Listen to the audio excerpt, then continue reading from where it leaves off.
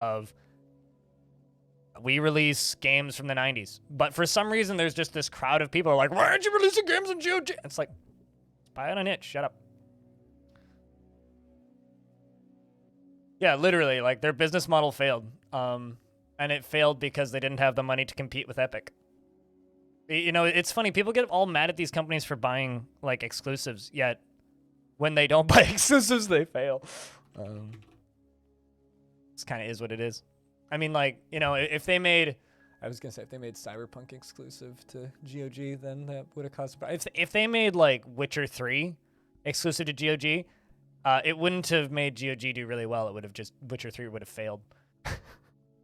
Like it's just not a popular platform. It's not a popular platform with crappy marketing behind it. It's a cool platform. It has its benefits, but Itch is just a better platform if you want DRM free. So, I should have put that caveat in there. It's like asking questions about other platforms will automatically be deleted. But maybe I could ask about other platforms, just not GOG specifically. I'll ask when they're going to get an Epic release. Or the, you know, inevitable Xbox release, right? By Xbox, I mean Game Pass, to be clear. Let's play some Longdeath. 433 is the current year of Longdeath.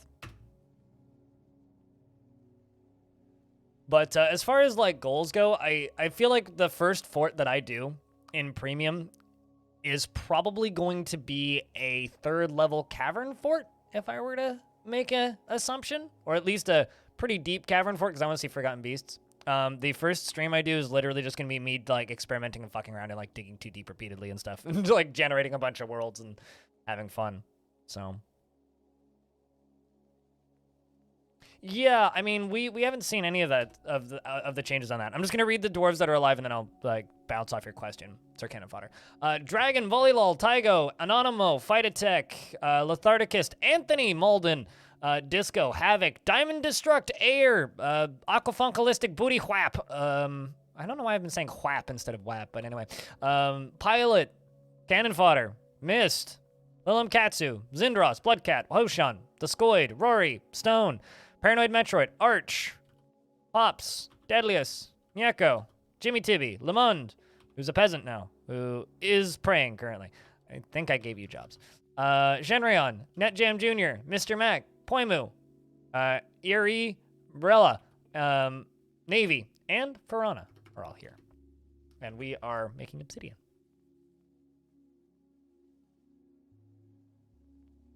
Something that I actually wanted to do, and I was talking with Vordak about this, is who's working on a premium tile set. No Hex. No Hex. Oh, Hex. Ah, Hex. Yeah, no Hex. Or Hex. I was talking with Vordak about this in DMs. I want to do, like, tile set... Because, like, making a full tile set for Dwarf Fortress is going to be ridiculous, right? And one of the things that I'm good at is interviewing people. So what I think would be fun would be getting a modder to talk about their mod for like 5 minutes and then just showing some gameplay with the mod on it. I think that would be a neat video format that I would like to do. Like basically doing like mod showcase videos, except actually talking to the modder who made it. Because like interviews is one of the few things that I'm actually good at, you know?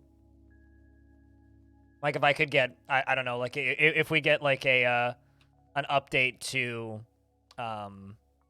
Vettelinger's tile set, as an example. It's literally just going to be a toggle in the options menu, as far as I understand. 10x. It's literally just a click a button.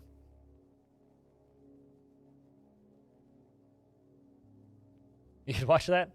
That'd be cool. But in regards to documentation on mods, I think that's something that we'll see like on release, right? Like we still don't exactly know like the extent of, like we know that the modding structure has been redone. A lot of the settings structures have been redone.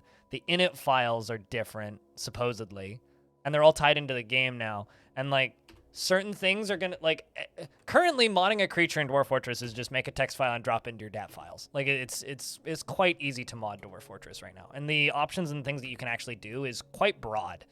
So I don't know how much documentation you're gonna get. Will be blunt. What I really want to see is just like full list of sprites.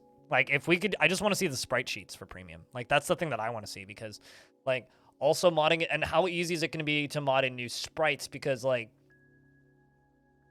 if say I don't know, you make like just as an example, those giant blue beetles that yeah, and it's going to be massive.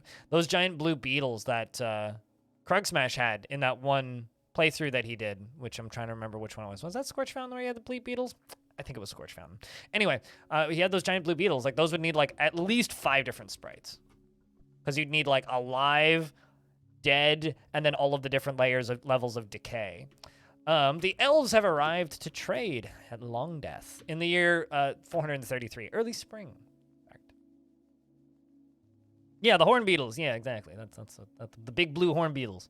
Like they're going to need many different sprites.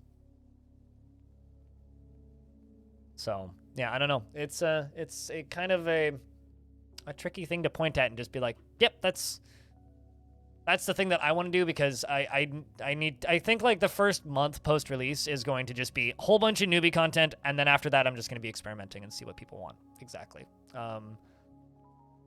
I'm assuming that the future of the Fortress Q&As are going to stay about the same. So I'm assuming I can keep those videos about the same. Someone just commented on one of my videos, bump for Al, as in like algorithm, except I watched Weird, I watched Weird, that Weird Al Yankovic biopic over the weekend. Kind of, that's not going to leave that movie's not going to leave my brain for a bit. If you happen to have a Roku, I recommend watching that movie. It's goofy as shit, but I recommend watching it.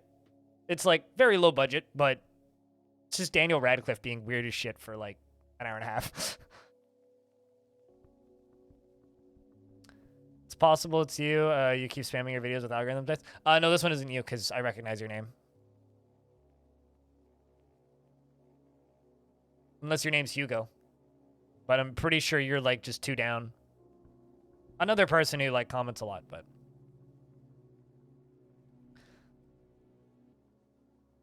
unfortunately not. I mean, Hugo is a pretty good name. I got to admit that. Pretty good name indeed.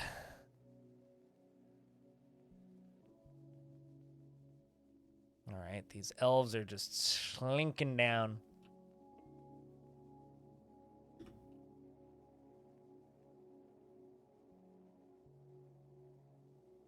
Also, just a reminder to people, Zero Sievert had less than 20,000 followers on Steam before it's launched, and it's got 4,000 concurrent players right now. That thing's gonna sell super fucking well. War Fortress is sitting at like 120,000 right now, which is insanity.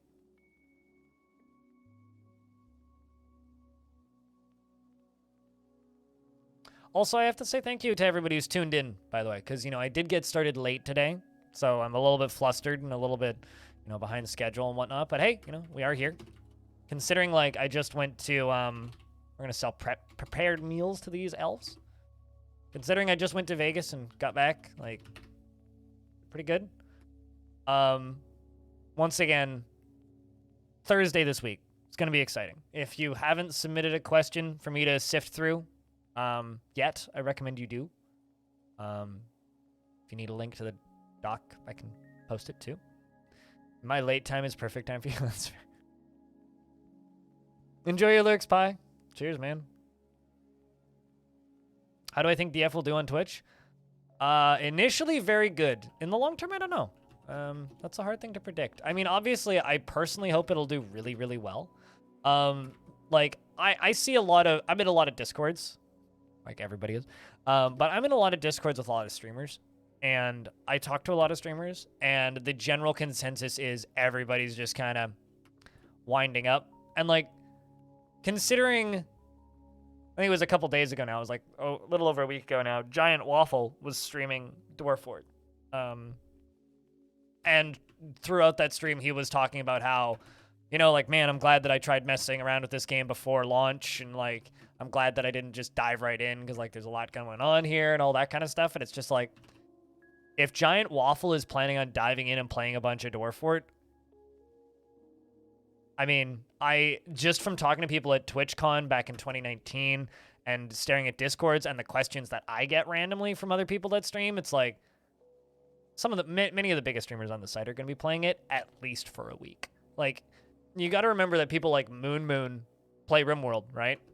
And everybody knows where RimWorld came from and where that there's the last elf, and where that inspiration lies. So I think at least initially it'll do phenomenally well.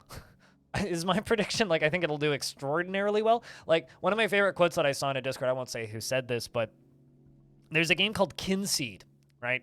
And Kinseed is a little kind of Stardew Valley RPG style game, which has been in development forever.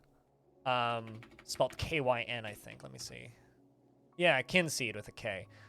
This little game. It's been around for forever. It's been in early access for forever. They are leaving early access on the same day Dwarf Fortress comes out. And there was a quote I saw in a Discord, which was from another streamer, who was just like, Kinseed is releasing out of early access on the 6th? Fools. And it's just like, yep, like, get out of the way. If you're an indie game, get out of the way of Dwarf Fort. Because there will be a lot, like, even if they're just playing it for the novelty, I think there's going to be a lot of really big one-off streamers playing it. And then I think in the long term, there's a very real chance it could be a game kind of like Crusader Kings or RimWorld, where there's just always a few hundred people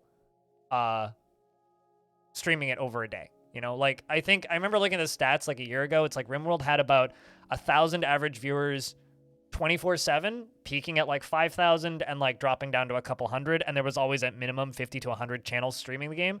I could 1,000% see Dwarf Fortress doing that well in the long term. But, you know, that's if everything goes really well, right? I mean, people could hate it. Like, this is of course like rolling with the assumption that people are going to like it. And I've been living in this echo chamber of Dwarf Fortress is amazing for a very long time, to the point where it's like, there's lots of things that are great about Dwarf Fortress, but there's also lots of things that are really fucking weird. And it's like, I think it'll appeal to a mainstream audience. I don't know. Really. I don't know. But Osmosis Jones, hello. It's good to see you. And Rat Rays as well. Thanks for the follow, by the way, Rat Rays. Cheers. Yeah, so I don't know. I mean, obviously, I hope it'll do well. No. Hex. I'm going to continue Longdeath. I'm not restarting anything. I'm not changing anything. I'm going to continue Longdeath. Longdeath will continue. It's going to take a break, though.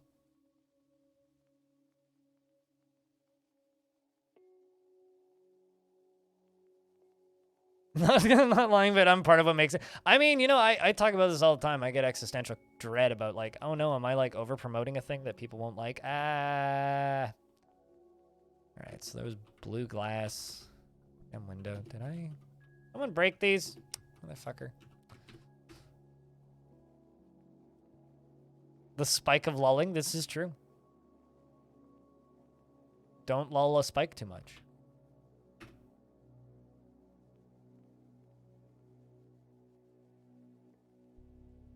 For people not used to the genre, sure, but if you've played any number of colony sims, I don't see people having trouble with the game. Learning curve isn't the learning curve isn't what concerns me. What concerns me is that you have to find your own fun nature of it, which means it'll really appeal to some people and other people will be quickly annoyed by it.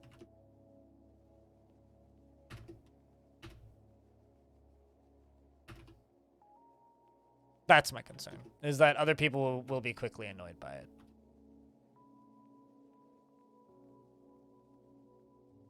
I have a dwarf that's been stuck fishing for a bit, and that's a problem. All right, let's check back in on that lava flow. Hey, there we go. It's almost full. Yes. I mean, like, I think people still saying that there's a notable learning curve to this game either A, haven't played much of this game, or B, haven't played many other games like this game. Like, if you've never played a colony simulator before and you sit down and try and learn Dwarf Fortress, yes, it is a difficult game to learn. If you've played colony simulators before and you sit down with Dwarf Fortress and the wiki, it's not that bad. And it's never been that bad, really.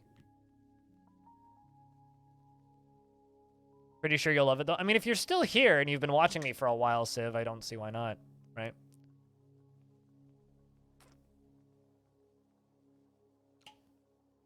Sure. Mist Runner, sure.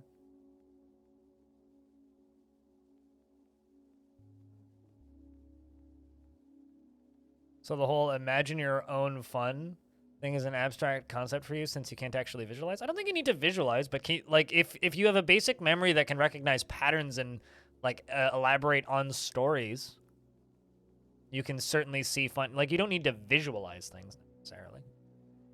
Play Dwarf Fortress. Yeah, I mean, like then I would consider you somebody who's like used to abstract obtuse games, right? And so I very much think it's going to appeal to that, but I don't know how much of a wider because Dwarf Fortress is the inspiration for Minecraft too in a lot of ways, right? Like I don't know how much of that wider audience is going to like it, if that makes sense. You think the big of the difficulty in DF was learning to identify? I completely agree. Yeah, I genuinely think that the vast majority of the learning curve for Dwarf Fortress is just people going, ASCII scary, and that's like the beginning and end of it. Unless like the first fortress that you settle in is like right next to 5 Necromancer towers, which I could kind of see to a degree. But like that's not when those memes started, right? Those memes started back in the day. I think those memes started because like this game went viral on 4chan, right? And there's a lot of young people on 4chan that are not the most tactful or smart. As somebody who was on 4chan for a while, cool, that's completely full. We just need to let it finish filling. There's some pretty massive idiots on 4chan. And the result of having some pretty massive idiots on 4chan, there's a human pikeman alive in here still? How? All right, well, I guess I gotta just tell my military to go kill them. We'll just wait until they unlock that door. Right, yeah, I think there was like, what, 2 that like didn't get hit by the lava wave when I turned it off? That's fine.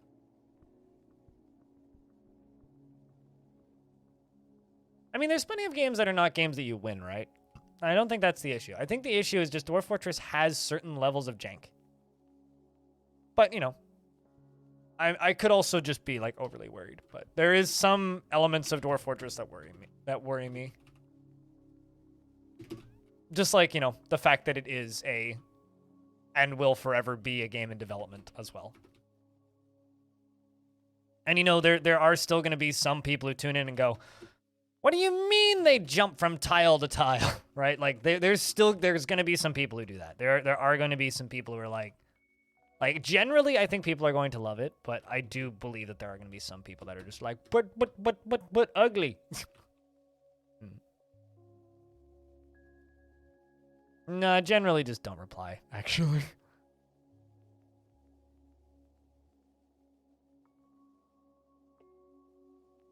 Alright, we've got dwarves coming to pull leathers. We got melt metal objects as a job. We got items coming to get melted. Did I? Got dwarves killing them. Okay. And human is dead. Perfect. And then I think that's all of the invaders. Yes. Same with checkers, yeah. Yeah, absolutely, Fog. How's things, Fog? How you doing? Fog is massive brain. We like Fog.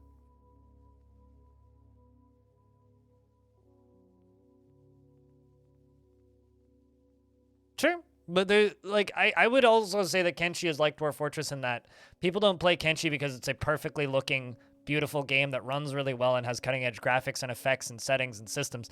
People play it because there's nothing else like it, and I think Dwarf Fortress kind of fits there. Like that's a good comparison in that way.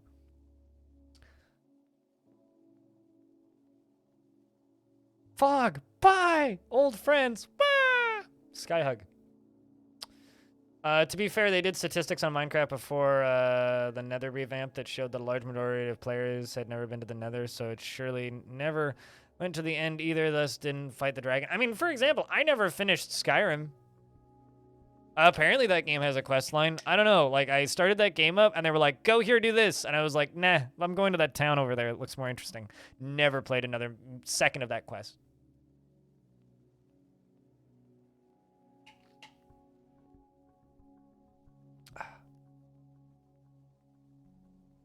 So, anyway, how you doing, by the way? Navy, it's good to see you again. Welcome back.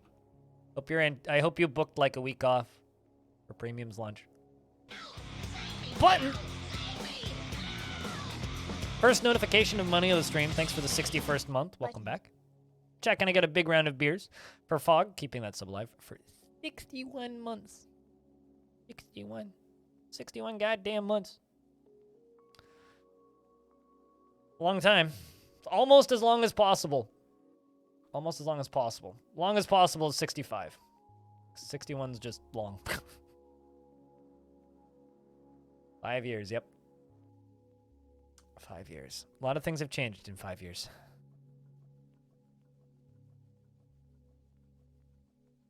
Speaking of 5 years, that's a lot of beers, Chad. Like, just kind of a lot of beers. Well done.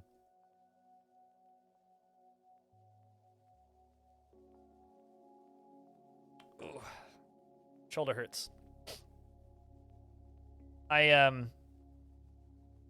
managed to get through all of Las Vegas without getting a single injury, and I'm kind of proud of myself. Considering, like, while we were in one of the casinos on the... What day was it? Saturday?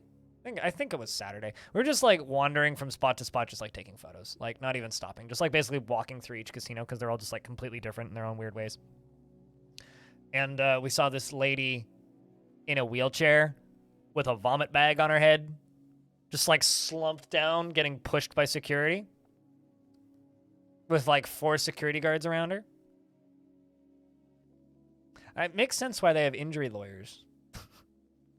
Billboards everywhere in that city. All right, so they're storing items, they're keeping items, they're collecting items, and then the rest...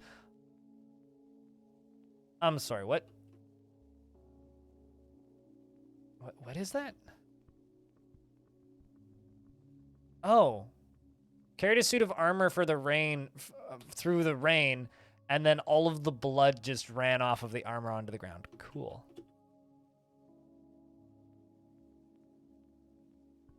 Yeah, true. Uh-huh. Totally.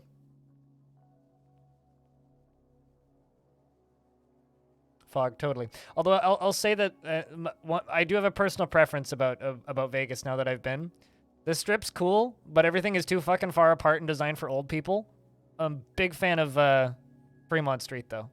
Everything's nice and close together. It's much nicer to be able to go from one casino to another casino in like 18 steps than it is from having to like walk across a highway or like through some fucking sky bridge. It's like, sure, it's way bigger, but I don't know. The everything about Fremont Street's way more fun to me. Also, the fact that there's like 4 concerts going on at any time. It's also a selling point for me. It's the old part of town, but literally just go to Google and type in Fremont Experience. It's literally just like this sky screen. It's like this like arched sky screen all the way up like 3 blocks. Yeah, walked through the Venetian. Walked through Luxor. Some very, very, very, very, very drunk lady who seemed like she drank like 15 liters of wine, walked up to Hobo and demanded he danced, and he said no, because I was trying to stab myself with a needle in the Luxor, which was, you know, a good time, because my blood sugar was high and I wanted it to come down. I have a ton of photos. I'm going to go through them and like put them on a Google Drive or something, and then I'll go through them maybe tomorrow if I start at the normal time. Oh, also, I will say one of my favorite photos of the entire trip, because we got to go to the Valley of Fire, right? And so obviously Hobo drove. So we got to get this photo of just the Weedmobile out in the desert, which is possibly my favorite shot of the entire thing. So while we were driving back, right, we're on the highway, and he's got like the Tesla autopilot thing running. So he's just kind of like sitting there, and we're just driving, we're just listening to music, and there's this car like idling behind us and slowing down, and we're just like, what the fuck's happening? And we're like looking out the window, we're like, why are they just like hugging our bumper? And then we realize they've got an iPad up and they're taking photos of the car while we're driving on the highway. So yeah. Also, while it was parked there, we were like taking photos of his car. Some random lady's just like, "Can I take a picture of your car? My son will be really happy to see it." So yeah, got to zip around Vegas in the Weeb Mobile. Obviously, you know, went to the most important spot, which is the Gold and Silver Pawn Shop. Walked through that naturally, as you do.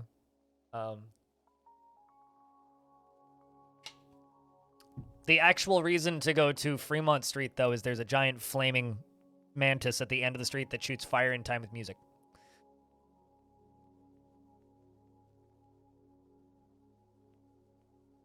Oh no, who would do that to their car? Oh yeah, no, that was definitely just hobo. It was definitely just hobo. I mean, here, hold on. Let me get you a picture from Twitter. It has music in it, or actually, I have a video on Twitter. It has music in it, so keep that in mind. That's why I won't be playing it. This is what Fremont Street looks like, by the way. This is Fremont, and there's another one of these 2 blocks longer behind me. That's Fremont. Oh, also, Odin owns you. Animal, thank you very much for the... A subalert sound plays with metal sound in a voice says, ah, save me. Ah, no. Streamer says thanks and lets me enjoy a stupid skull. Chad makes note of this silly subscription text. Subscriber says thanks and tells streamer to enjoy his cut of the dollars. I think that we've peaked. That's the most meta I think a sub alert has ever gotten. Thank you very much, Animal, for keeping that sub alive for 58 months. At tier 3. Cheers, man. I think that we can stop the lava flowing here. So let's go up here. Let's go to this and pull that lever.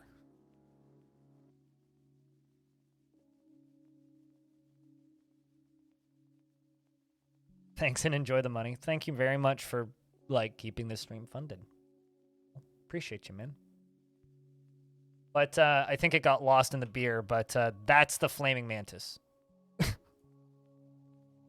Which multiple times when we were in that general part of town, I think the skull's pretty stupid, but that's part of this. That's part of the appeal, frankly.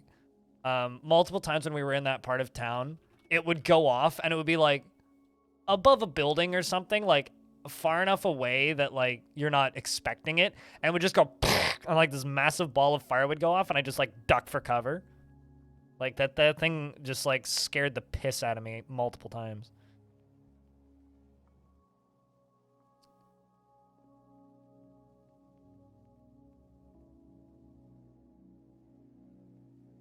From like 2018? What, like something that you wrote?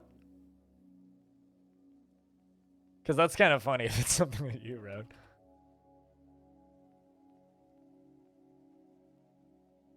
All right, we'll let that continue dribbling for a minute.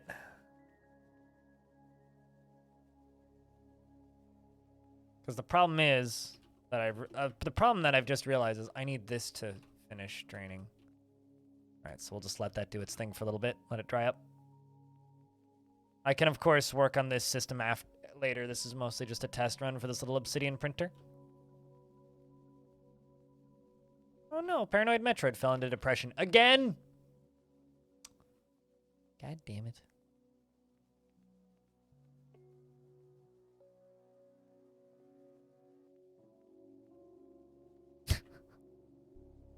You glad to make note to use this at some... So wait, hold on. You made a note to use it as a resub sound in 2018, and so it took you 4 years? 4 years. Kind of like Arcadia vibes. It was on the back of like a decommissioned military truck. Like it's very much a flaming metal mantis. Very much a flaming metal mantis. I mean, if you're 4, it's definitely a lifetime ago. What's another photo I can show? I can just grab stuff from Twitter right now. Yeah, this is another shot at the end of Fremont Street. To give you an idea, like this is a casino, right? This is a bar that's just like grab a beer and go. This is outside. This is a street. This is a bar where you can just grab stuff and leave, or you can go in for a 2-drink minimum. There's a concert right there and a concert right there. This was like, I don't know, like 80s, like they were doing covers of Funky Town and shit. And then down there was like a hair metal cover band on these speakers all the way up the entire street. And then once every 45 minutes, they would do like a 15-minute music video thing on the screens at the top. So you could literally just like stand outside and just like migrate from concert to concert to concert. Like, we were out until 2 in the morning multiple times because it's just like you just kind of can. And we weren't even gambling. Like, apparently Stone Temple Pilots are playing there in a few days. It's just like constant concerts. So, yes, I had fun in Vegas. I understand the appeal of Vegas now, even though I literally didn't gamble in the 5 days I was there. Kind of a funny thing, though. When I was going down, I walked through both of those. I walked through almost every single one on this strip. Because you can literally just, like, walk from casino to casino. There was a few that are, like, further down that I didn't go to, but Circus is, like, on the strip, so I walked through it. On the way down, when I was leaving Canada, hello, how you doing, Coco? Like, immigration lady from the Canadian side of the border was just like, so where are you going? I'm like, Las Vegas. And she goes, and what are you doing in Las Vegas? I'm like, Las Vegas? And she laughs and she goes, okay, where are you staying in Las Vegas? I'm like, said the address that I was staying at, and she goes, okay, well, have fun in Vegas. Like, it's the easiest way to get across the border, apparently. If I go anywhere else in the U.S., it's just like, where are you going? Where are you going here? All these very specific questions. We're all walking past a body. I don't like this. Sniper Captain 23, hello. How are you? Good day. And then on the way back, they were just like, so, where were you? And I was like, Las Vegas. And they were like, what'd you do in Vegas? Crashed on a friend's sofa for a week. Sounds about right. Get out. Very easy immigration.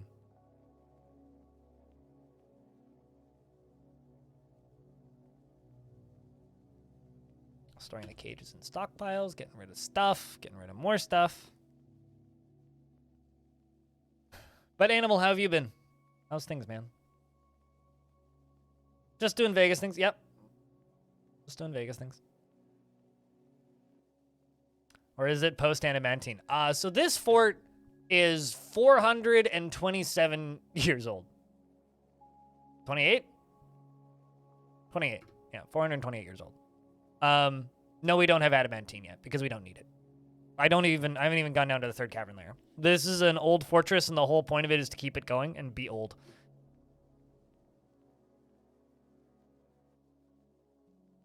Nope, we're not going for a global conquest. If I wanted to do global conquest, this world would be dead a long time ago because this world's quite small, actually. Although my Dwarven faction has actually taken over some of the stuff for me, which is kind of funny because this is the Dark Dwarven pits of my faction. Even though I didn't capture that. They've captured a few things. But yeah, the whole point of this fortress, like, this is technically, I think, like, I mean, here's the full playlist if you want to see it. There's a lot of this fort. This fortress is basically just like a just chatting stream pretending to be a Dwarf Fortress stream because, like, there's 231 videos in the playlist right now for this fortress, and they're all like 5 to 8 hours long. You could theoretically, watch like all of One Piece twice, or you could watch half of Longdeath. I'm a based person. I don't know if I'd give myself that much credit, but thank you. I've never fully figured out if that's a good thing or not, being based. I think it is. I don't know. It's internet speak. Something I try and avoid. Literally just waiting for this to go away. But, like, to give you an idea, like, you see this thing in the middle of the map? This is a green glass tower full of lava, of course, that goes all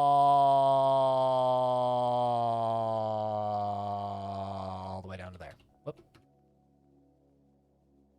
All the way down to here. It took me like 200 something years to build it. Like, this is all like lined with kimberlite down at the bottom. Why? I had hundreds of years of boredom. I mean, like, I literally had hundreds of years of boredom. This is like, well, why not? Is it a trap? Nope. It's literally just like a decorative art piece. I mean, like, if you have like hundreds of years in a fort, what would you do? I mean, like, I also made this. And what is this, you might ask? Well, it's a maze, clearly. Does it have any purpose? No. There's a dead critter in here. And also, what are you? Oh, apparently I have an Etten in a cage. I should probably put that Etten somewhere. I didn't realize I had another Etten. Uh-oh. Whoops. Anyway, there's an Etten, there's a Minotaur over here, who theoretically I could let out. There's also a Forgotten Beast that was making silk for me, which actually I could go back into and, like, improve, but eh. That was making silk for me, but then I stopped. I think the maze is solvable right now? I'd need to, like, look at it again. I have at least 2 Minotaurs in there. At least 2. I mean, if I look at the guest list, let's see. We have an Etten, Giantess, Minotaur, Forgotten Beast, Vampire, who just lives in the walls. It's okay, he's mad, but he's been there for like 300 years. He's fine. And then there's an Etten, another Forgotten Beast. This is just a ball of fire that lives in the cavern layers that I think is stuck in between 4 trees that grew around it. Anyway, another giant, another Minotaur, another giant, another Minotaur, a giant, and 2 Cyclopses. I had 3 Cyclopses, but I made them fight the giants, and the giants, or the Ettins, and the Ettins won. No, just a vampire, not an Etten vampire. No, this is just a vampire that was one of my dwarves, actually. He got real pissy, and then he punched a statue. So when he ate a bunch of people, we sent him to prison, as you do. And so he got chained up and had like a sentence of like 200 days, went berserk during that 200 days. So instead of like killing him, we just like put a brick in the wall, removed the door, and just sealed him in. So he's been there. I think he got cursed in year 121. Can't remember how old he was at the time, but he was cursed in the year 121 and just kind of lives in the walls now.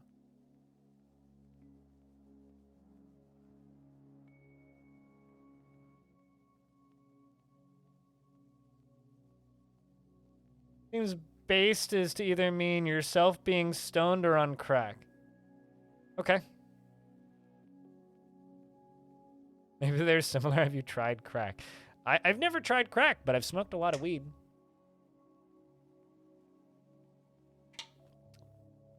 But I could see that kind of having a similar meaning to like dope, you know? Like dope literally is just like a term for drug. Like generic term for drugs. Got any dope? Or that's dope. So I don't know, I could see that. Like the meanings there kind of blending a little bit for things just being dope. Versus based. You've tried it once, it's nice. Well, try everything once. I'll try hard drugs when I'm 80. If I can make it to like 80, then at that point it's like, well, time to get some coke. Till then I'm good.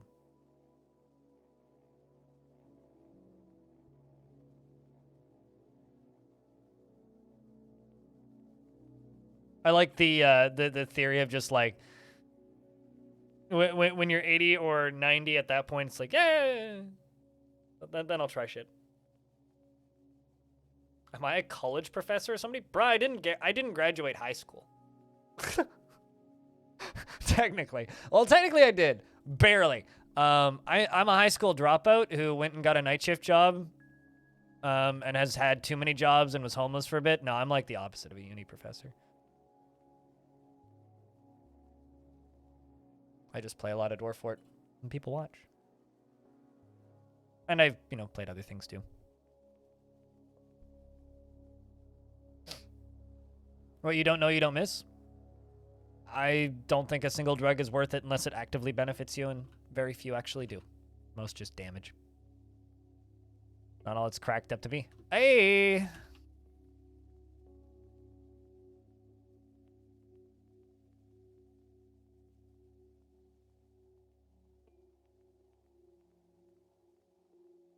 I don't understand the question, Osmosis. All right, how are we doing for depth? All right. Sweet. All right, I need 2 more thingies to disappear.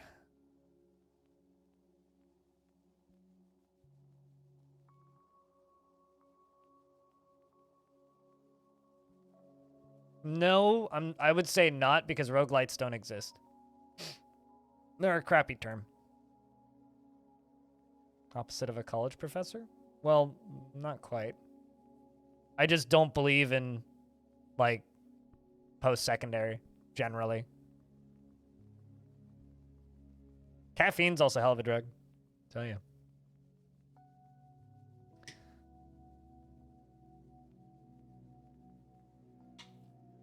Oh, I missed the part where it was a joke. My bad.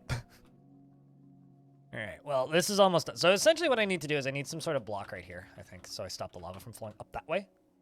Maybe put in 2 more floodgates, like right here, another floodgate, like right there, and I hook them up to the same levers. It'll be an easy enough solution, and then I don't have to worry about catching lava with stuff. Although right now, because we're not fully through winter yet, I think this stuff's still frozen, is it not?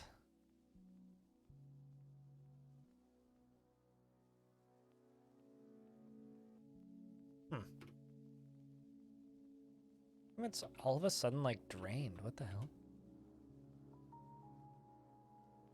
Odd.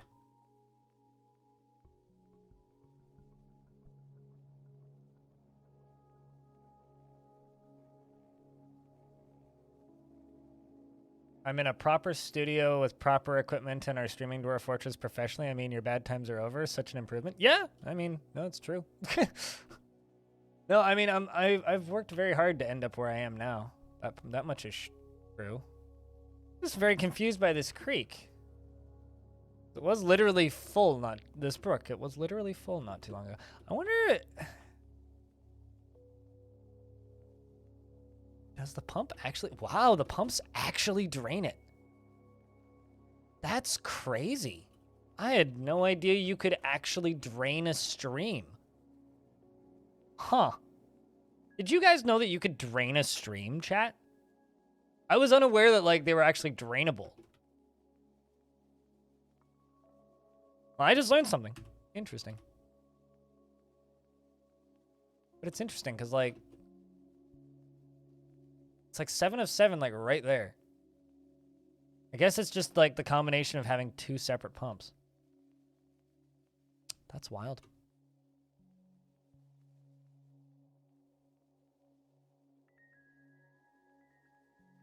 Oh, I mean, like, I know that you can drain rivers. And, like, I've pumped stuff out of them forever. I've just never actually pumped enough out of them, I suppose, to actually notice them draining. Interesting. I never realized that. Never put 2 and 2 together. Well, that should fill up pretty quick, I think.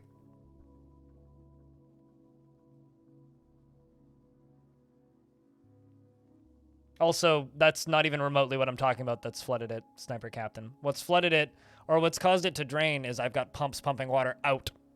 But I didn't realize that the actual depth went down because dwarves can walk over the top of a stream, whereas a creek or a river, they can't because they'll have to swim through it, whereas like a stream is like ankle deep. So for some reason, I always just assumed that streams were like an infinite supply of water. I didn't realize that the lower layer, which the dwarves don't interact with, actually drains. So, but you're talking about floodgates and other stuff and making flood drowning chambers. Like, yeah, you're talking about something completely different. I didn't realize that if you drained enough water out of a stream, you could actually see the pebbles either. Just like never put 2 and 2 together. Yeah, see there, it's filling up. That's whack. I had no idea. Learn something about Dwarf Fortress every day. Thousands of hours in this one fort. You're one of the few people who seemed blind to learn something new from Dwarf Fortress. I mean, I learned something new maybe once or twice a week, actually. Just like randomly just stumble upon a mechanic and be like, what? That works how? Weird. Like, look, see, the pebbles are getting covered up. That's wild. I had no idea.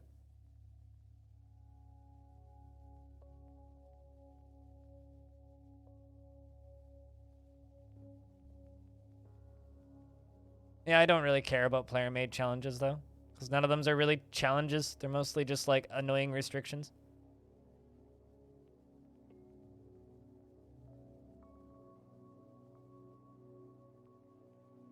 Also, when you say that I'm in a real studio, that's very flattering, but it's literally just, like, a tiny room in this apartment with, like, $30 of sound foam on the wall. Like, this is, like, the...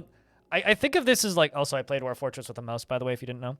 I like to think that this space is, like, the most budget a streamer's apartment can be.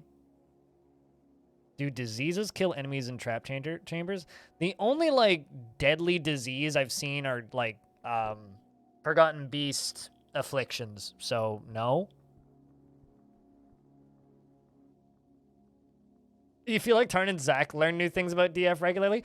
Well, I mean, like, you know the I've forgotten more things about X thing than you've ever learned in the first place kind of situation? I'm pretty sure Tarn has forgotten more about Dwarf Fortress than any of us have ever learned. Like, that's just, I'm convinced of this. Another thing I could do with this, actually, is just build a little reservoir. It's probably the best idea, actually.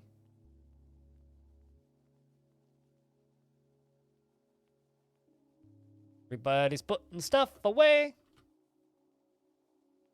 It's actually running surprisingly quick. Really don't like that they're all just running past that corpse. Really, really, really, really good.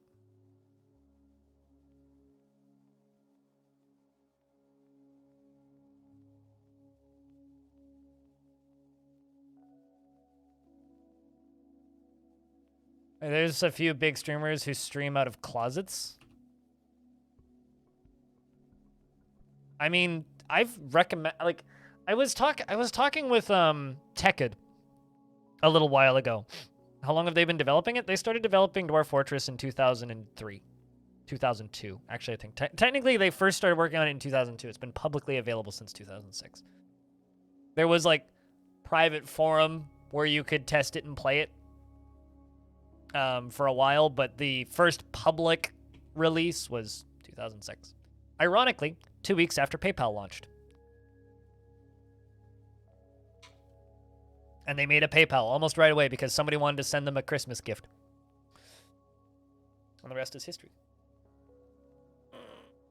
DFB, yep. DFB old man game. Speaking of old man game, let's fly down here. Pull this lever.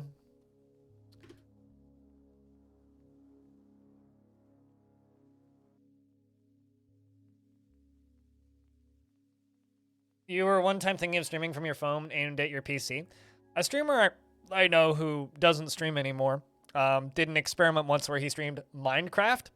But the way he streamed Minecraft was he took one of these, like just a webcam, and he put it up in the far corner of his room, right?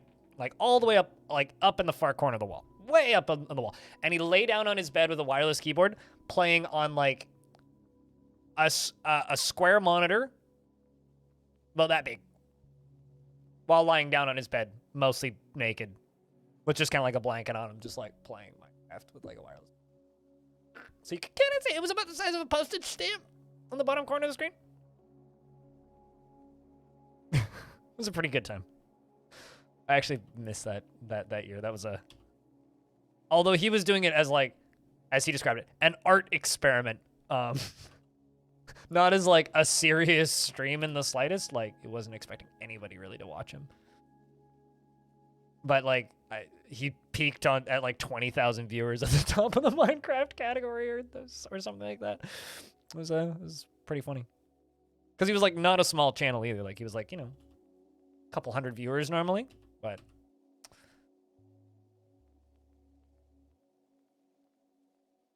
I mean, like his like month of weird experiments eventually got him banned from the site. But like, he did some weird ass shit, and I kind of respect it. I respect the weird. I like the weird. You swear PayPal is older than that? 2006. PayPal had like some systems before then. I want to say that like you could put money into a bank account and use it as like a credit card alternative on some websites. Like you could use it to buy things, but the person can directly send money to another person via PayPal thing launched in 06.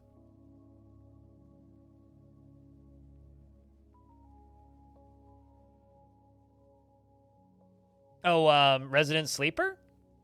This guy?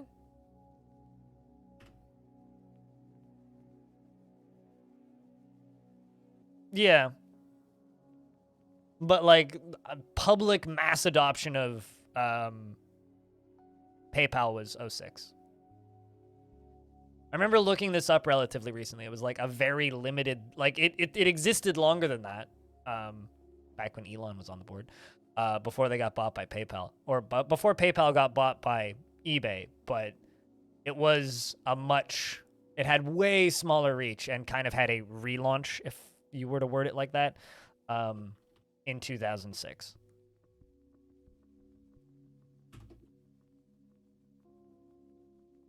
Literally anything. Just dump mud on it.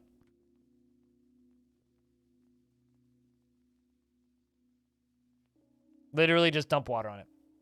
But I'll also say this, if you're a noob, don't make mud farms. If you're a noob, just make farms. Just go find some dirt. Don't worry about dumping water on things if you're a noob. That's my advice.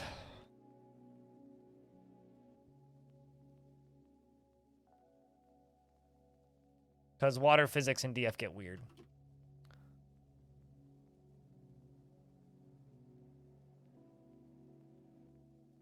How to dump water? Press I. Okay. Make a zone over the thing that you want to dump water on, one layer up. So your garden would be one layer below this point. Press enter. Press P, set it as a pit pond. Hold capital P. Actually, no, don't hold capital P. What's the settings for it? Pit pond. Ah, I see. Yeah. Capital P, and then down at the bottom, F. Is pit not full? Is pond not full? So you want to set it as pond, and then they will dump water into it until it fills. But only one dwarf can dump water out of a bucket into one zone at a time, so you probably want to make like 50 zones around on the top. And this is why I'm saying, if you're a noob, just plant in dirt. Find some sand, plant there.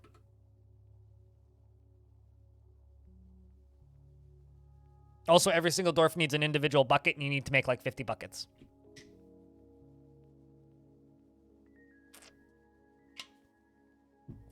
But I is pit, and then capital P, and then F.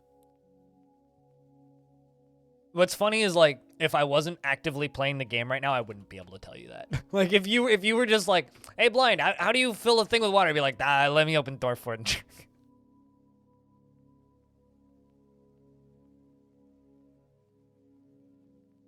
Dude fell asleep on a 72-hour streams on a loading screen of 1 second was enough to bop him asleep at 69 hours. Yeah, I'm really glad that at the very least people are allowed to sleep on stream.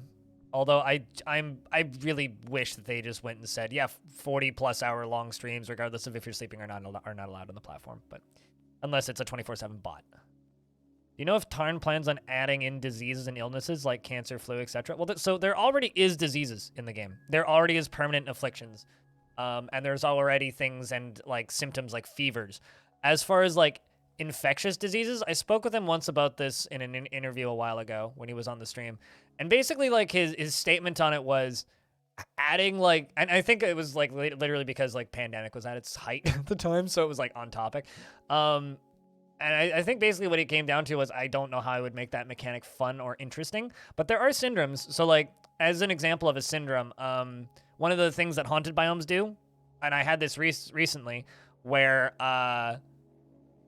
there was a video, or rather, a map that I was settling on where it was raining this weird sludge stuff that gave all the dwarves a permanent fever. If a dwarf has a fever, it basically means that they like walk slower, move slower, and have less accuracy and everything. It's basically just like a 10% debuff to all stats, essentially. I don't know if that's exactly what it is, but it's a pretty hefty debuff to everything.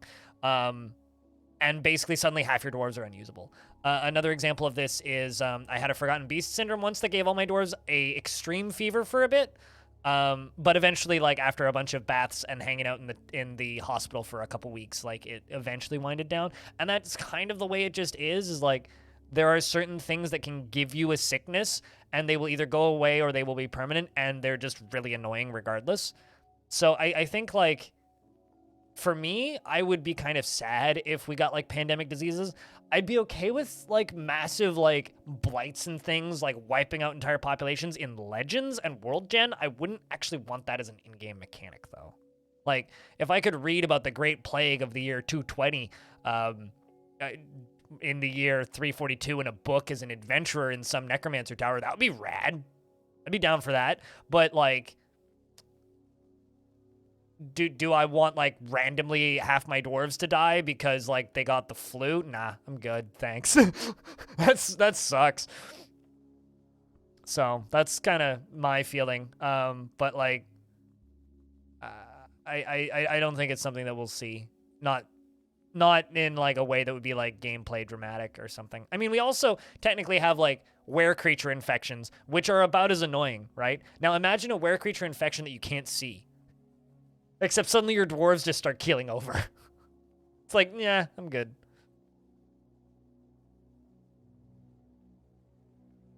You always hate diseases in RimWorld. You would hate them in DF2. I mean, like, dwarves have permanent injuries already, which is also kind of like that to a degree. But, you know, I mean, in the Rim of Savants Stonewater fort that I'm doing, right? Like, we had that Forgotten Beast that just made all of the dwarves swell up and, like, get massive growths on them and just, like, start spewing blood everywhere. Like, that happened. That was a Forgotten Beast that we had. So, Sniper Captain, you said that you're a noob in Dwarf Fortress, yeah? I have a word of advice for you. Don't sit there and go, I wonder when this is going to come out. When do you think this is going to be added to the game? Do not do that. You will drive yourself fucking nuts, right? A couple of years ago, we were sitting there going, you know, if we're lucky, we might get Magic by 2022. We might get it by 2021. And then Premium was announced, right? Dwarf Fortress is a very slow development game. Do not worry or even think about Magic, because it doesn't matter. You could be hit by a car and never get the chance to play it. Don't get excited about Magic. The thing you should get excited about is Adventure Mode coming to Premium and Villains Part 2, because that's the next update. And then after that is the map rewrite and better sieges. The next thing you should get excited for. So realistically, if I were to just throw a number out there based on the schedule that they're currently working on, I would be shocked if Myths and Magic is out by 2026. Just do not sit here and get super excited for updates that probably won't be out for 3 to 5 years, right? And that is how far ahead Dwarf Fortress is planned, right? Like, Dwarf Fortress is less than 50% done. It's 47% done. Myths and Magic is like, will get us up to 60%. So we're looking at like another 20, 25 years of development, assuming Zach and Tarn both stay in good health and nothing changes. So this is a slow game. And the game that we're getting next month is only half of the game, or 2/3, because we still need to wait on Adventure Mode, which is going to take another. I'm being very pessimistic, and I'm assuming it'll take another year for Adventure Mode to come out. I've heard some people say it might be closer to 6 months, but because like everybody loves to compare Dwarf Fortress to RimWorld, even though I think it's actually very inaccurate. And think about it this way. Right? Fortress mode is kind of like very complicated, interesting RimWorld. Adventure mode is basically Kenshi. So you get a new mode for free in a couple months. That's the thing that you should be looking forward to. DF is the father of RimWorld? RimWorld is... Hold on. Just remember this, right? RimWorld was kickstarted in 2014? 2013? Shit. I actually can't remember. RimWorld was kickstarted after Dwarf Fortress had already existed for a decade. And there is a thread that I've been thinking about a lot. Just scrolling up until I can find it. There is a thread that I've been thinking about a whole lot.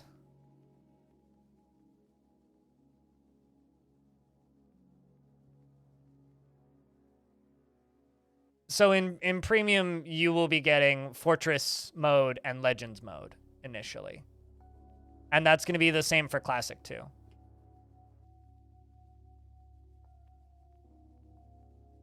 You're just not getting Adventure mode.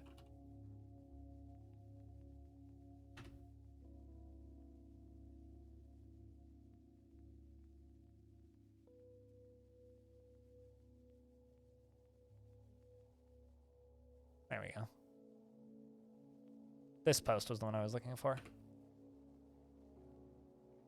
This is a self-promo thread by the developer of RimWorld on the Dwarf Fortress forums that was just posted as a blatant, hey, go buy my game. So just like not only, and also this thread has been viewed, what, 600,000 times? Not only is Dwarf Fortress the granddaddy of RimWorld, but RimWorld owes a lot of its success to Dwarf Fortress. And also, like, the first, my favorite part about that post is the literal first comment on it is this person stating, obligatory, creating an account and making your first post as an advertisement for your game is seen as rude in this community post. Yes, I know this is Lake Bear. Hello, Lake Bear. Can you try your commands? This is lock ABR, or is it hamburger? Lock hamburger, ABR? Hamburger. Anyway, here's the full thread if you want to actually read the whole thing. So, yeah. But seriously, thank you very much for the third notification of money of the day. And thank you very much for the tier 2 and 20 months. Welcome back, man.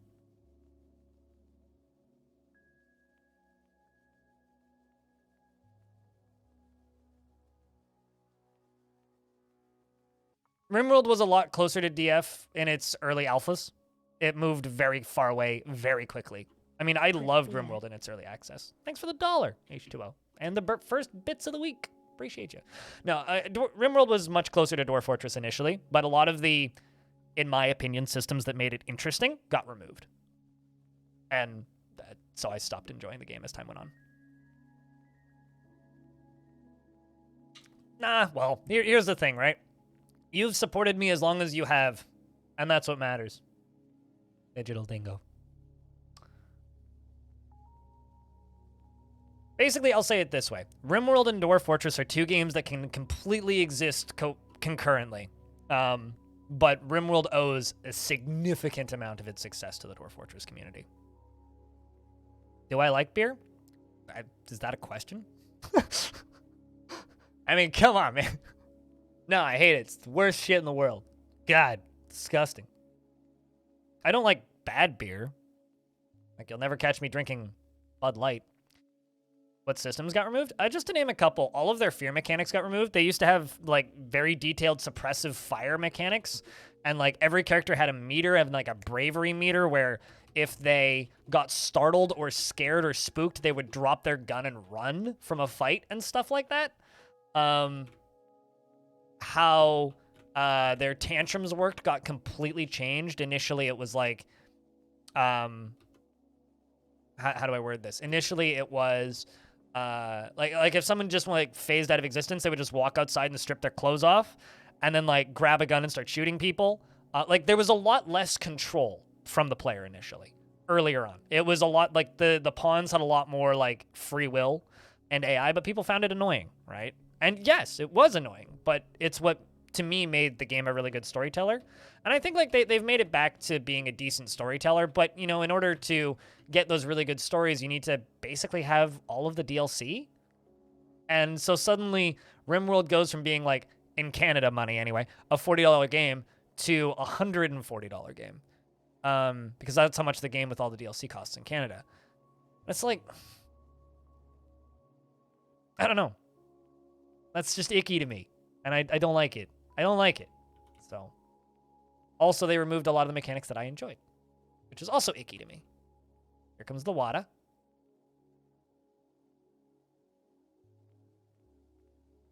No, yeah, no, they're very different games. But I just try and remind people that they can absolutely be enjoyed concurrently, separately. All right, so fill mighty quick. If anybody else has a resub to pop, do it now and you'll get a little hype train out of it.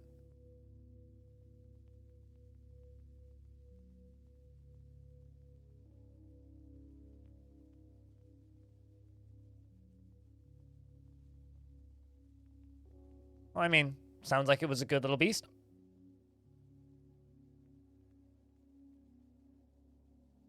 So water above, lava below. I'm gonna pause the game because I want to be able to get this done at the right time. What was the last day? 13th.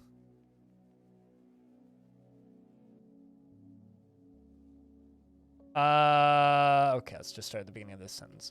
Crab is tasty, bird is escaping through windows. Scale this image with laser precision. Destroy frozen butter in the refrigerator to bake metal cupcakes.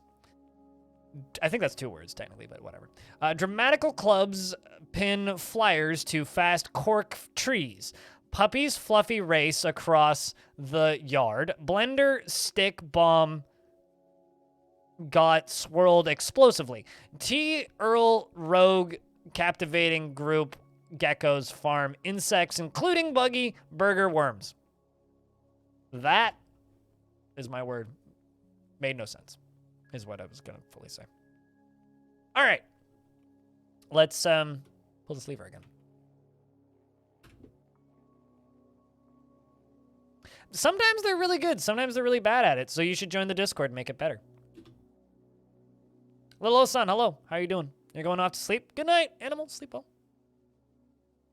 It's around 100 USD, which really stinks. Granted, also all games on Steam in Canada just went up by 8%, which is cool. So, you know.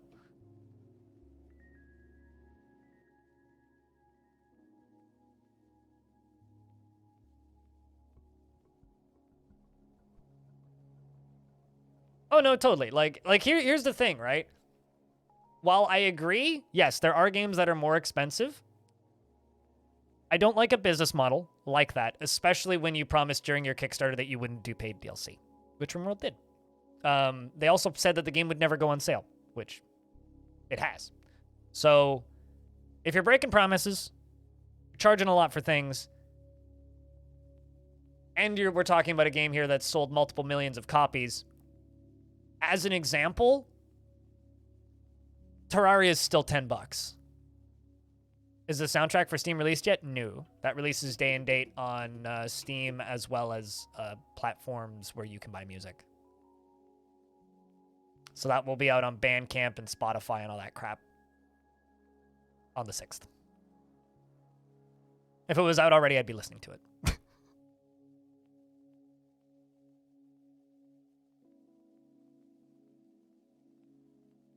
Sounds like a solid afternoon, Lawson.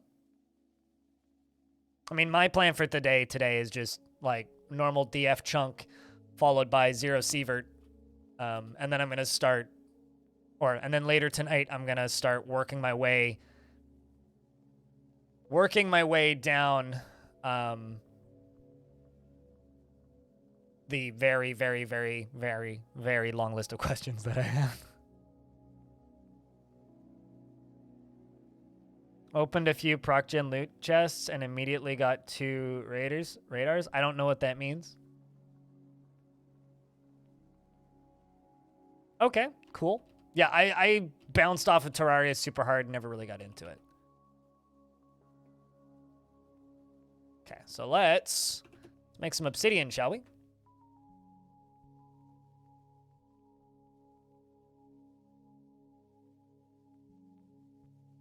So these are 4 of 7. Doop-a-doop. You guys ready to see some Steam? I'm about to show you some Steam.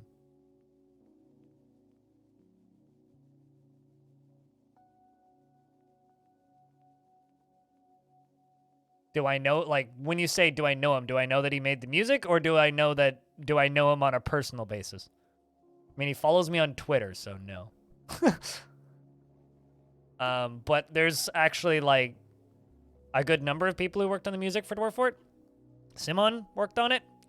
Dabu worked on it, as well as one other musician. So, Simon shouldn't get all of the credit. It's like 4 people who worked on it. There it goes. And that's how you make obsidian. Then I can just wait for a second. And then I can go up to here. I can unlock this. Go down here, and we can mine all this out. We just did, in fact, release a lot of Steam. Yeah.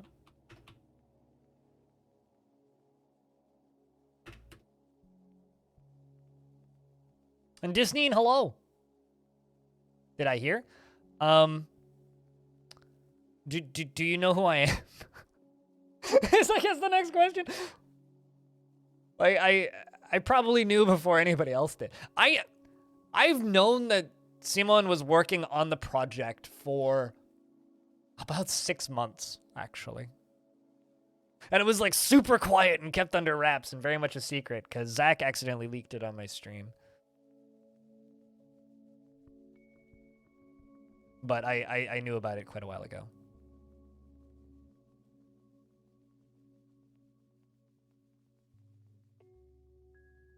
I'm just a guy who knows way too much about what's going on with Dwarf Fortress. Because financially it benefits me.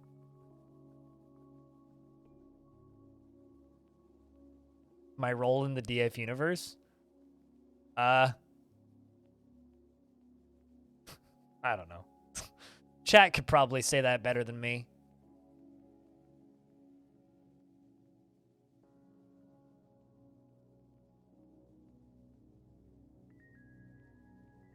Did I just fuck up? You just fucked up. It is both bread and it is both his bread and his butter. I don't know.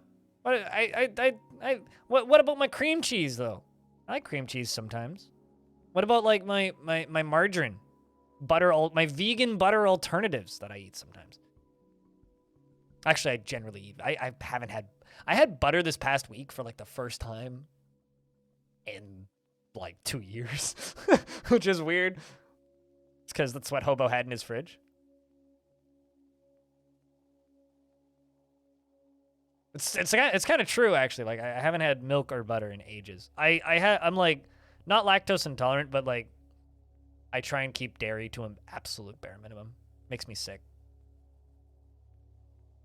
Vancouver, Canada. That's where I'm from. Also, Spitalier, it's good to see you. Hello. Hope you've been well. What's up, man? On ship? What's that mean? What will this obsidian be used for? I don't know. I just wanted to make obsidian. Now I have obsidian. Now I get to figure that out. Maybe obsidian crafts? Probably obsidian blocks, actually. I mean, we're making gabbro blocks.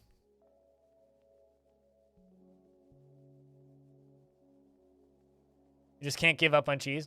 I generally actually have vegan cheese equivalents in my sandwiches, but every so often there will be like a really good sale on like goat cheese or like a fancy cheese, and I'll buy that.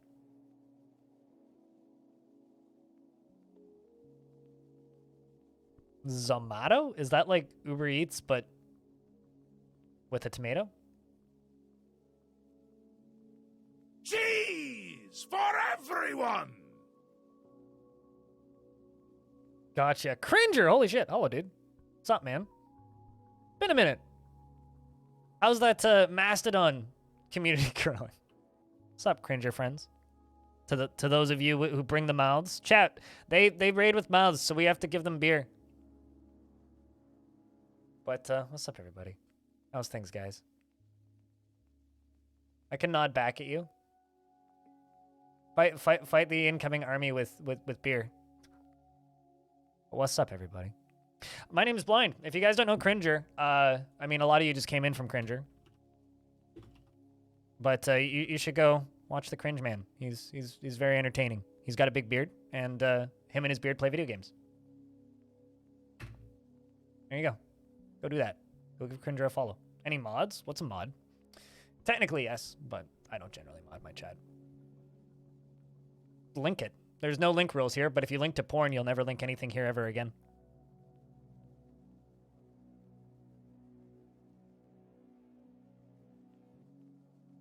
We have superior emotes. I mean, we do in fact have emotes. Superior? I don't know. I think Cringer's emotes are pretty great. To anybody coming over from Cringer's stream, my name's Blind, and I play way too much Dwarf Fortress. And sometimes other things. Sometimes other things. And I just came back from Las Vegas, so like my throat doesn't work properly because everybody smokes indoors. Fucking monsters. They seriously, it's ridiculous. It's like everybody's allowed to smoke indoors, but you're not allowed to smoke weed indoors. So it's like if I could just like hotbox a casino, I'd be all for it. But the fact that you can't hotbox a casino is just messed up to me. So it's like cigars or nothing. God damn it. Anyway, we are making obsidian in this little box here, which I just realized I fucked up. Oh, that's gonna be annoying to fix. It's okay. I can fix this. Actually, this is going to be quite annoying to fix. Oh, well, whatever. I screwed up. It's fine. Wait, did I not? Is there not a floor there? Is it because the bridges are there? Do I need to deconstruct the bridges to do that? Huh. I thought I channeled them up, but I certainly didn't. You can smoke indoors? Okay, so it's illegal to smoke outside in Las Vegas, and there's no outside smoking areas. But establishments can get a smoking license to be a smoking venue. If you're in a casino in Las Vegas, any casino that has carpet, you're allowed to smoke on the carpet. You're not allowed to smoke on the solid floors, if I understand the rules correctly. Also, there's no alcohol allowed outside, but regardless of where you go, they're immediately like, do you want a to-go cup for that? And also, they're like, no outside beverages, but don't seem to stop you when you walk in with like a 28-ounce plastic jar, I guess, of beer.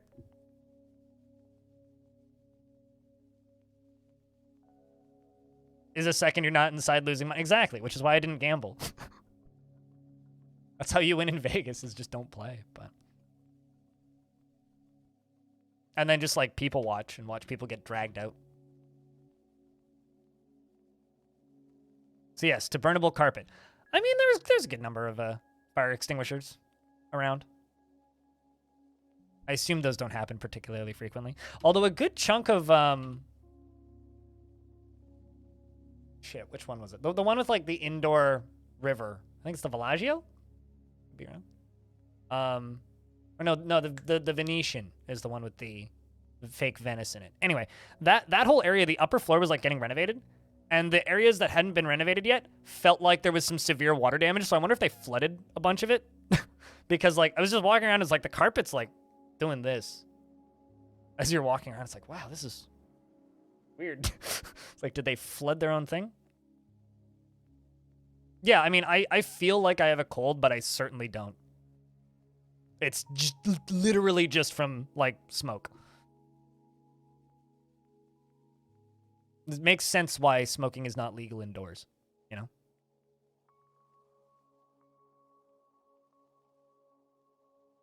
The boat/dock effect? Yeah. Did you flood something? Effect. So, had a fun vacation, though. Anyway, Dwarf Fortress releases on Steam on the 6th of December. For $30 American or your regional equivalent. So if you have questions about Dwarf Fort, I know way too much about this game mechanically, to a point where it's annoying to some people. So if you want to get into Dwarf Fort, there's never been a better time. And if you have questions about Dwarf Fort, yell at me. And thanks a ton to everybody who came over from the raid. Because I'm basically going to be here pretty much nonstop until launch of DF. And on Thursday this week at 3 p.m. Pacific time, I'm going to have one of the developers on my stream, and we're going to sit here and we're going to talk about Dwarfs for a bit. Nope. I mean, technically it is a 3D game. It's just a 2D representation of a 3D game. So it's like, when people say it's like, is Dwarf Fortress 3D? It's like, it's as 3D as Minecraft. No. Hannah. And the reason I say that is because everything is so far apart in DF. I'm looking forward to a few features that are going to be releasing with premium. Like, I'm looking forward to be able to build walls on floors. That'll be nice, instead of having to deconstruct the floors first.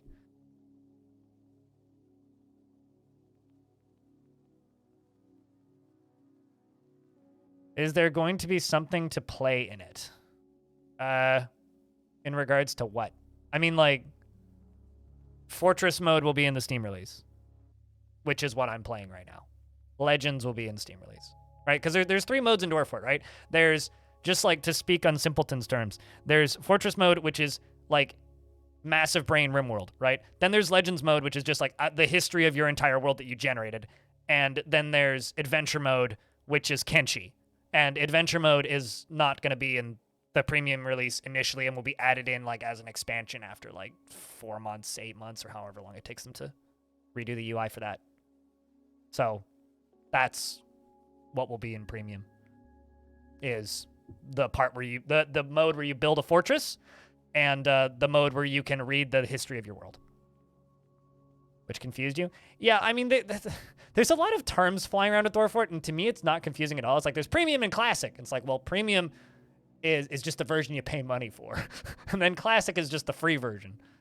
Except the classic doesn't have the sound effects or the graphics, but it still has all the UI overhauls and the mouse click abilities instead of me literally just having a mouse on my desk that I point at to joke about the fact that I play this game with a mouse, even though I'm definitely playing it with a keyboard.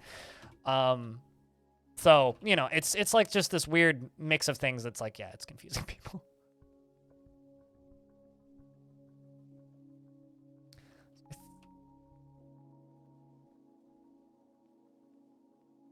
Like, if you go into adventure mode, what happens? Like, if you get to the edge of your world? Ocean. Do you have a updated beginner's guide on DF? Define updated. Do you mean, like, from the past 3 weeks? No. Do you mean on the new version? No. Do you mean, like, from the past... how do I word this?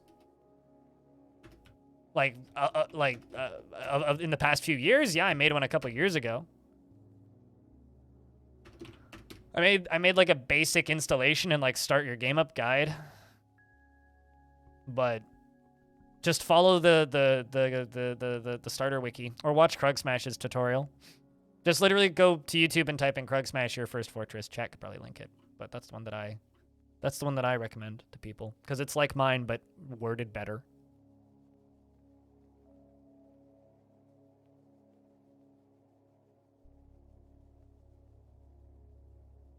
The 6th of Moonstone, yes. Although the 6th of Moonstone would imply there was 2 days less. Because there's... 1 day less. Because there's 30... Actually, no, it actually matches up now that I look at it. There's 30 days in each month in Dwarf. And yeah.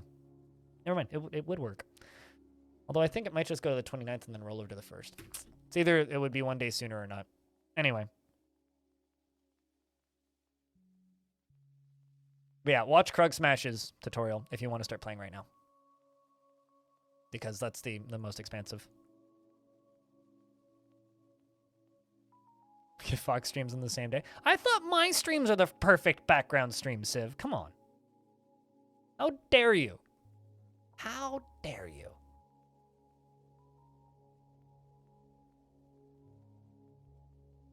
I think if you get to the edge of the world, you just see infinite ocean spawning in. If I remember correctly, because I flew to the edge of the world once, you just see, like, basically a waterfall just pumping water in and you drown.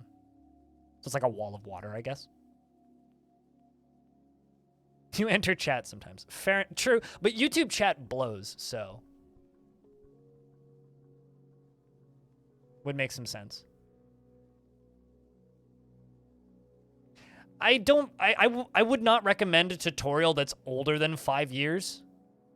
So like well, I mean, DOS Tactic did do like the reintroduction, but he just babbles. Like I like Krug's because it's like scripted, basically. Even though he doesn't recommend it anymore. Like he's like, don't watch my tutorial, it's out of date. It's like, sure, well like one mechanic is wrong. Just that one. Yeah, I mean, but also DOS Tactics like massive playlist of like Dwarf Fortress for beginners is like 8 years out of date now. And the game's changed quite a lot in 8 years. It's like I learned this game from the Wiki and Captain Duck tutorials. Is that a... Oh no, a child got possessed. Cool. Guess you grew up enough to walk, kiddo. Go do thing.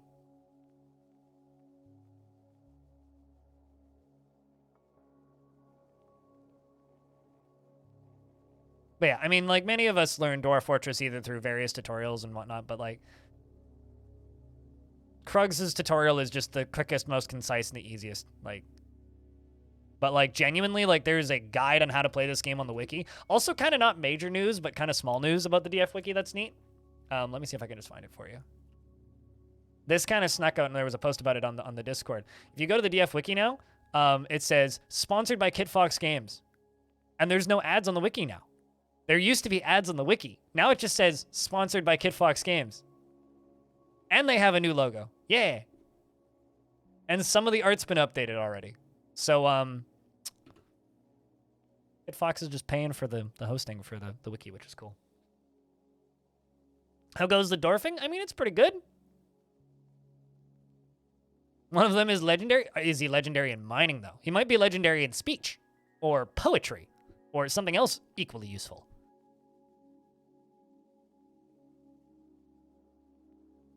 Oh, yeah. No, there will be a lot of really shit tutorials. And hopefully the good ones rise, you know?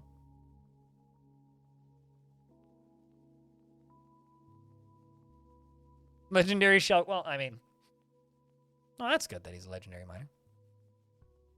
Better than being a legendary major, if you know what I'm saying.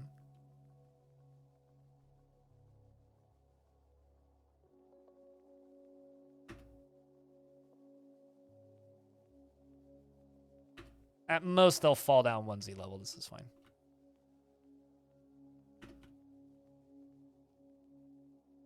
I'm sorry, why can't you deconstruct that?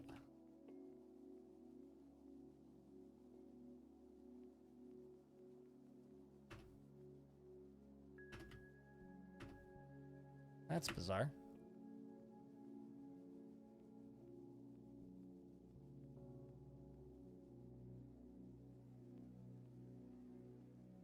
There's still... Oh, I see. There's still 2 bridges there. Duh.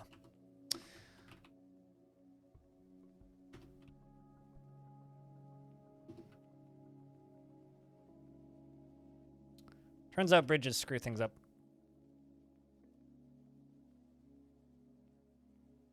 They optimize it a lot in every single update, right? And like, Dwarf Fortress has this reputation of running like shit. It runs actually kind of fantastically well, all things considered, and what it's doing in every single clock tick, right? But it gets this reputation of running like garbage because people don't realize that it has more in common with like cities skylines, and because it has simple graphics, people get weirdly frustrated with it weirdly quickly. And there have been bugs in the game in the past, and there still is bugs in the current game that can just like lock your frame rate, right? But like the most notoriously bad ones, from what I understand, have just been straight up removed. Like, they've removed mechanics in the next version to stop that stuff from happening. As an example, they've removed the ability to lock doors or lock pets outside of doors. So you can still lock doors, but you can't tightly lock doors, which means I'm assuming pets can still go through them. So, or something's been changed about pets and doors, because like one of the most common ways of like destroying your frame rate is literally just like locking a door, and then a cat gets stuck behind it, and then your frame rate just dies. So it's like, stuff like that is just like, eh. I mean, I'm running it on a 7700K, which runs largely fine. Yeah, they fixed that issue. Also, there's this other problem that this game has where the community is super fractured, right? Because this game is extremely old. Like, this game is like just old as hell, old man emoji video game, right? Which is fine. But there is a problem with that. And that is, you have a lot of people who will play Dwarf Fortress, and then multiple years later, they will play it again for a little bit, and then multiple years later, they will play it again. And maybe they learned it really well one time, and then didn't learn it again well the second, third, and fourth, and fifth time that they played. And on paper, that seems fine, right? But the reality of this is, very quickly, you develop... Am I, like, pumping lava somewhere it shouldn't be or something? Like, I'm very confused. My frame rate just got weird. Speaking of frame rate, leads me to believe something's stuck somewhere. Anyway, there's a lot of misinformation about Dwarf Fortress, to the point where, like, I will correct my chat on a regular basis. Because, like, there's been mechanics that have been added in and removed over the years, as the quickest example, plus, like, old bugs that people seem to think are still current bugs, which aren't. And you can kind of combine those two things, and you get really weird results with, like, people just spreading incorrect information about the game. You know nothing now? Yeah, no, I will tune into people's streams, and they'll be going on about how, oh, you can't do this because this will happen. Like, oh, you can't have tavern keepers because they will drown their dwarves. It's like, sure, yeah, that was a bug that was in the game for a month. Like 4 years ago. Like that was a bug that was there like 4 years ago, but like that got fixed a long time ago. You can absolutely have tavern keepers. They might still drown a human, but that's the human's fault for falling asleep in the tavern. And dwarves just have to give an alcoholless client in the tavern more alcohol. So dump it on their head. So if you have humans in your fort, they might die in the tavern if you have a tavern keeper, but they're humans, so that's fine. Those aren't relevant. They're just humans. You have to make them big clothing. Who wants to make humans big clothing? Also, like, I'm talking about frame rate stuff, and yet my frame rate is actually really bad. Although there's a cat in my fort, so let's see. Is it your fault? Are you stuck somewhere, kitty? Nope. You are not.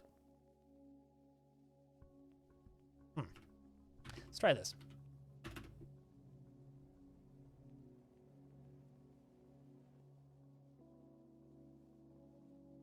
I wonder, was it your fault, kitty? And then there's also the thing where, like, the version of the game that I'm playing on right now is actually 2 versions old. Like, this particular fortress is actually running on an older version of the game.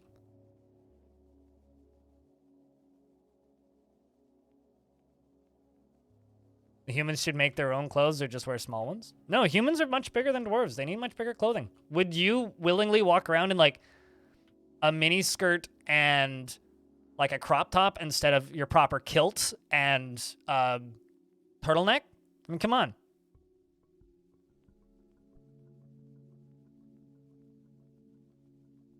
Is there a tile set that anyone recommend? Well, I mean, I'm using a tile set right now. This is what vanilla looks like. Every now and again, people are like, you're using vanilla ASCII. Why doesn't mine look like it? Well, this is what vanilla looks like. So at the end of the day, it's like, is there a tile set that anyone would recommend? I don't recommend any tile sets. I say go to the tile set forum and find one that you like. I would avoid super graphical ones that require DF hack. Use something that's just ASCII. And just try and learn the mechanics as best you can, and don't, like, use lazy noob pack, which is why I always recommend Krug Smash's tutorial. Because if you get dependent on external tools, I think learning premium will be more difficult.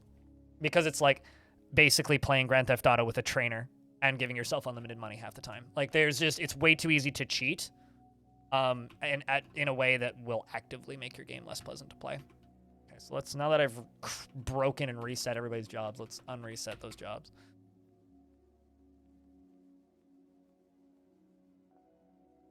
Oh, actually, I wonder if it's you that's the problem.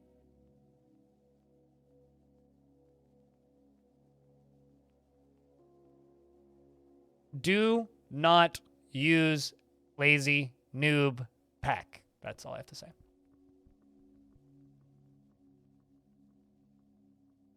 Very clean ASCII tile set? Yeah, I like clean ASCII. Maybe it's birds. Maybe weird birds. There's 2 barn owls. This guy's leaving. Maybe it's this guy. Having trouble pathing. This is like a bad situation right now, because it's like, this is the worst my frame rate's been in recent memory.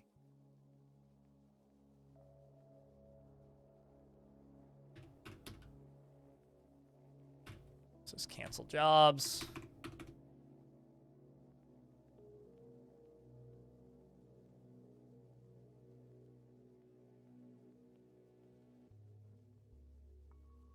Canceling jobs I don't need.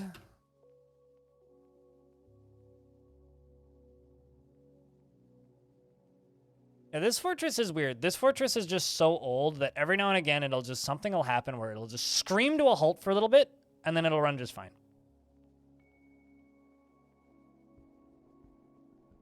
I recommend playing vanilla because vanilla forces you to interact with certain mechanics that Dwarf Therapist and Lazy Noob Pack allow you to completely ignore.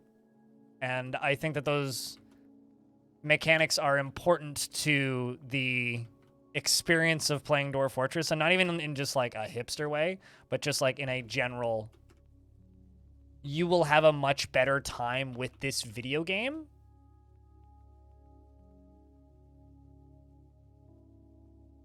if you're experiencing those mechanics and taking part in those systems.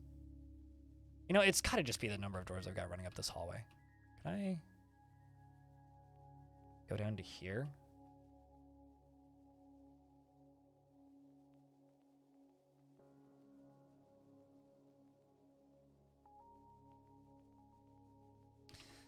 Yeah, let's just do this. Let's build an up-down right there. Where is that? Right there. Perfect.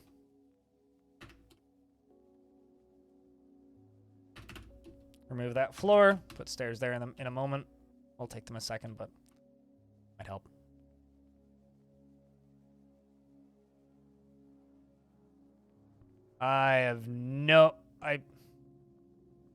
If you're talking about that big fan Discord, I don't participate in that one. If you're talking about the Kitfox one, I don't know what you're talking about. There's an unofficial DF Discord, which I do not associate with. I generally just associate with mine and then official ones. I mean, yeah, Space Fox is very popular. A lot of people use it. I think it's ugly as hell. I really don't like the color palette it uses, but it's quite a popular tile set.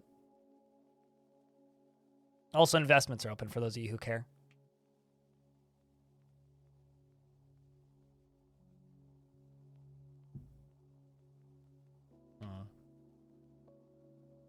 I tend to like soft/clean ASCII tile sets that just make ASCII really easy to see. Those are my favorites.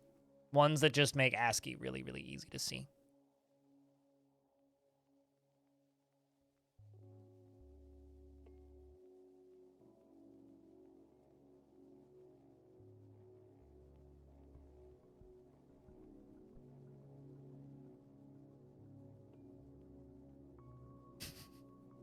I don't think investing tickets has anything to do with Vegas, but...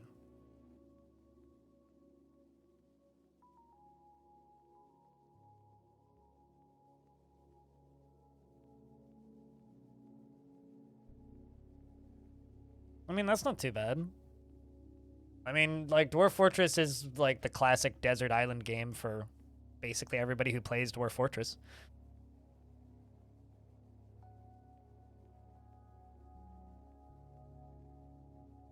$13 months on a merchant vessel? Yeah, I couldn't do that.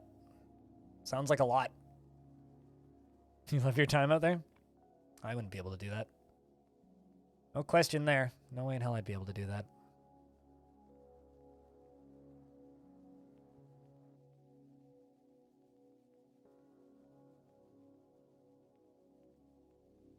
All right, we got one getting deconstructed over there. Once this is done, we're going to do another one. I'm going to do my best to not cave anything in. Fortunately, if this does cave in, I don't think it would kill any dwarves. Lots of jobs take a specific kind of person. That's why multiple jobs exist.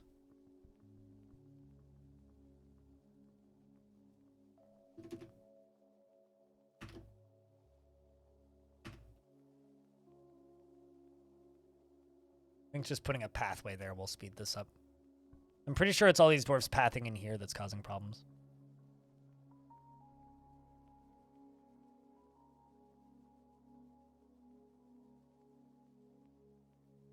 You know, a lot of these questions can be answered very easily, Wintermelon, by, like, long-term questions like that can be answered by simply going to their devlogs and their roadmap, which is public. So on the Bay 12 website, like, I'm not going to confirm anything because all I know is this, right? This is a public list of features, right? And if I scroll all the way up to the top, if it's green, it's done and it's in the game. If it's blue, it's getting done. If it's, you know, pink, it's partially done. If it's white, it's a future goal. So you can actually get a pretty good idea of what they have planned by reading this, right? So a lot of stuff that you're going to be asking about that sort of thing is just going to be me regurgitating this. So I would just say go there. Yeah, I don't know the name, Cleno. Although I don't generally recognize usernames from Reddit, so damn, Diamond. Going back up, is we? Also, hey, Cleno. How's things? There's actually a mod in chat. Quick, guys, hide your memes.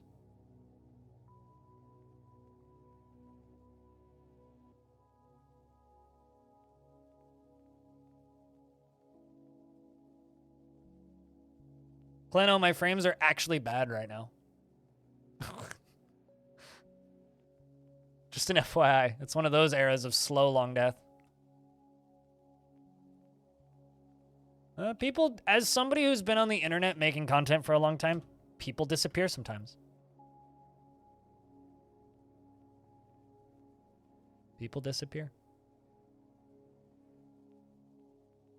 I actually had a viewer disappear a couple of years ago and then went and looked at their old Steam account and they had a death memorial and was like, well, that explains that. Stone's not really a mod, though. Stone's the welcome bot. Not a bot, but Stone does. I don't make Stone do any modding work. Do you enjoy raiding and invading offsite with squads? If it's what I'm doing in that fortress, yes. It's like, do you enjoy it? Yes, it's part of the video game that I like. I like Dwarf Fortress, and that is a thing that you can do in Dwarf Fortress. Is it like my highlight of the video game? No. I think that the highlight of the video game is this. This is why Dwarf Fortress is interesting. The character sheets, right? And if, let's just say I have a king that believes that war is useful means to an end and they're in my fortress, naturally we will obey the king's wishes and go after every single neighboring group and destroy them all. But, you know, if we're a very peaceful fort, then absolutely not. Dwarf Fortress is a game that provides you with storytelling mechanisms and you can choose how to interact with them. That is what Dwarf Fortress is. So do I enjoy a particular mechanic in that system set? Yes. Is it the only mechanic in the game and the only reason I play the game and the only thing I care about? Far from now. Far from it. Do I think it can be improved? Yes. Have I answered all your questions on the subject? Yeah, hunting artifacts is fun. Like going after angels on the overworld. Angels in the overworld! And stealing slabs and stuff.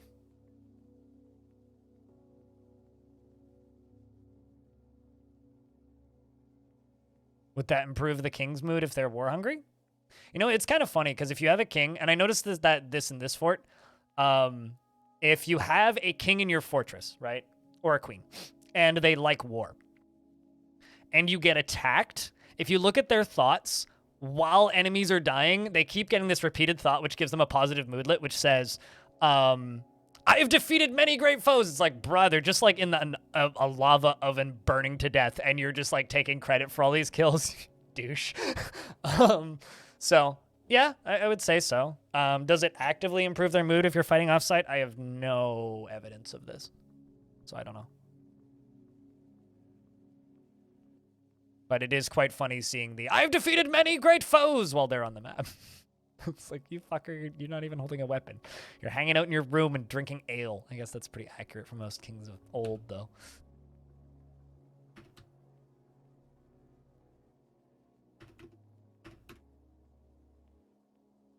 But a piece of advice to any new Dwarf Fortress player is don't be like that portion of the player base that's just like, that just refuses to take care of their nobles and just murders them, like, by default for no reason. Because nobles are actually a really interesting, useful part of the game. What's up, Gru?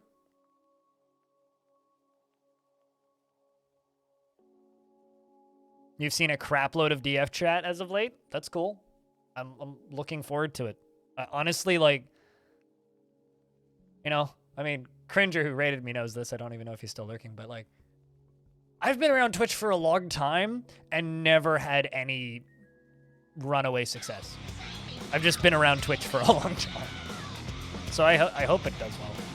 It'll be fun. Raz, thank you very much for the 31st month. Cheers, man. I need to pour more coffee. Sorry that I was 2 hours late today, but I went to bed at 3:45 in the morning. Was exhausted last night, and my flight landed super late, so. But yeah, the one thing that I will say about this particular fortress is this fortress is not representative of a normal Dwarf Fortress fort, because this fortress is very, very old, and most forts don't live this long. Even mine generally don't. This fort's kind of just an endurance challenge. I'm all right. I had a lot of fun in Vegas, Raz. A lot of fun. Some of the highlights for me probably was going hiking, but had a good, it was a good time. Very much enjoyable. Like, I'll be complete. I said this like on the second day. It's like, but before I went to Vegas, I did not understand the appeal of it. And now I get the appeal. I get it. Makes sense to me now. I understand why people like Vegas. I would go back to Vegas. It was a solid weekend of blowing off a lot of steam and inhaling cigarette smoke. But, you know, I had fun. It was good. I'd do it again if there was an opportunity. There's a reason it's called Longdeath. This is true. Yes. Yes. Very much true. But no, I think like my plan for the first day of premium is just like fucking around and experimenting with shit. Like, I'm probably going to start like a dozen forts in like a day, just in different biomes and looking at all of them and digging too deep repeatedly in different worlds. And 16-hour stream. What? When premium launches? God, I don't even want to think about it. My knee-jerk response was, why so short? No, probably closer to 15, actually, for the first couple days. If I had to guess. Probably closer to 15, with big chunks of multiple things throughout. But it also depends on how much I have to edit around it. I don't know. Oh, also, when it comes to premium stuff, I will be on the KitFox stream this week. So I get to backseat Alexandra while she plays. So I get to backseat Alexandra playing Dwarf Fortress with a UI that I've never used. So that's going to be interesting.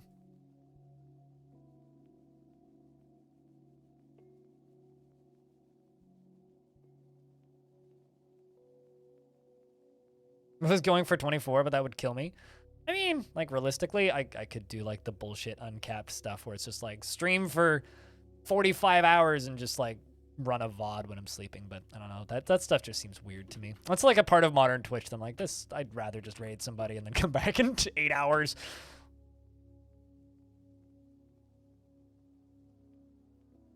Blind begins to spew hotkeys.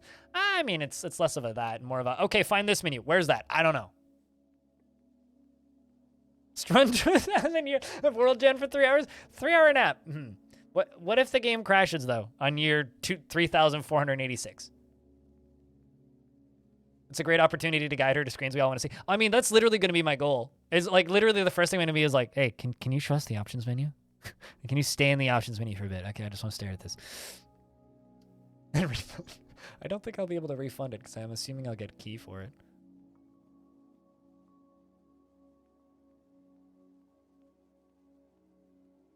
She had, okay, she's posted as, her saying that she never played before, I do wonder how true that is, because she does have like 10 hours in it before that stream. So, I don't know what she was doing for those 10 hours, but unless she just let the game idle, I don't know. Maybe she's just like letting the game idle for a couple months and then she's just going to leave a review saying it's okay.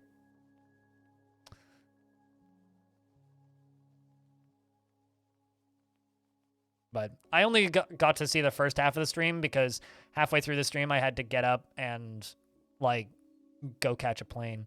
Can you speed the FPS up to 600? I don't think there's a cap. There's actually a hotkey combination to turn up. It's like Control Plus. It's Control Shift Plus, I think. Speeds up the frame rate. But you don't want to go above 50. You can, but you don't want to. You'll start getting weird errors and bugs.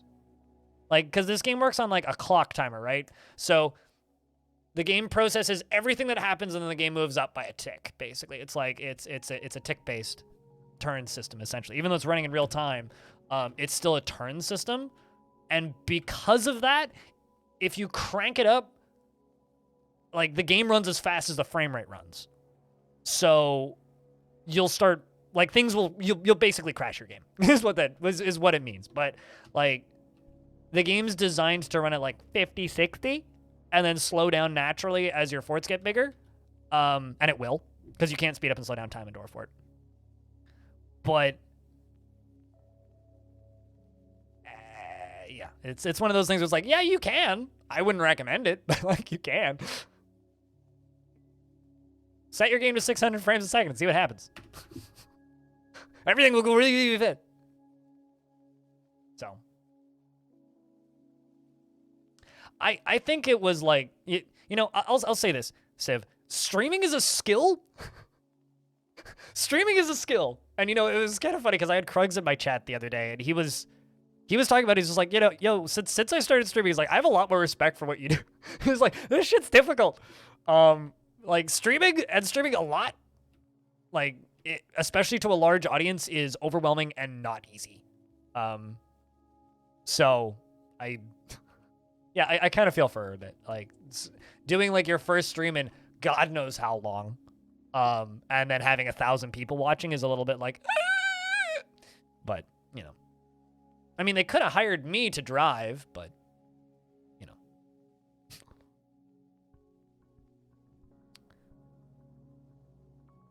You hate speaking to clients for 20 minutes, let alone more than 20 hours? Well, I mean, like I was talking about with my friend out in Vegas, it's like streaming is busking on the side of the street, you know? Like we're literally just like playing a musical instrument on the side of the street.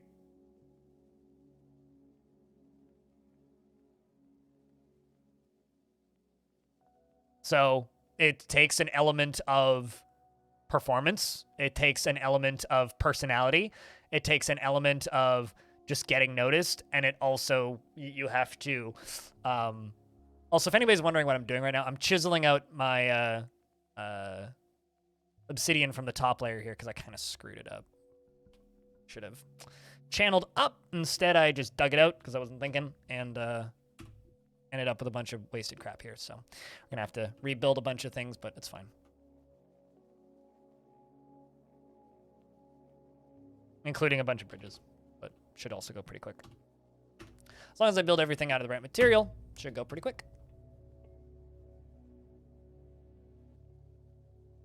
I'm playing a video game on the side of the internet. On the side of the internet. Can I do all the way out into there?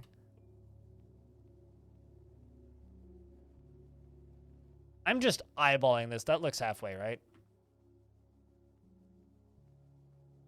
Yes. Cool. Fog, you have a good night's sleep. Sleep well. Take care of yourself. And great work on the hot potato stuff, by the way. Do I like Indian veggie food? So, my uncle on my... So my mom's sister's husband, my uncle on my mom's side, or one of my uncles on my mom's side, is East Indian. His family is like, they're like 4th generation Canadian or something. They're like more Canadian than like me technically, because I'm 2nd. But lots of good food comes out of that family. I get curry mix from them sometimes. It's fantastic. Punjabi, yes. There's a very, very, very, very, very large Punjabi population here as well. So there's lots of good Indian restaurants around here. Lots of really, really, really good curry places. There's like a curry place just up the street. There's actually like this little grandma who lives a couple floors above me who just always has signs in the lobby of my building. And it's just $20, and you tell her what you want her to make, and she'll just make whatever, and she'll go buy the groceries and whatnot, and literally like knock on your door and give it to you. So a couple times during the pandemic when I was just like really depressed and didn't have enough in my groceries and like my grocery supply to make something interesting, I would just be like, walk up to her door, knock on the door, hand her $20, and just be like, surprise me. And she gave me like this green lamb curry, which was fucking fantastic. So, and like a big pile of naan. So, Blind's computer and artifact instrument in the highest quality, has stone spikes and is covered with zircon leaves. I don't know about that. And it has an image depicting Blind crying while the giant dwarf laughs. Why is that my artifact? Canada didn't exist when your mom's family moved here, let alone your dad's family. Yeah, no, I mean, like, I know people who've been in Canada for, like, ludicrously long periods of time.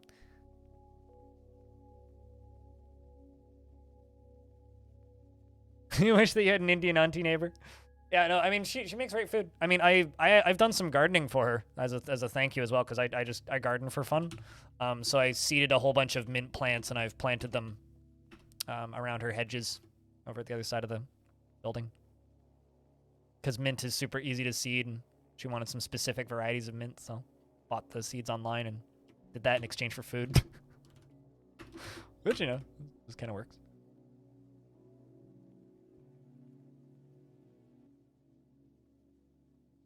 To show my eternal torment? It's not torment. I do it willingly. What do you want about?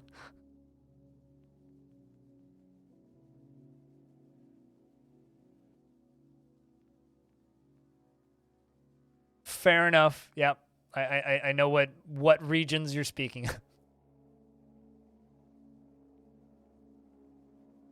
But I don't know. My whole family's just greater Vancouver area, like, city kids, basically.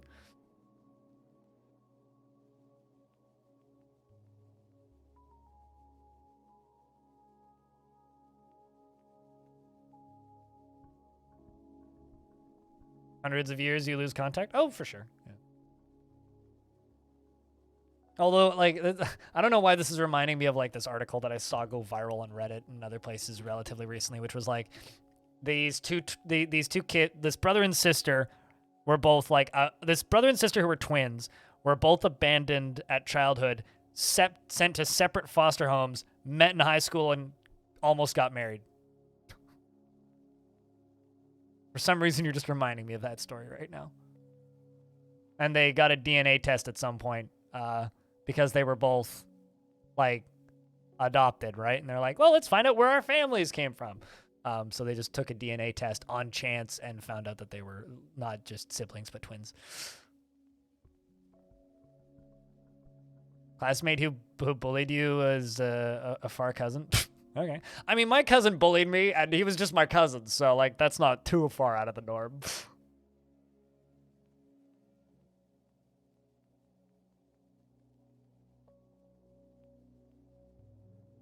Me and him get along just fine now, though.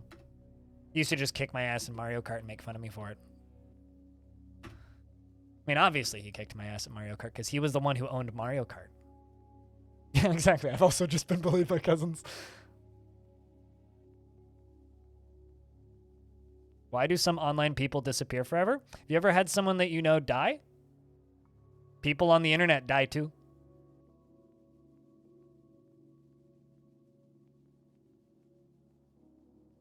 So, yes.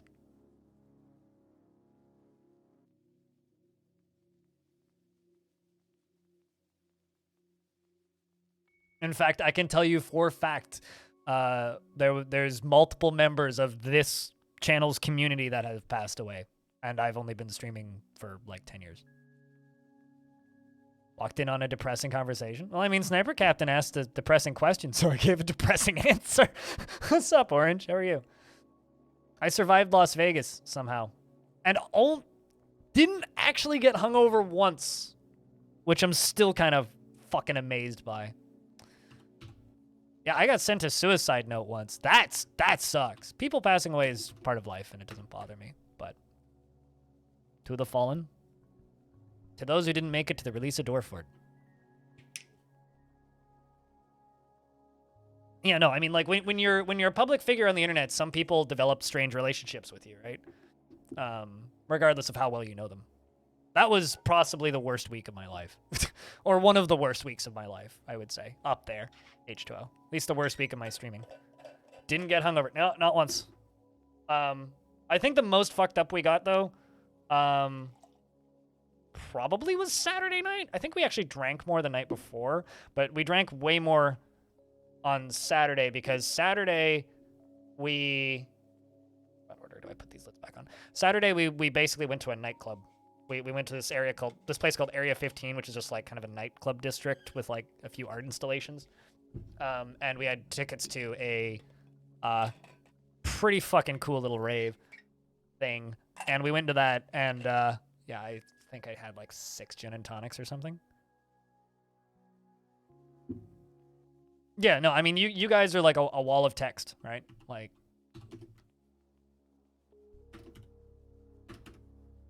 But, you know, it's the job I chose.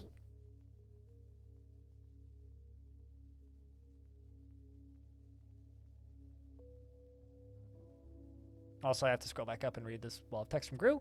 Do you ever stream a game called Stardew? Nope. You're still trying to figure out how the hell your stream ended up on your recommended list. And no insult intended. How Twitch works is like voodoo to you. I mean, you probably just here's actually a really good example. You probably just watch channels that either recommend me quietly, or channels that have rated me in the past, and then I'll show up in your recommended. Like, or you watch a channel that some people who watch me watch. That's how like the recommendations work, right? So it's looking for game categories that you've searched for, or games or channels that have similar viewers to you. Like, if I go look at my last 30 days stats, which I can't show you because I will be showing stuff that Twitch doesn't want me to show you, unfortunately. Where did they hide this now? Let's see. I have 20% in common with KitFox Games, 18% in common with Tekid, 17% common with FG Squared, 16% in common with Bellinair, 16% in common with Southward Cell, and then it goes down through the rest of my teammates, and then a few other people, and then people like Ambiguous Amphibian, people like Mandalore Gaming streams, Politics channel for some reason, Quill 18. It's like if you watch any people who have either rated me or that I've rated in the past, people are going to start showing up in recommended sections. So that just makes sense to me. Yeah, I mean, there's So it's like, you know, if you watch people that have similar taste in games, or like Billy When Kirby's another one that shows up. Lolash shows up pretty frequently.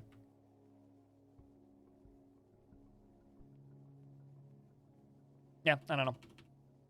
I mean, if you watch Cringer, who just rated me, as an example. It's a weird system. You're a sucker for shoutouts. You have to trim your following at least once a week.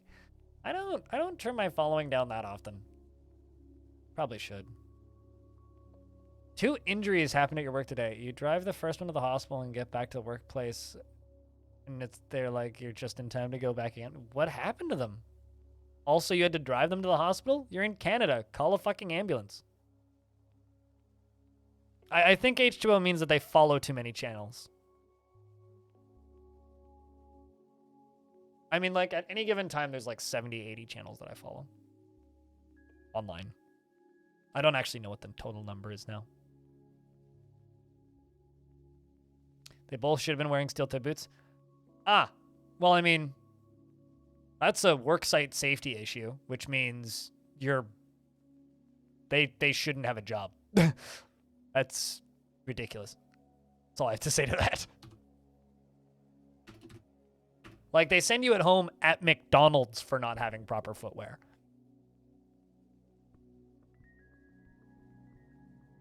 And that's just, like, burn-proof boots. It's not even steel toe.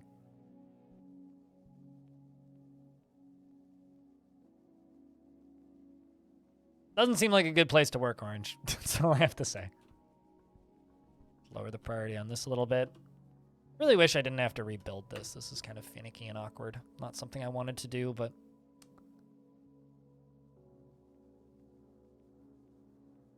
Gonna have to... Yep. I'm gonna have to cancel things, because they're gonna do that again. Is not what I wanted. How far down did they fall? Just one layer? Lamund fell? No boulder land on you? You not flat? Uh-oh, there's blood. Dwarves, we good?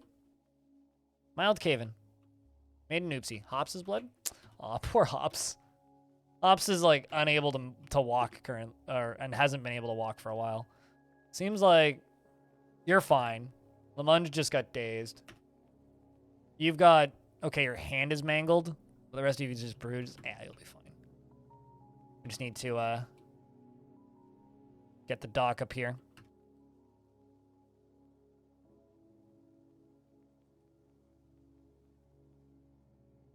He won't let anyone in without boots. What about the, like, 12 people still there without boots?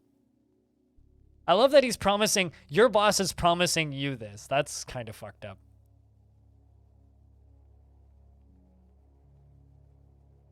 So do you get a bonus for driving them both to the hospital?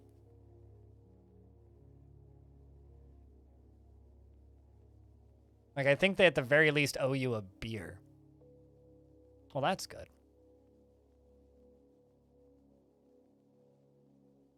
Also, something that's worth noting is because Twitter is kind of on fire, and as useful as Twitter is, I like to have backup plans. So if you want to follow me on Mastodon, if you happen to have a Mastodon account, you can do that. It's been kind of neat watching the Twitch community slowly migrate over to Mastodon. Just throwing that out there. You'll have to make one. It's not hard.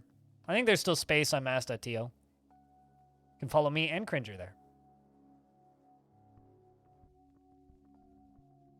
Just forgot to check it out. Yeah, I mean, it's in my opinion, better Twitter, because Twitter, like, and their algorithmic timelines makes Twitter virtually unusable as like an actual social platform as far as I'm concerned. It feels like old Twitter. It feels like Twitter from like 2000 something. But to Mastodon itself render?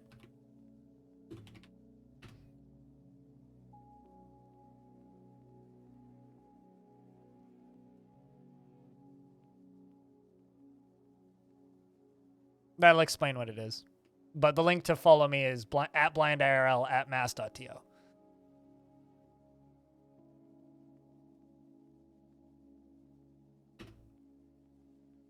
Yeah, it was a pretty bad injury, but I think doctors are coming.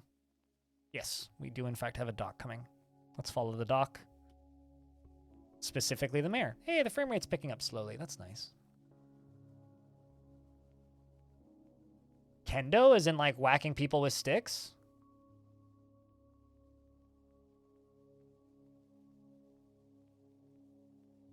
H2O, are you thinking about running your own instance? You seem like the sort of person which would do that, which is why I asked. It really doesn't matter, right? Pick a server that seems to be themed after a thing that you would like viewing. Basically, so each server has their own like timeline, right? It's just like their own public timeline and their own like kind of hashtag trends and stuff. Pick a server that is themed after something that you would be interested in by default, right? That's what you want to pick. You want to select a server that, like, maybe you're in the LGBTQ community, there's a server for that. Maybe you want to see like Star Wars fan fiction, there's servers for that. Maybe you want to see like I don't know, a particular type of video game, there's servers for that. Maybe you just want a general social space, there's plenty of servers for that. Select a server that seems like it would be themed after your general likes or dislikes, and then after that you can follow people on other servers and then get parts of other servers' feeds in your feed, basically. So you can like be like, okay, I want to follow blind on mass.to, and then you'll see all my posts and all my boosts from other servers. So if I boost something, then I will broadcast it to everybody who follows me, which can all be on different servers. And then things will like spread from server to server slowly. No, you're not. You have a server with lots of space, though. Yeah, fair. I thought about moving to... I've been thinking about moving to gamedev.place. But I don't develop games, so maybe I would be out of place there. I don't know. I like mass.to because it's a really short URL. Which is why I went with that one. It's literally just open source Twitter. Orange. That's literally what it is.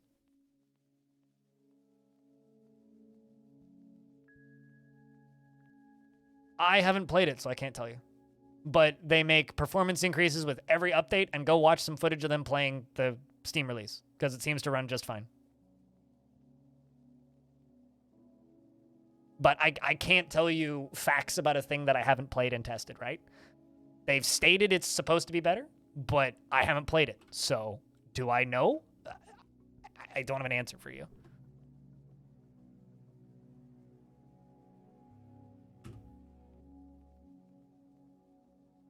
Well, I mean, see, here's the thing, right? If people stop being chill, move to an instance where people are more chill. Like, it's that simple. Like, if you're just like, man, this instance sucks now, just go somewhere else, right? Take all your data and migrate.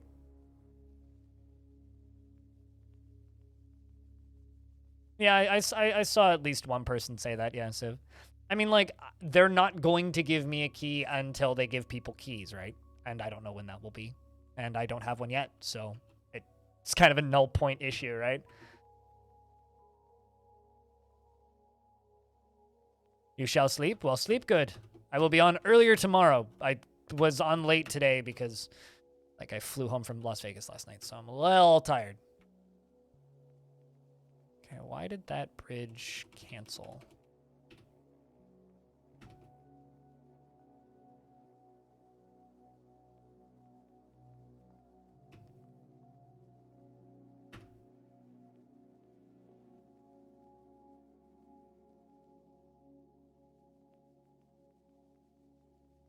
Blind key for Raid Shadow Legends. Uh-huh.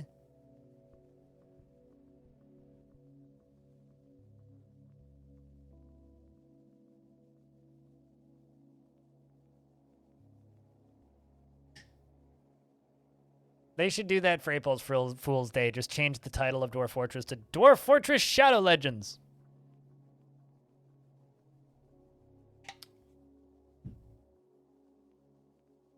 Fortress Raid blah blah blah. Also, this stupid hole is taking way too long to dig out safely. Way too long. Because shit's running slowly, and I don't know why. There isn't stuck animals anywhere, so I know it's not that. There's got to be, like, a trader or something stuck somewhere.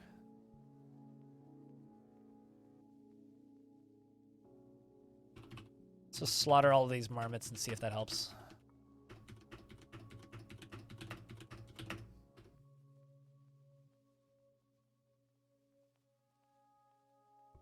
Pilot's attending a meeting. You really are depressed, aren't you?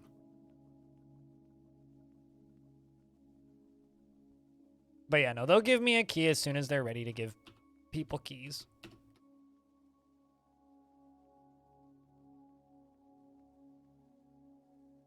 The silent sounds of a marmot massacre. I got chased up a trail by a marmot once. They're not small. They're like a bulldog size thing.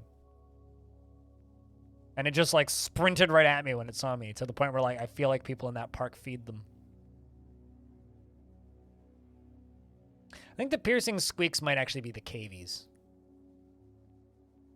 Bigger than lapdogs? Yeah, they're like a small dog. They're not small critters.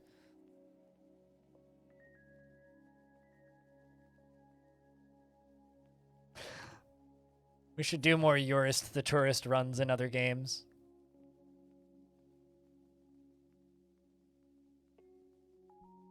That was just a fun like chat joke to get going for a while there.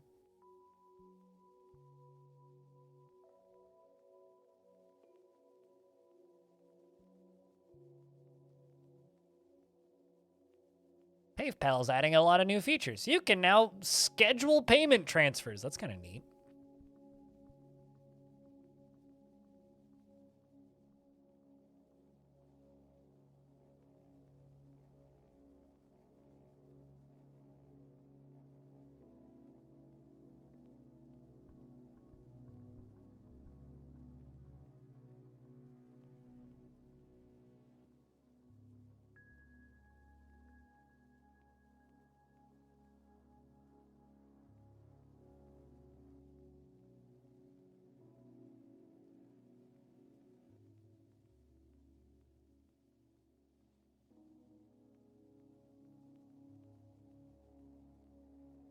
I'm still just staring at world news right now. It's kind of a problem. Boy. Of a Eurasian badger? Marmot. Rodents. They're kind of like... They're just these little... What the fuck? Okay, I'm just waiting for him to like just karate kick the fox in the head. That's a phenomenal photo. But yeah, that's actually a good descriptor. Child for size. Also, don't do that. They can carry diseases. But yeah, marmots are cute little buggers. But I've seen them. We have them everywhere up in the mountains up here, like everywhere. Like I almost stepped on one when I got out of my hammock once when I was camping recently. She got scared. They're not. Oh shit. Kiddo finally began a mysterious construction. Well, that's good. What did you grab?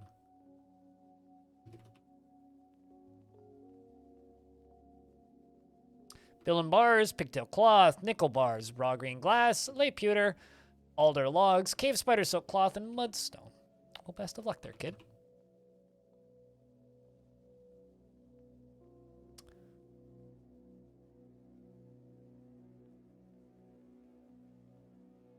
Yeah, I had to sort out some old authenticators relatively recently, and it was kind of a pain. I'm not high, you are. You should look up pika sounds. Because pikas are a similar-ish tiny little rodent that lives in the same part of the mountains up here that Pikachu's sound is based on. They go, Pika! Pika! Really loudly. Like, they're obnoxiously loud.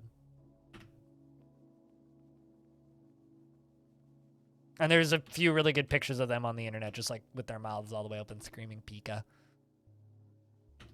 Apparently also means penis in Portuguese, which is actually kind of even funnier. Which I learned not too long ago. Is that we have a creature called Pika, which is literally just screaming rude words. I mean, not rude words, but words. Words that people laugh at, unironically.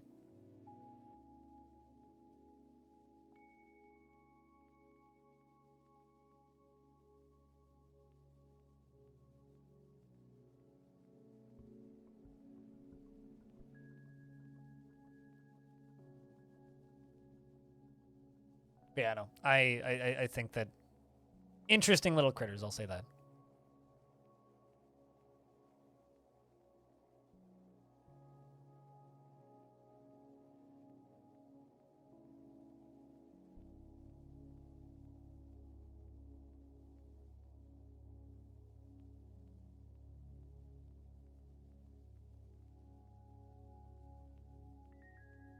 You could get used to pikas. Although the scariest sound you'll ever hear in the forest aren't the rodents. The scariest sound that you will ever hear in the forest, by far, are elks. They sound like fucking hell banshees. Like, they are the worst sound I've ever heard in my life. I never want to hear, like, a random elk off in the distance ever again.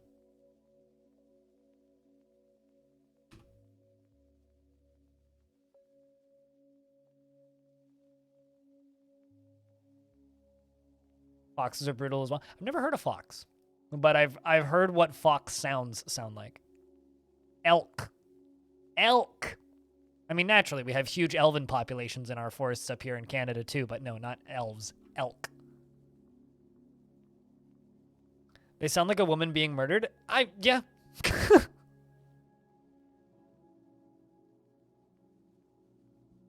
The last house you lived in, you had to go outside to smoke weed, and there was a bird reservation where you heard the weirdest alien sound at night. It took you over a year to figure out what it was. What was it?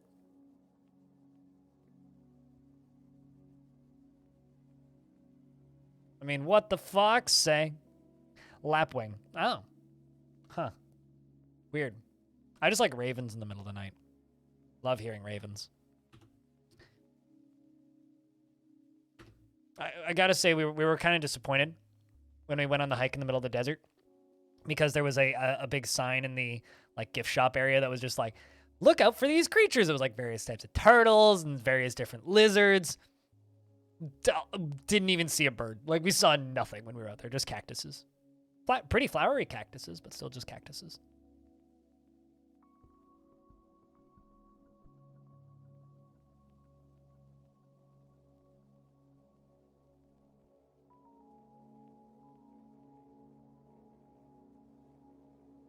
Yes, E's do be scary. Makes me wonder what elk birds sound like, actually. I mean, like, if elk are already terrifying, which they are, I wonder what elk birds would sound like. It's like elk, but also birds. I feel like they'd be terrifying sounding. You love the sound that hyenas make? Yeah, hyenas sound kind of cool. Coyotes are awesome. I love coyotes. I was camping once, and I was hammock camping, and I heard this rustling beneath me. This was earlier this year. Peeked out of my hammock, and there was just like a pack of coyotes like right next door to us, like right there. Like I could have pet one of them. I was just like, pulled hand back into thing, roll over, shout really loudly, and they all just dispersed. They just split. It's like, hey, and they all just vanished. It's spooky. They stopped building this one? Looks like they did. Weird. I don't know why they keep canceling these. God. Actually, they're probably going for material. Actually, I know why they keep canceling them. They're going for materials that are sitting on this, and then they cave in, and then they lose access to the pathing, and then they cancel the job.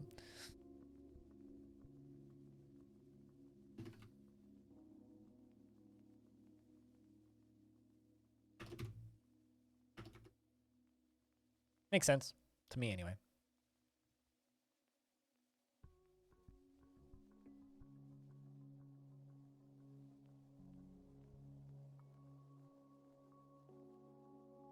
But yeah, I grew up really close to a lot of coyotes. Very used to coyote sounds.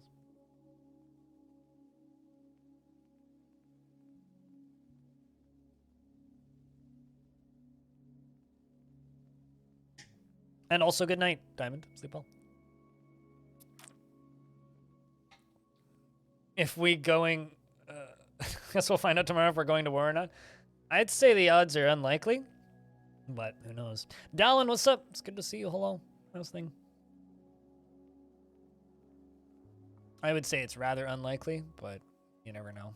Weirder things have happened. Just need the world to not end. Dwarf Fortress has to release first.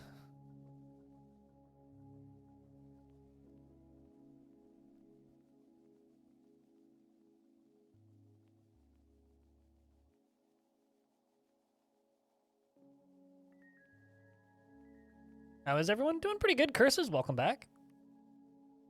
It's kind of talking about, like, you know, everything from world events to the fact that I screwed up harvesting my obsidian and have to rebuild the harvesting chamber.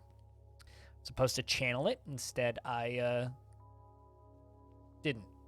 Now I feel kind of dumb. I was supposed to dig up, but didn't.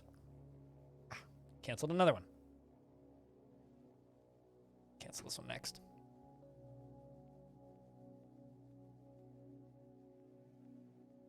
More Steam this time? What? Oh, yeah. Wait, hold on. Are you talking about my obsidian, or are you talking about my, like, just the conversation? Because there sure as hell has been a lot of, like, Steam DF talk.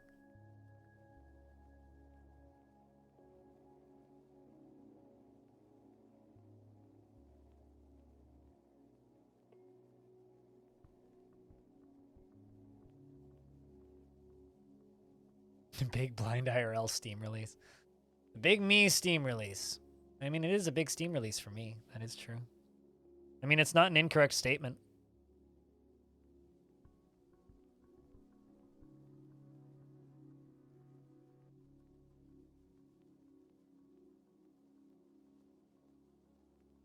Question is all of the blocks that you need actually, like, right there?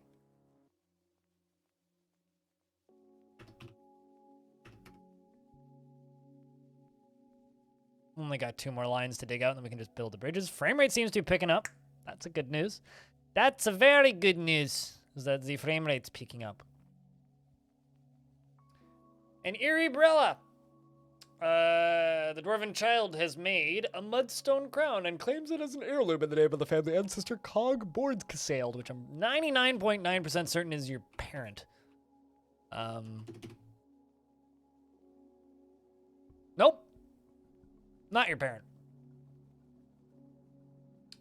Grandfather. So they've dedicated it to their grandfather, who was in this fortress but has passed away. So the grandfather of this kid just dedicated their artifact to their, or just had an artifact dedicated to them.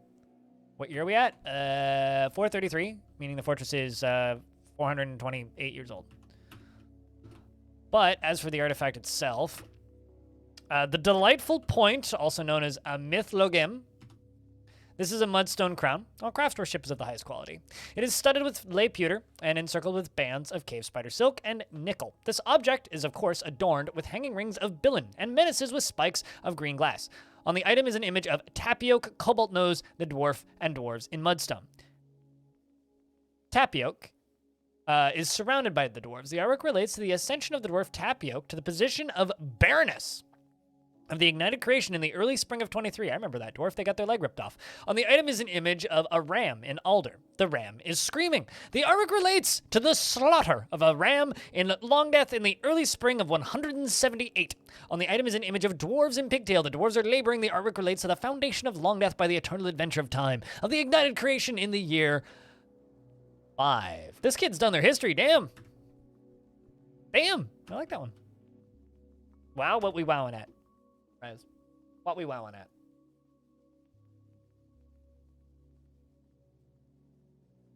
But yeah, I'm just sitting here going like, I'm not even looking forward to the Steam release right now. I'm literally just looking forward to Thursday. Thursday is gonna be fun.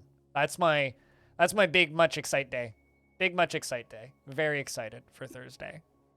Because I'm looking forward to chatting with Tarn again with an actual release date coming up, and I'm looking forward to getting to be on that Kid Fox stream. You might be the culprit. Stab that barn owl to death. So yeah, no, I'm very much excited. It should be fun. I hope you guys are as excited as I am.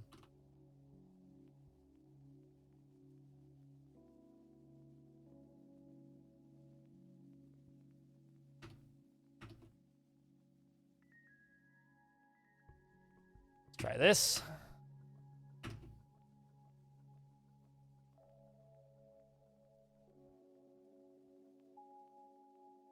And if you haven't yet, feel free to go submit a question.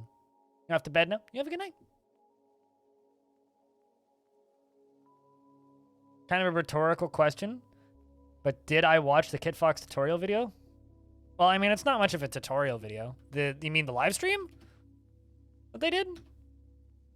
I'm assuming? I need to DM Alexandra and look at what the actual logistics of that day are going to be. I'm probably just going to be on their stream and then turn my stream on after their stream ends. It's probably going to be what I'm going to do. But yeah, I saw like the first 2/3 of it, and then I had to leave to go catch an airplane. And I haven't watched the second half or the second chunk. But I was told how it ended by some other people, so we're considering checking it out. Alexandra is a very nervous streamer.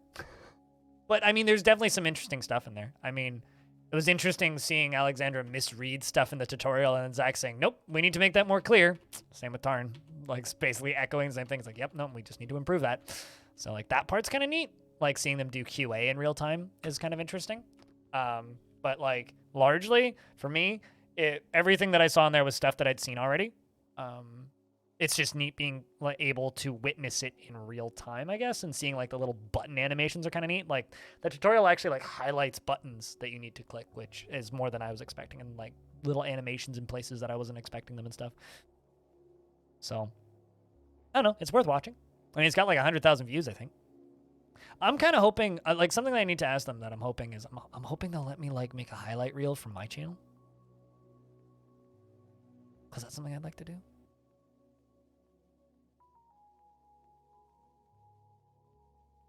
It felt like one of those mobile game ads where it's like, you'd do way better, wouldn't you? Yeah, no, absolutely. No, I kind of relate. It's like, man, I know how all these mechanics work already.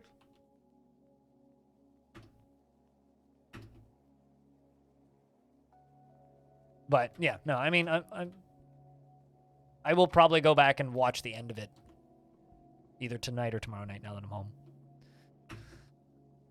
Why is there just like a blood splatter on something that hasn't been constructed yet? Game, explain. The blood is below it. Actually, no, it's not. Why is there blood floating in midair? Not going to worry about it.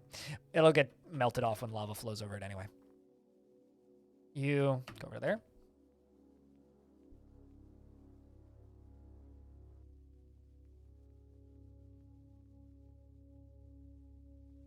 Oh my god, I think it was that barn owl. So you know how I murdered a barn owl just now? I mean, in the combat log, like Spearmaster stabs the barn owl. Frame rate's back to normal. I'm pretty certain that it was that barn owl. I don't know what it was doing or where it was trying to pass to, but there you go, curses.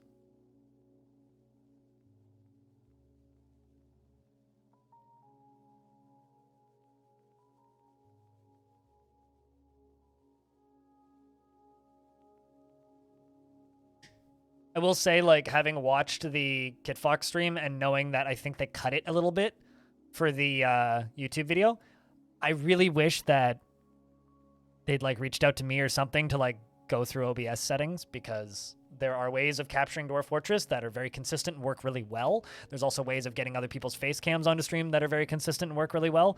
And it kind of felt like it was just kind of thrown together in a way. And I wish that there was a little bit more prep put into that, because streams can go from being professional and awesome to difficult to watch and cringe really quickly if production starts to crumble. And it certainly did for a little bit there. And so there was parts of it, at least for me, where I was just kind of sitting there going, so. No, I mean, I think she knows how to use OBS. I think she was just nervous, and it had been a long time. And I don't think she set it up perfectly. I would have set it up completely differently. Actually, the way she had it set up, it kind of looked like she was used to using XSplit, using like region window capture and shit, which XSplit is designed for. Which is one of the reasons XSplit fucking sucks. There's durians falling down cliffs. Welp. An annual tribute has arrived. Stone, I don't know if you're lurking, but the humans have arrived to give us their goods. So, yeah. I don't think it's necessarily a bad thing. Also, hey, NetJam, what's up? G'day.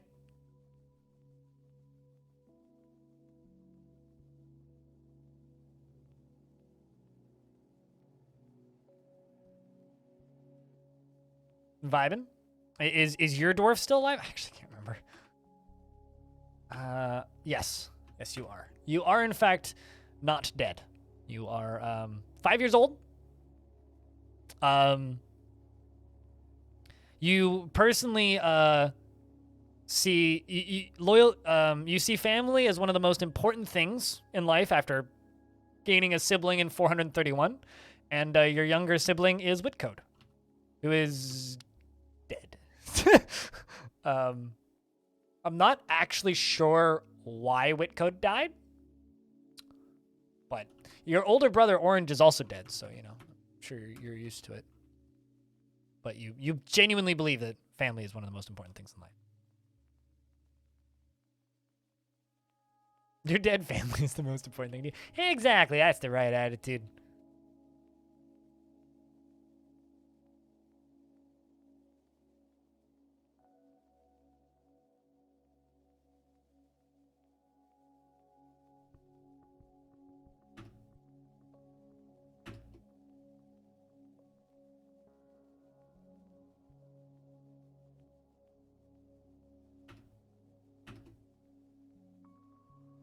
So I would say you're doing better than your siblings.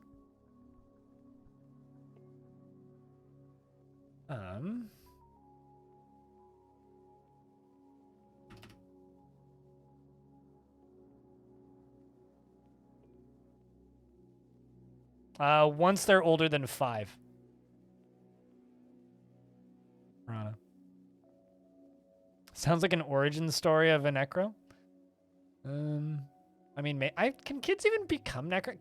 Kids don't read books in Dwarfort. They can't read until they're 13, so I don't think that you could actually make a kid into you could make a were creature kid. And you could make a like vampire kid. But I don't think you could actually, like, I know what you mean in general. I'm just like sitting here thinking about the logistics of turning a child into a vampire in Dwarfort now. I'm pretty sure would require some raw editing, actually.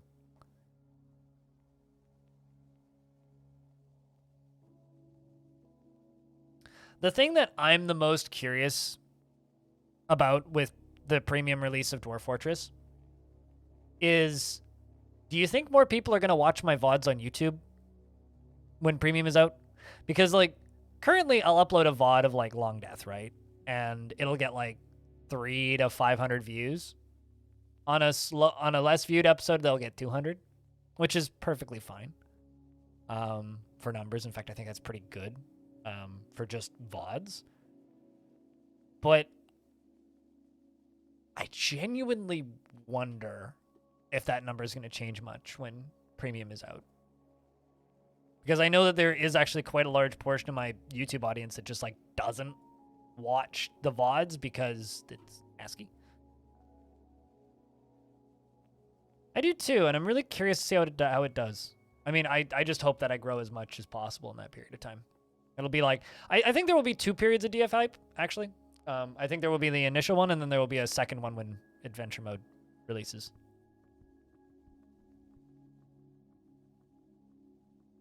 Trips on a book of secrets and of life and death and child necromancer. Yeah, I don't think kids can become necromancer. So maybe one day science must be done. Maybe kids will start reading books once they can do chores.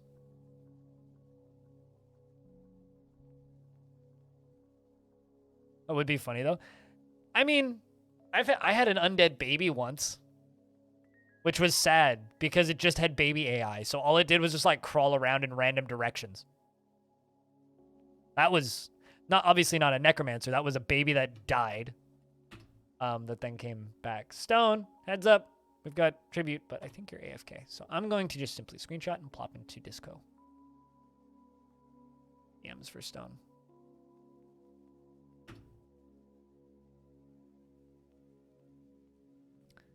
Oh, yeah, it's an easy one. They even brought us some grapes. How nice of them. Oh, well, you're getting them in DMs. I think you're drawing. That's what I thought you were doing based on your most recent post. Yeah, they're in DM Stone. It's a niche game at heart, and most people will probably move on. Of your friends, you can see one liking it. I think that it'll be like Kenshi, or it'll be like, even to a degree, RimWorld. I think the audience for Dwarf Fort is going to grow considerably, and I think, like right now, right, Dwarf Fortress is a small niche game, but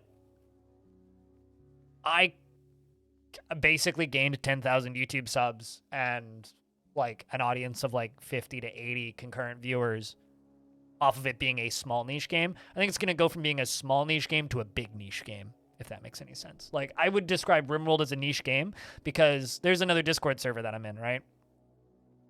With a bunch of people who play a lot of Apex Legends and are real excited about like God of War Ragnarok and that stuff. Like very mainstream, like normal games, right? And I ask them, I'm like, is Kenshi a niche game? And they all go, what? None of them have heard of it. And I ask, all right, how about RimWorld? Is that a niche game? None of them have heard of it. So, I mean, if I can go into a room full of people who play games for normal people and just like state the name RimWorld and nobody's heard of it, I think that I'm just too deep into niches to actually know what niche is anymore. It's like I sit here and go, yeah, Space Station 13 is pretty niche. But also, like, no normal human being has heard of that game. It's going to do pretty well. Yeah, I'm hopeful for that. I'm quite hopeful. To the top. I mean, yeah. Also, it is literally the 16th most wishlisted game on Steam right now. It moved up by 1. It was the 17th for a while, but we're up to 16. So that's good. Well, actually, I would argue, if we're talking about, like, colony builders, The Sims is the most well-known in this genre. But, yeah, no, you are not wrong. RimWorld is definitely the most well-known, like, hardcore colony builder for sure. Yeah, right, H12? To the moon, baby! Yeah, pretty much. I mean, like, we just need this style to go to the moon. Also, like, at the end of the day, how's Zero Sievert doing? I mean, Zero Sievert, which is a game that I'm going to play later today, has, like, fucking 4,000 people playing it right now. And And that game is very much a niche indie game.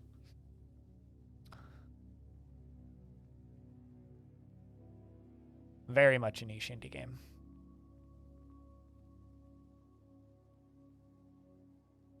There's 8 billion on the planet. True. The only game that isn't niche is Candy Crush, okay? You suck at it, but you love it. Once you figure out how like the shooting stuff works, it gets way easier, quite quickly. Like you can like really contort that game to your wishes. It's quite a bit of fun. You stick to your niche, the outside looks ugly, yes. Someone's gonna tune in and be like, and just gonna get mad at me for saying niche and not niche. Because there are some people who insist it's niche.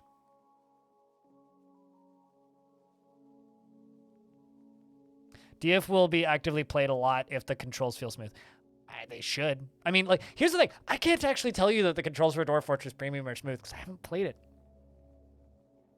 I mean, it's still going to have, like, the jumpy from tile to tile thingy, but... I just, like, banged my head against it until I got decent. And I'm still bad at it, but... Nikki? So you're, like, the chaotic evil response, Listless Onion? It's, like, the one, like, regular in this channel who insists that it's not GIF and it's not GIF, it's Jife.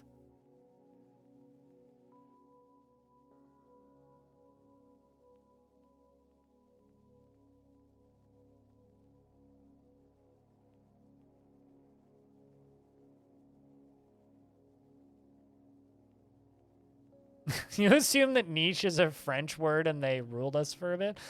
I mean, every language steals words from other languages.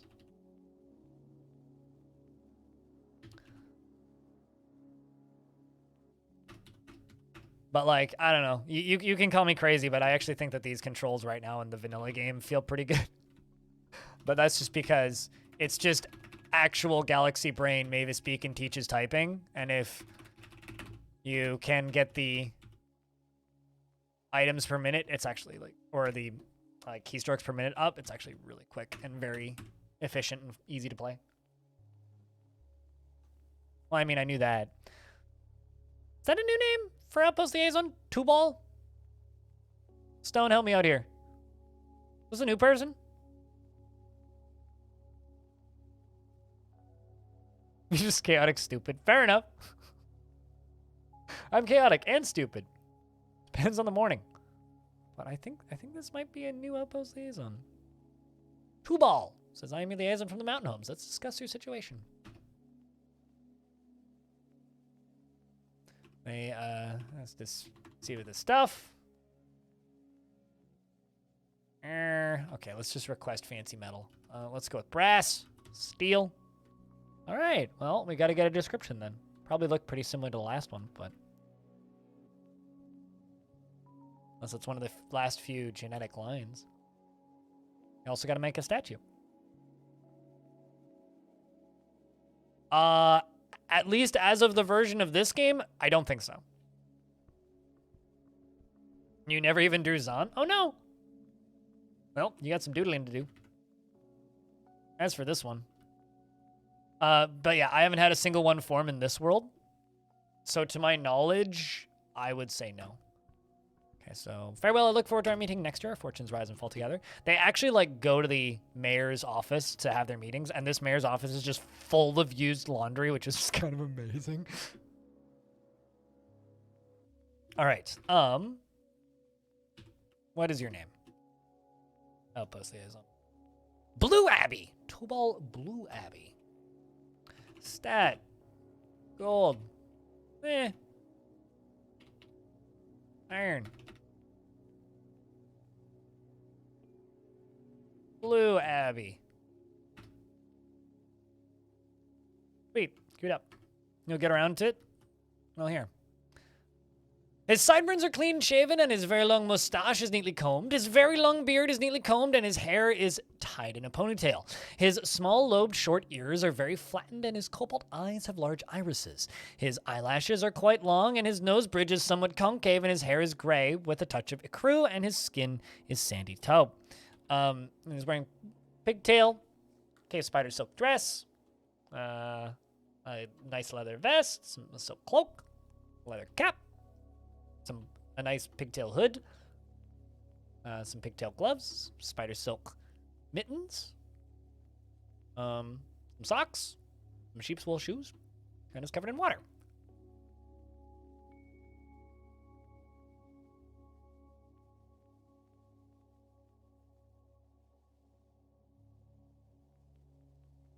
It's one of those things where if it was something that people could mod, there would be a lot of mods for it. And no, there isn't mods. And why would I ban you for mentioning a thing like that? I might ban you ironically for saying, please don't ban me. But, I mean, I wouldn't ban you for mentioning that. That would be a little ridiculous.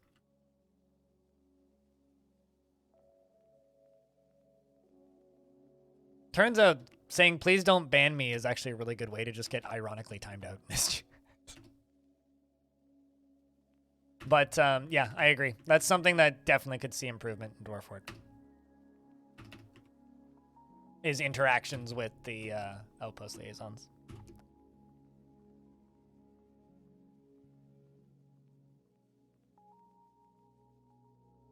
I mean, you can recommend it. I'll just explain over your recommendation why I don't recommend it.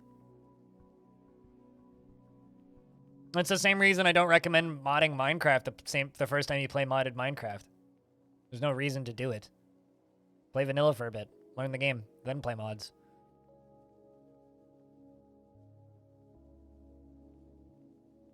I was merely pretending to be stupid. Yes, this is true. Canyon Blue Abbey. Oh, did you want me to pop the description back up? Here, I'll grab it.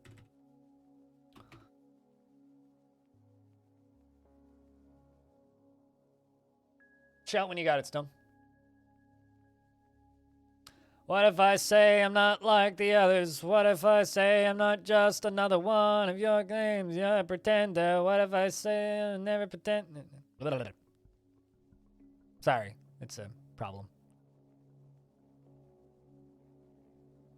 I'm assuming that means you got it. Sweet. Also, chat room, you guys gotta go into threads like this one. First fortress ever, and just like be really nice to them. Just be like, yeah, you're doing great. Keep at it. Because I want to see more stuff like that.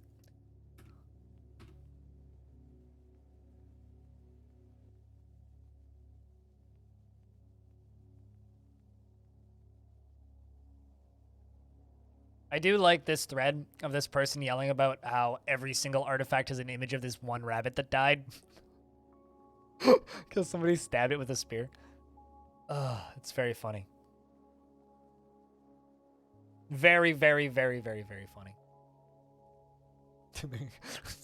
It's just like, why does everybody in this fortress love the slaughtering of animals so much? It's like, because the vast majority of the artifacts include an image of like a goat getting slaughtered or something.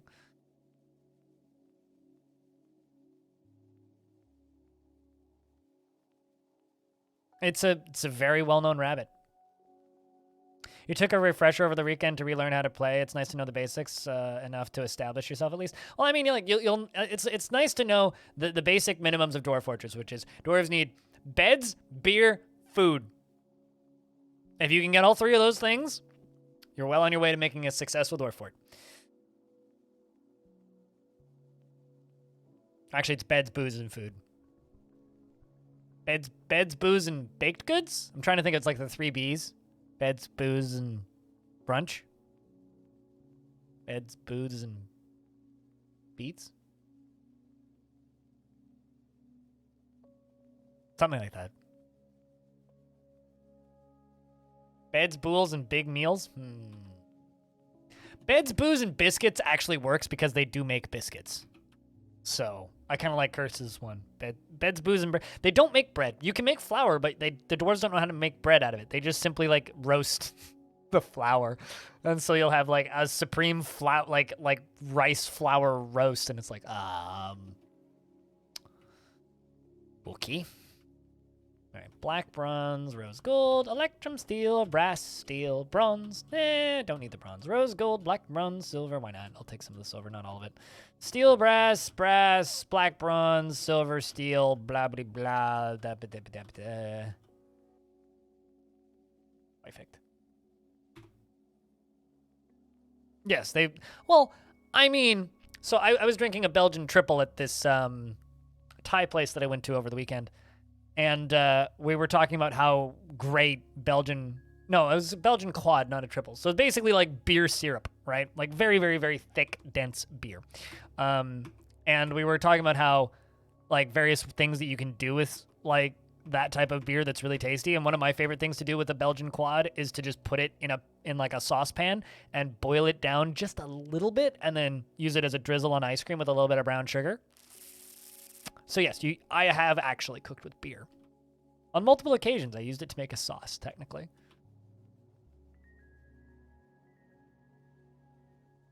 Why is worm meat more expensive than the other meats? Well, I mean, it's not even the most expensive one. This leopard meat's much more expensive, I guess, but...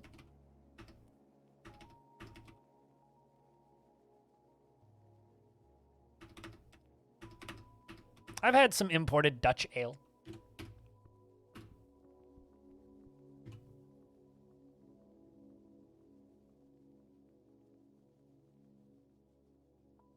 Dark beer and sourdough bread is heaven? Yeah. Just like vodka and rye bread. Cooked with wine, but you can't remember if you've cooked with beer? Beer is really good in marinades, especially for like chicken. Or like making batters to deep fry stuff is also very good. I actually buy an alcohol-free beer sometimes for cooking. Yeah, and Heineken is trash everywhere. It's like Guinness, it's just bad. Not that it's also a dark beer, it's not a dark beer, but Heineken's just bad. Don't like Heineken.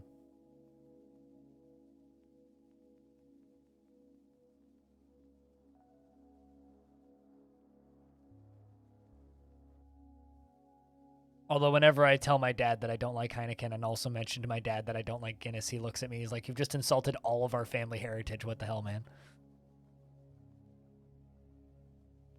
No, I mean, Heineken that's made that we get here is actually made in the Milwaukee factory, or like in that brewery district. It's like the Milwaukee Brewing Company that makes it. Nobody buys that. Yeah, that makes sense. I mean, obviously it's probably better in its home country, but even then, like, there's mass-produced beer here from local breweries that are close to, if not as big internationally as Heineken, and their local beer is way better. So why would I ever go somewhere that, you know, makes a well-known beer when I could just get better beer? Which, you know, it's just been the way I've done things for a while. Oh, I'm sure. I mean, like like I said, I've been to big famous breweries before, and like it's always fine. But Guinness is just meh.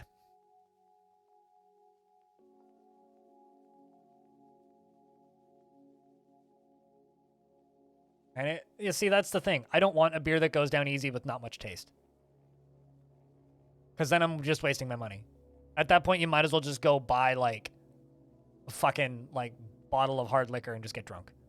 Like, I don't buy beer to go down easy and not have much taste. I want as much flavor and reason to... Like, I drink for flavor and interesting flavor profiles. If there isn't an interesting flavor profile, I really don't want to drink it. I'd rather just smoke weed. You want both to exist? I mean, I don't agree, but okay. Yeah, like I would actually no. There's a trend here where craft breweries have been making fancy seltzers, and I know that, like, you know, there's like fucking White Claw and shit like that, or Nude, or Truly, like those brands of like really big alcoholic seltzers that are just sugar. There's a couple breweries that are local to here that have started making craft seltzers where they make brewed seltzers. So instead of like just having carbonated water mixed with alcohol, it's actually like fermented carbonated water, basically, which you can do with a little bit of sugar. Really easy to make at home too. You can just make it in a jar, as long as you have like a filter on it or you burp it. Otherwise, the jar will explode. But really easy to make at home too. And a couple local breweries have started making, obviously, like carbonated alcoholic tea seltzer. So one of my favorite ones actually like a green tea one, and it tastes like fizzy green tea with like a little bit of alcohol kick to it. They also make like an oolong. They make an English breakfast, and there's one other one that they do, which I haven't had. But anyway, yeah, like I really like that kind of thing. And if I want a beer that goes down easy, I will actually go for what Ent just said in chat, which is I just go for sours. Sours. I want something that has flavor. I want something that is interesting, like a Gosa even. You miss being close to Fluggles and Warlock? Fluggles and Warlock is shit. They haven't made a good beer in like 10 years. They have one good beer. And that's that one sour that they make. That pear sour, pretty good. Everything else they've ever done is garbage. Such a fucking terrible brewery. There's way better sours in BC. Way, way, way, way, way better sours. Like Il Sauvage or The Bakery, to name two. Or Phantom makes some really good sours. Strathcona makes some really good sours. Strathcona Brewing actually still has it, I think. It's a seasonal thing. I want to say it's a summer thing. They have a series of sour that they call Love Buzz. You were close to Phillips. Phillips is like walking distance from Il Sauvage on the island. So, if you were on the island and you never went to Il Sauvage, you missed out. Although they're pretty recent, so like last 5 years or so.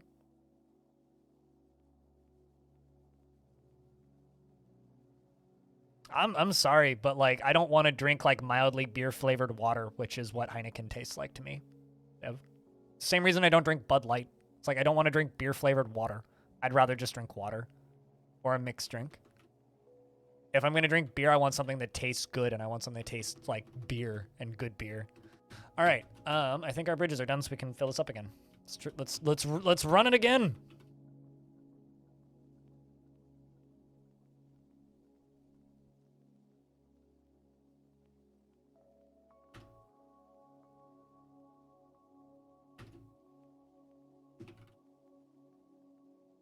Let's just pull that.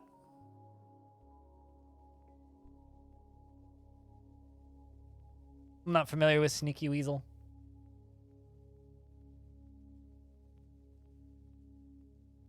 Although I would say that my favorite island brewery that isn't Il Sauvage would probably be Driftwood. Driftwood. Although I haven't been to their new brewery yet. I have been, but I haven't been to their new patio. Whoops, I just dropped a bunch of dwarves by mistake. And one of them died. Oops. Kind of like didn't think about that at all. My bad. Anybody coming to get the store? Sorry, Thob. I feel kind of bad. Yeah, about that. I didn't think it would kill them. It was only 1 Z level. Oops. I love how they pulled the stitches out first. Like, this dwarf had stitches in the past, and the first thing they do is pull the stitches out. Oops.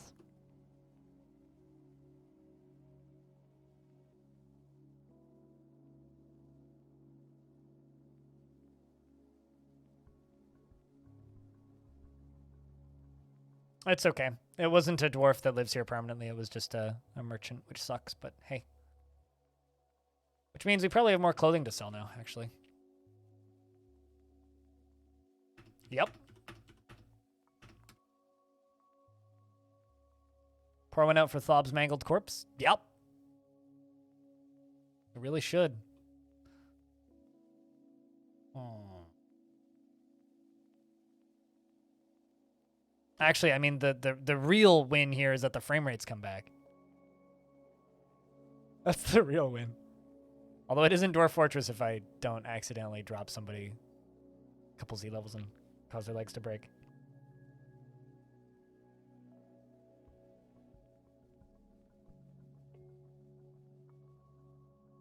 Flip the lever and you went, well, time for a fun draw. I kind of figured like they would just be fine, but I guess I'm wrong. Time for bed, Shenryon. You have a good night. Sleep well. Sorry for being late today. Stream will be on time tomorrow.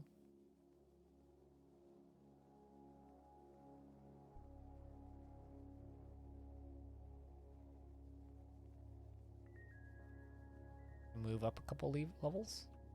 Are they leaving? Ah, they are leaving. Welp. I could actually get the lava flowing right now, but instead of doing that,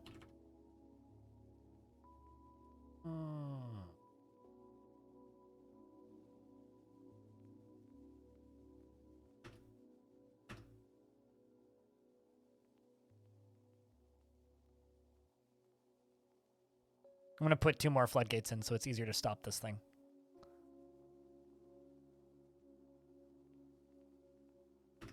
But I'm assuming most of the dwarves are just doing this right now. Oh, actually, it's probably locked. No, it's not? Really? Did I really not lock any of these doors? That's kind of crazy. Someone could just walk in and burn to death.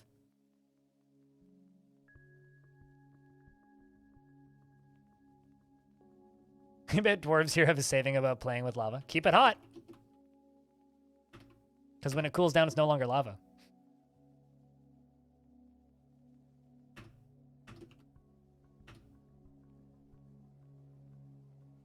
When playing with matches, a dwarf can get burnt.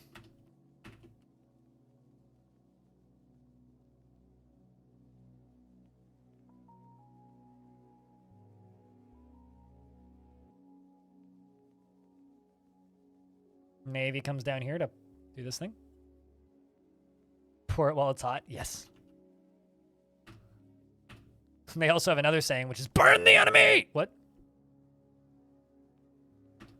Let's leave the doors. Let's fill it in with a boulder later.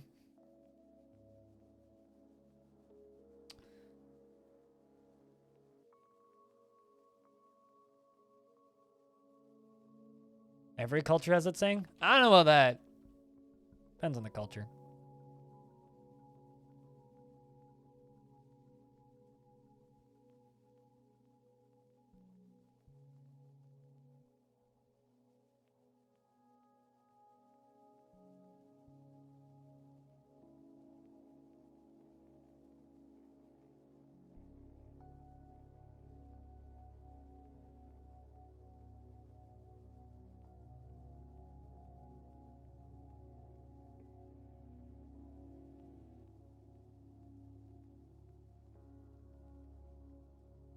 Boy, oh boy.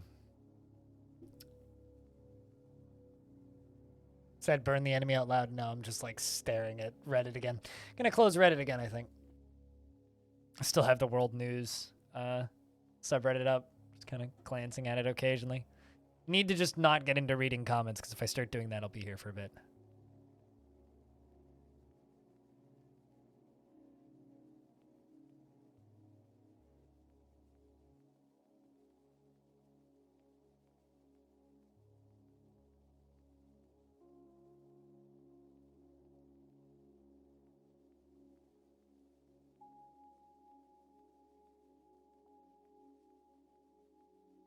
All right, got all those put together. Now we just need those floodgates in place. That's one. Okay. So that's the water one.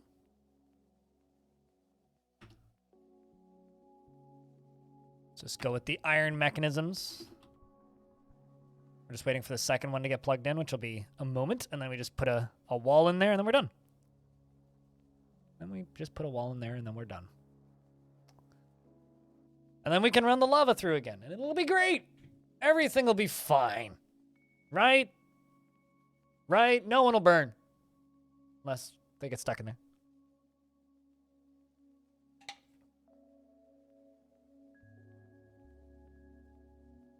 You know what I'm looking forward to, though? I'm looking forward to every single streamer having that first point going, having that first moment where they go, a dwarf died doing what? That's something I'm really looking forward to, is the first time that we encounter a dwarf died how? You know what I mean? Like, that's something that I'm really looking forward to, is just like, you died doing what exactly? Where did you die?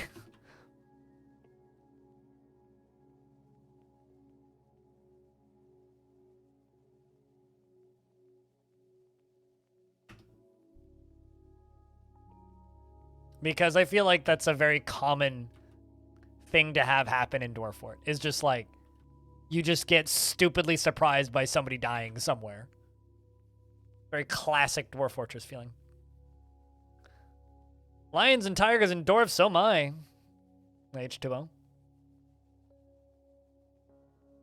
I don't know why this dwarf felt the need to go get the ones from the far end of my, like, maze, but guess that's fine. It's just certainly not the fastest place to path to.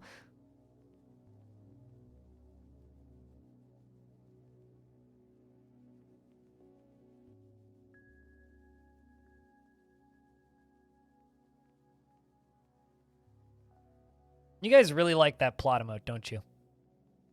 I think it turned out pretty good. I kind of didn't like it initially, but it's like growing on me.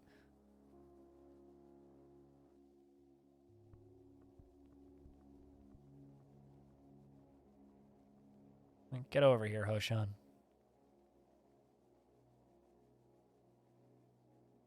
You like the new emotes? Yeah, no, they're good. Crypt Puke is a very specific use case. I think that's the one that's been used the least since I got the new ones. People seem to be using the ghost one quite a bit too. It's beautiful. I think Kulu did a great job on it.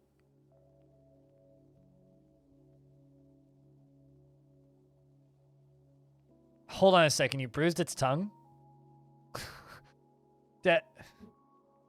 Chad, do spiders have tongues? What's the best thing in Vegas?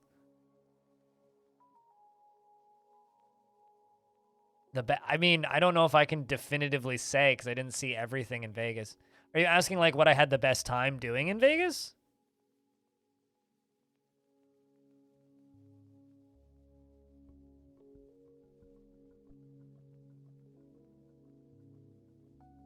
Like, is that the question? Like, what was the thing I had the most fun doing? Because if the answer is what's the thing that I had the most fun doing, or if that's the question, then my answer is walking up Fremont Street a little stoned. Like, kind of high. Walking up Fremont Street is something else. Like, that is something. But I mean, people watching. I got to see some really weird shit go down. There was, like, this, like, person that we saw in I think in the Venetian. I think that was where we were. This lady being just like wheeled what appeared to be back to her room with a vomit bag on her face with like 50 security guards surrounding her. Like just in a wheelchair, just being wheeled out, just like slumped down like this. That was something. Like the people watching is pretty great. It was kind of sad I didn't see any Konami-owned slot machines. It was like something I promised myself is like, I'm not going to gamble at all unless I can find a Konami slot machine.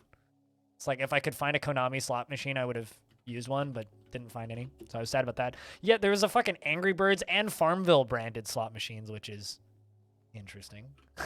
Yeah,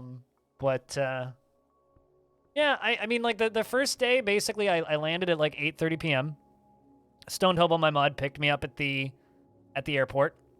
We zipped down to where he was staying, which is in the Fremont area, and unloaded my stuff. We smoked a bowl and then just went to Fremont and just walked up that whole street.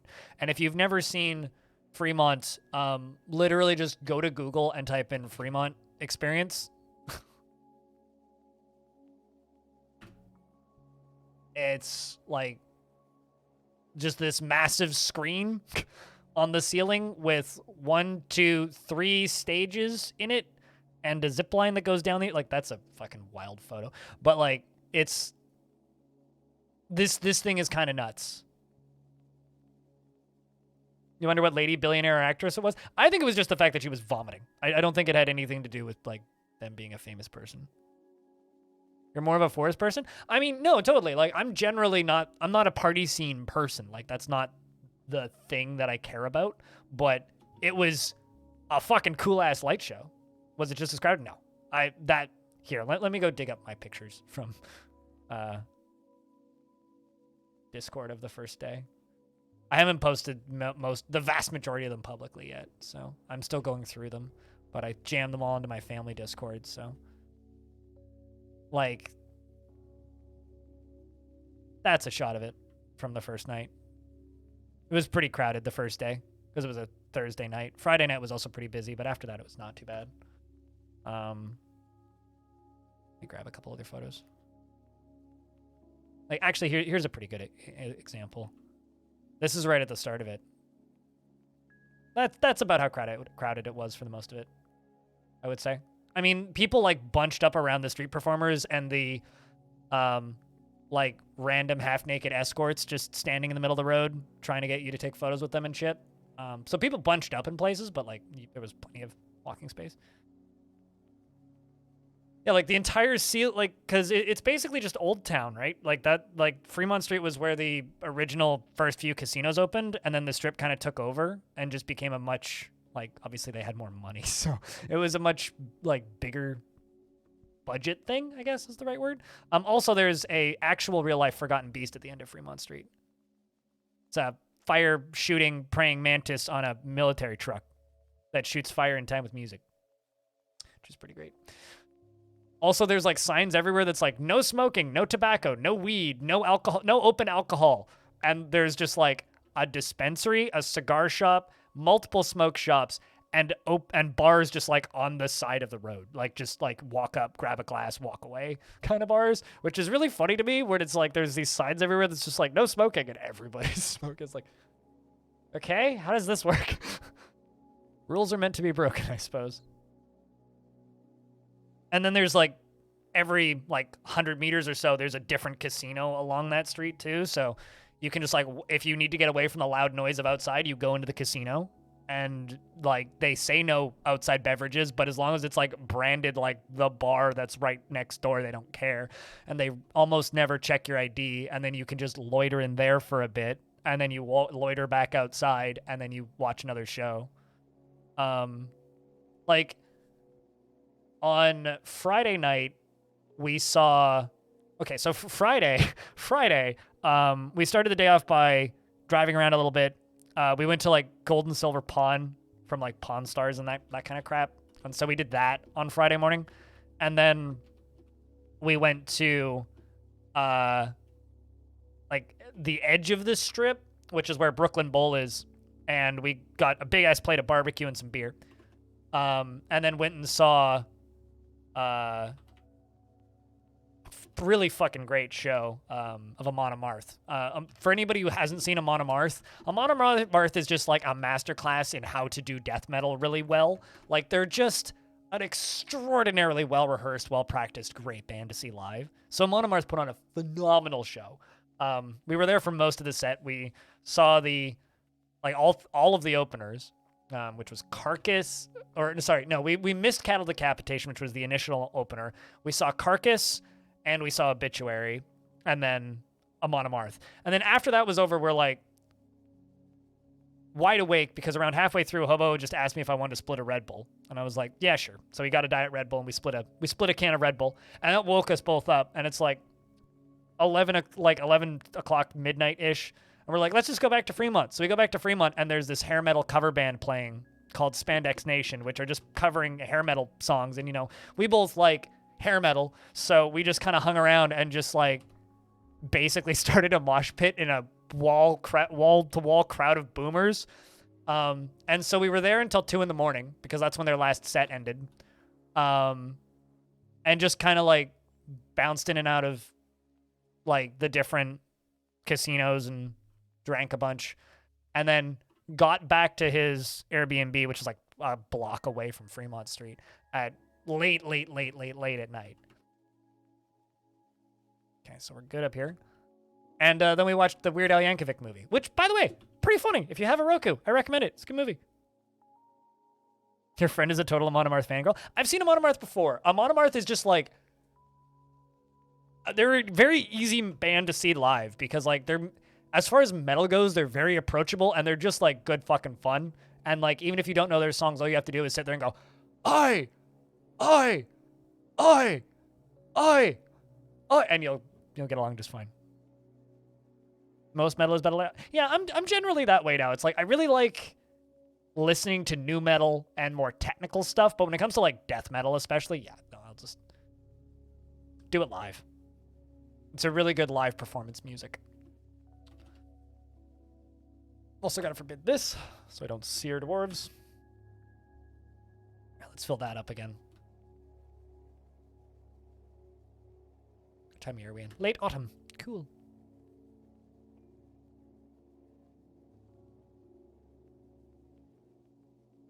But yeah, aside from that, like the general Las Vegas strip is pretty neat. But things I don't like about Vegas, this city is so fucking car dependent. It's like not even funny. Like if I was hanging out there and I wasn't hanging out with Hobo who has a car and can drive, it's like a $30 Uber to get to anything from anything. I mean, if you're on the strip, you can get anywhere on the strip without taking an Uber. If you're at Fremont, there's some things you can do around outside of Fremont, but not much. And anywhere else you need to take an Uber. Because the second you get out of the tourist districts of Vegas, it largely just kind of feels like a slum. And not in a good way. Like, you feel like someone's going to beat you up and take all your shit, kind of thing. Especially if you look like a tourist. So, that's, I think, what I didn't like about Vegas. And what was, like, kind of weird about Vegas. Is it's just like, sure, there's bike lanes everywhere. Public transit is ass. It takes like 2 hours to get anywhere via public transit. It's pretty cheap, though. It's $8 for a day pass, which is actually, like, kind of great. But, like, the public transit is terrible. And largely you don't want to take it because it goes through the parts of town you don't want to be in. And everything's super far apart. In the summer, it would be blisteringly hot, so you wouldn't want to walk or take a bus. The time of year was nice, so theoretically I could have walked everywhere, but you don't want to walk everywhere because large parts of the town just aren't safe to be in unless you're in the tourist districts. So the tourist districts are all designed so that you go to a tourist district and you don't leave it because, like, you don't want to be in the outside parts of town. So, yeah. I don't know. Like, I understand the appeal of it, and I could absolutely visit again, but I wouldn't want to live there. And I do not understand how people live there.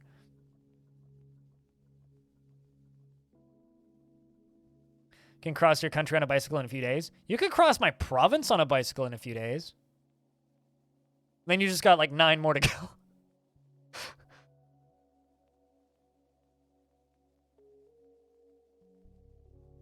Yes, absolutely. Absolutely, Clino. I mean, I was talking to my Uber driver who took me to the airport, and he was I asked him about this because he was a local, and he's just like, yeah, no, people who live here like do not go to the strip. People who live here do like completely ignore all of the touristy things. The people who live here like do not acknowledge that. They acknowledge it as like work, but they don't acknowledge it as like a thing that people go and do for fun, really. And like it kind of makes sense, and I could completely understand why someone who lives there would like resent the strip and all that. But you know, I mean, like it was a good time, and I'm glad that I did it. I'll put it that way. I'm glad that I did it. I'll see if I can snag a few more photos. One of the bigger highlights of the trip, though, outside of obviously like, you know, the loud kind of outdoor nightclub atmosphere is certainly appealing and was definitely a lot of fun, but gets exhausting quickly. One of the true highlights of the trip for me was going to Fire Valley, which was just like, let's see if I can snag like 3 or 4 good photos here.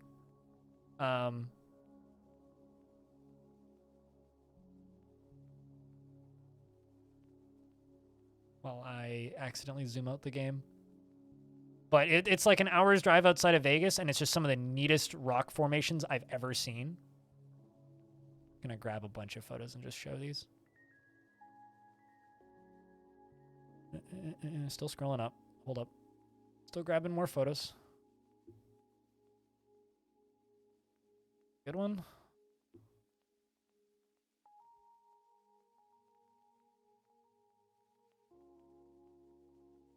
That's a good one. All right.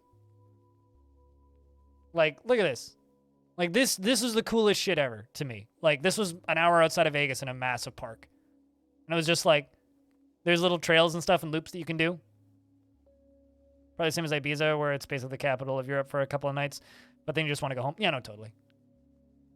Yeah, no, this area was awesome. Like, absolutely awesome.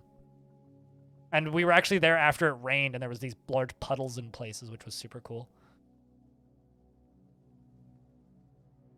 But, like, you know, I wouldn't be able to do this if I didn't have a car, right? That's where they bury people. No, actually, it was kind of funny. We were joking about how, like, this would be the best place ever to murder somebody. There's Hobo. But, yeah. This would be the best place ever to murder somebody.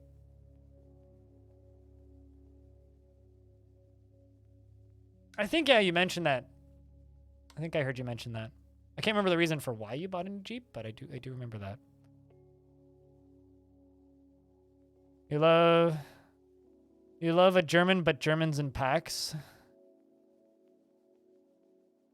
Fair enough. I mean, like, that's like me getting assaulted by Punjabi gangs when I worked in fast food. Shut up, stupid white boy. Nope, never been to Utah.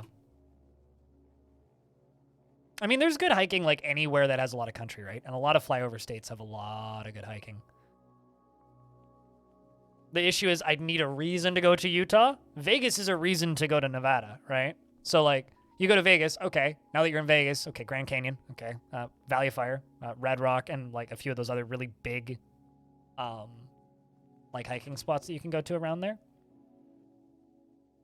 Here, I can list off all of the places I've been in the U.S. in, like, a sentence.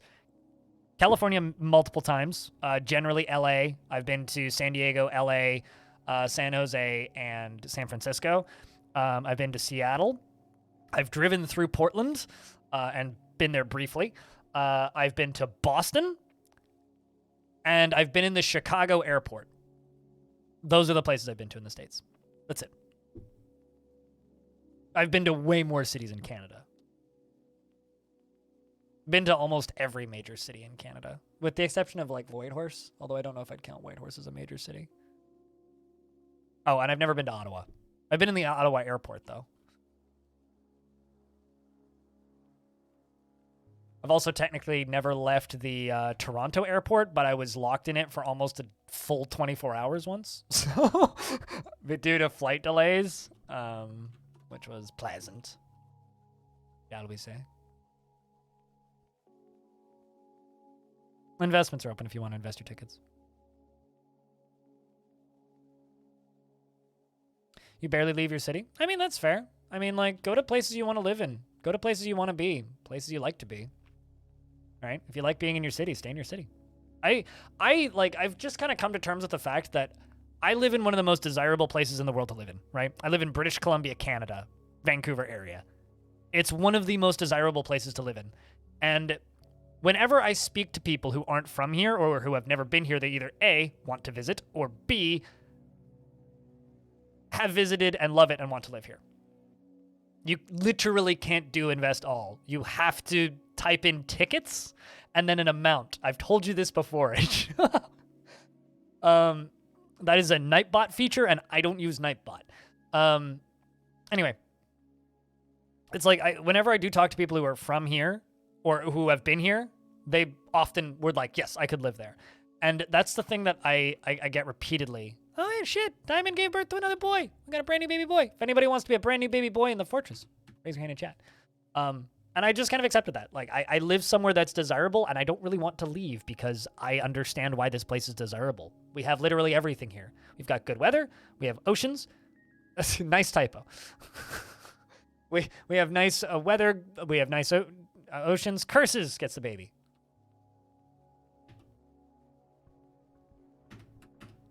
And there's, like, no reason to leave. You are the son of Diamond and Saigon. You are the, your dad is the mayor and your mom's the manager. Basically, you are royalty. Your grandmother is Zetsuki. And you have many half-brothers and sisters. Some are alive, some are not. Like, Millennium Katsu's still alive, and Taigo's still alive, and Iribella's still alive, and Paranoid Metroid's still alive somehow. Krakenzieg and Banana, not so much. But you were born today, which makes you very young indeed. You are very muscular. And your line sideburns have been neatly combed by your mom already.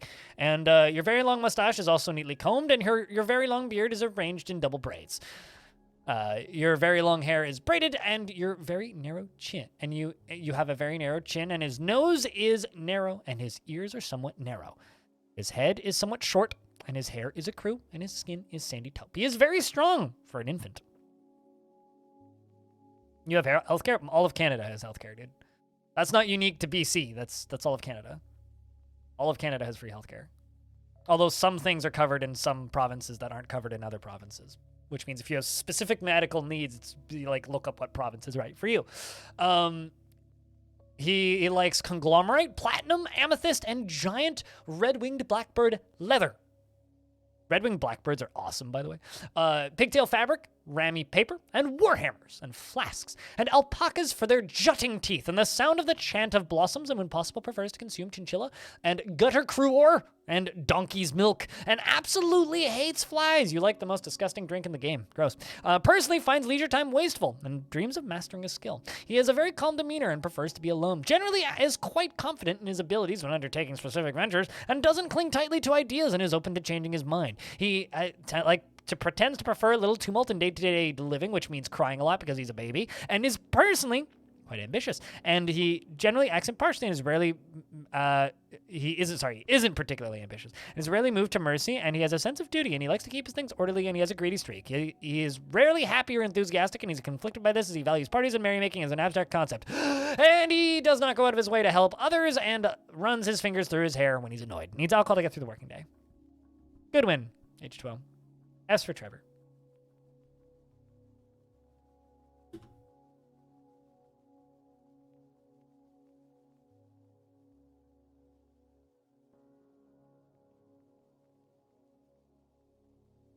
This is filling quicker than it did last time. Neat. Good looking Dwarf, baby? Yep. I'm going to take a real quick toilet break, chat. I'm in live for, what, 4.5 hours? BRB. Just. Not even.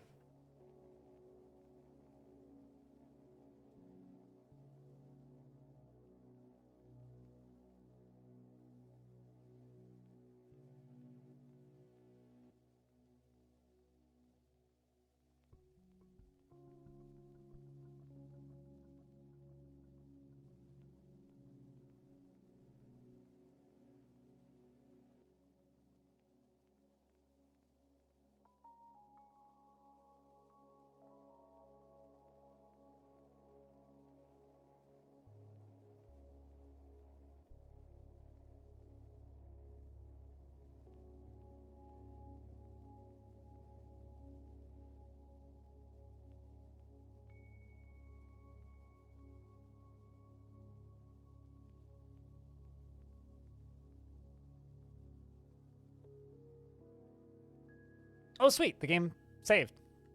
Awesome. What would the perfect timing be? Getting back early? I just had to urinate. Doesn't take too long. And boom! Game done save. Game done did save!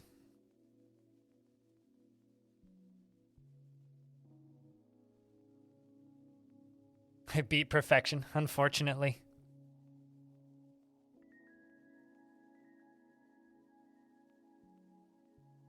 Oh my god. So,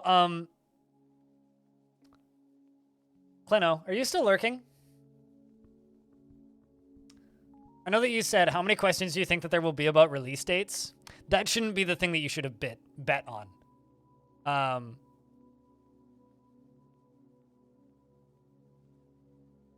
The thing you should have bet on is how many people are going to ask about multiplayer. Because I'm just skimming and I see 4, 5, 6. I think 6. Yeah, Control F. All.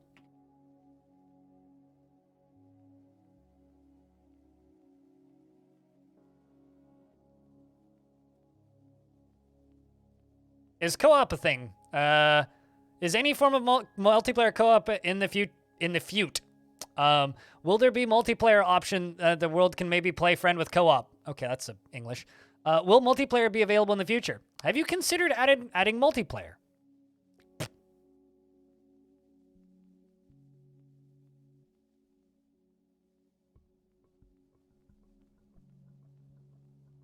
You survived? BC's lovely. Wait, you visited BC while I was in Vegas? Pordon? Oh, sorry, Frog.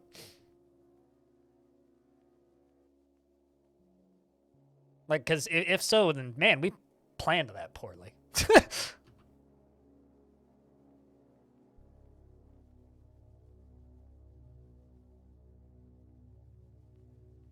I think having anything that would fuck with the time dilation in Dwarf Fortress is unwelcome to me. And all that would do is fuck with the time dilation. Absolutely not. Absolutely not. Also, it's not something that's even remotely baked into the code. It's literally never going to happen. There are several mods that allow you to remote run Dwarf Fortress on a server and then basically allow you both to play simultaneously on the same map, but they are laggy, buggy, and not fun. So, I mean, like, there are multiple mod projects to make multiplayer sort of work. No, it wouldn't be like playing Project Zomboid without having to sleep. It'd be like playing Dwarf Fortress without being able to pause. At the very least, with Project Zomboid not being able to sleep, you can just, like, fucking get up and walk away or yell at your friends. No, it wouldn't work. There's literally no situation I can imagine where multiplayer for Dwarf Fortress would be anything but obnoxious as shit. With the exception of maybe adventure mode. Maybe. Project Zomboid in multiplayer is like a great, horrible thing.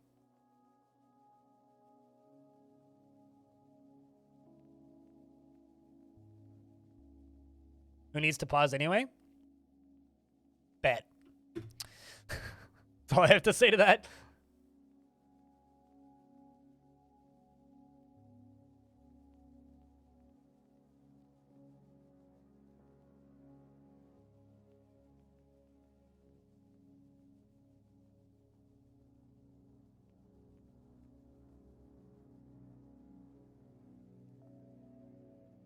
But I don't know. Right now, the internal... You haven't visited... you... Oh, okay. I understand now, Frog. You're driving in the rain at rush hours, so it took forever. Take public transit when you're in BC. If you're in the greater Vancouver area, don't ever drive. You're driving. Where was I going with this sentence? The thing that I've been debating on right now is, do I want to run ads through December on this channel? Because December is going to be busy here. And there are a lot of normies that are just very used to ads that do not like getting pre-rolls when they tune into streams. But I fucking hate running ads because I feel bad for everybody who doesn't have a sub to the channel. Because the ads on Twitch are obnoxious. So I don't know what to do. Very torn, I'll put it that way. Because as much as like the ads on Twitch fucking blow donkey balls, it's like there are parts of Twitch that are now weirded out when there isn't ads running midstream and there is pre-rolls. Don't know what to do.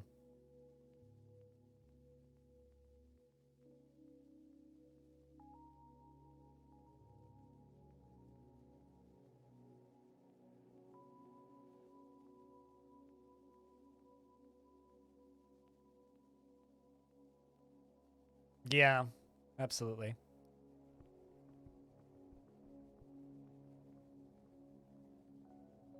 Fair deal when you're not subbed for you? Well, I'm probably going to do it for December. Although my biggest complaint is they haven't actually offered me that much. They've offered me a $200 bounty to run 3 minutes of ads. But 3 minutes of ads per hour... I mean, obviously, I also get the ad revenue, but 3 minutes of ads per hour would completely remove pre-rolls. So, which is basically just like 6 ads every 30 minutes or 3 ads every, what, 15? I don't know which would be more obnoxious. Same, Civ.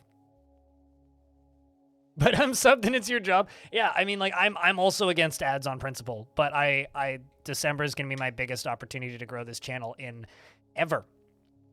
Period. Like, just flat statement like this is, I don't think I'm going to have another opportunity. And unfortunately, stats do show that channels that are running the automated ads to remove pre-rolls get better growth on average than channels that don't. Which sucks. You're mostly okay with ads? I say this, it's like if you really hate ads on Twitch, watch Twitch through live streamer. Don't give them anything. But if you can find ad block that blocks them, fucking block them. I don't care. Go nuts. Block them all. Like, honestly, if you can block ads on Twitch successfully, do it. I'm gonna put Pilot into this squad. See if this helps.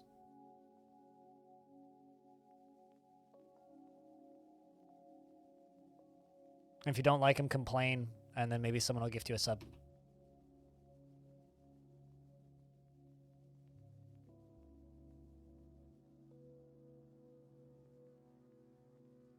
Does Firefox block Twitch ads, though? Because I use, and also what region are you in, Protest the Bread? If I can ask. Like, what continent are you on? Because certain continents just don't get ads. I use Brave, and I've used Firefox. Neither of those block ads for me on Twitch. And I've also experimented with different ad blockers to see if I could find one that would block ads. USA, really? That's interesting. Because, like, if you were like Australia, I'd be like, oh yeah, no, there are no ads in Australia on Twitch. Or like, same with Finland. Like, there are no ads in Finland.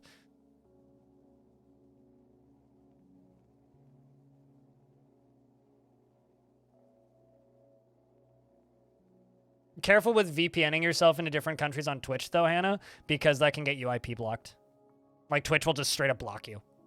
Like, I've seen people get blocked, like, banned from Twitch for ghosting IP addresses. Firefox with uBlock Origin and you get ads in Denmark? Yeah. You might just be in, like, a really weird region of the US, Protest, that just, like, uBlock blocks everything. It didn't the last time I installed it. I was curious. Tested it not too long ago. A couple months ago in Chrome, even. But, I don't know. Block them. I don't care.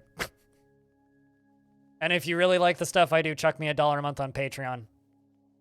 Or sub on Twitch. Because that's actually how I pay my bills. Although, these days, YouTube actually is getting almost up to $400 in the last 28 days, which has been pretty nice. But, like, 30 to 40% of that's actually YouTube Premium revenue. That's weird, actually, Das Maddock.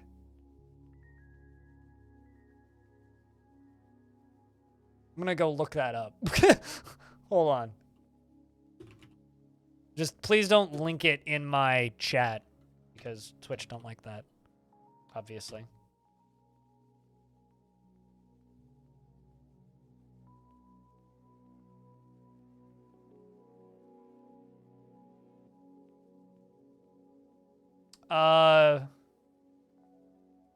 Well, to give you an idea, for Twitch, you get the benefits of subbing on Twitch. So if you're subbing on Twitch, you're kind of subbing so you can have the emotes and shit. Patreon, I get like 98%. Unless you are donating large amount. If it's like if you pledge like $2, I get like $1.90 after all transfer fees. Whereas with Twitch, it's 50-50 on tier 1. So I get like $3 on tier 1. Like it's 60-40 on tier 2 and 70-30 on tier 3.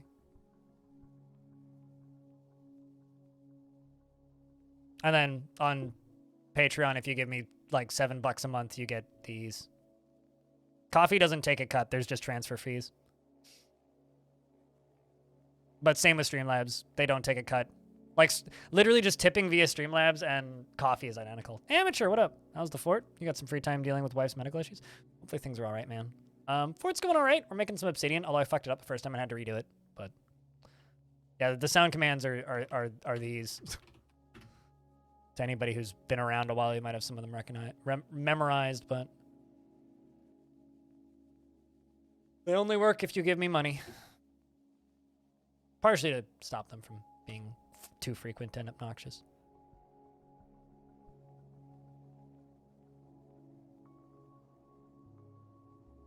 It really does. You Amateur. fucking donkey! You fucking donkey indeed. I walked past Hell's Kitchen. That was actually a highlight. Was getting to walk past Hell's Kitchen going, yeah, and I like that show. It's a shame it's not on air anymore.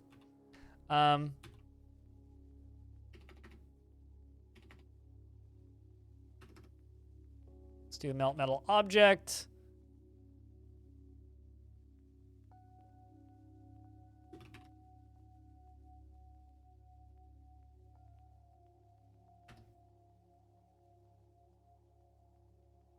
Low boots. And you're gonna go manage work orders. Go get her done. Why do you have to be mean to people who can't afford to sub? We don't have to call people donkeys. Frog. I know that you're a frog, but... So if you cheer 100, I get $1. The thing with cheers is you're paying the Twitch cut on top when you purchase it. So, like, if I buy 100 bits, it costs me $2 Canadian, which is like $1.60 US. Well, I mean, now you're just turning into talking about how people who like ads. That just I don't like the line of jokes that you're throwing at me. Is what I have to say.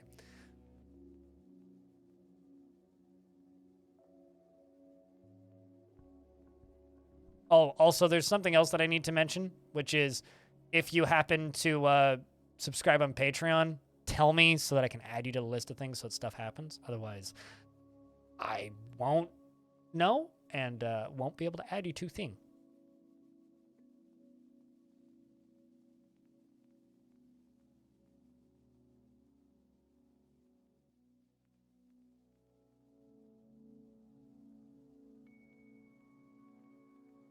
Billionaire, thanks for the raid. Appreciate you. Hope things have been going all right over there. And I hope that spaceshipping around in Cosmo Tier was grand. Chat, can I get a round of beers for the raiders? Go give Billionaire a follow. He will also definitely be playing some Dwarf in like a couple of weeks.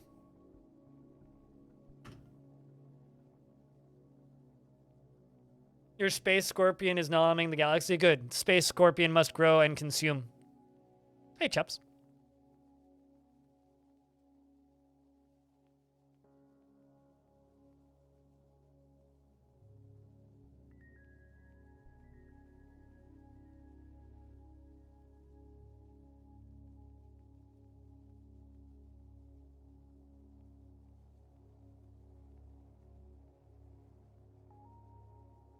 I'm just waiting for this lava to slowly fill. And it became a loot box? Well, that's good. Oh no, the station blew up. Oh, look at all this free stuff. Darren, what's up? It's good to see you. How dare his station blow up? Such a shame. It was ridiculous money. So now, like, you're just going to intentionally fail missions and not save the stations, right? You're off to bed, Civ? You have a good night. Cheers.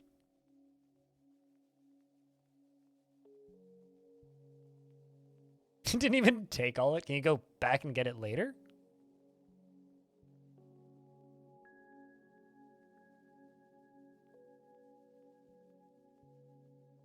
So, Bellinaire, I just gotta say, I need to like prioritize seeing Amon Amarth whenever they're around, because saw Amon Amarth while I was in Vegas, and it was one of the better shows I've seen in a long time. It was a lot of fun. Made your cargo ship 4 times the size and printed one of your older big ships, and it was totally full of materials. Well, that's cool. Space Scorpion. Damn! Does this thing have a screenshot feature? What are those? Just like massive laser beams? Good lord.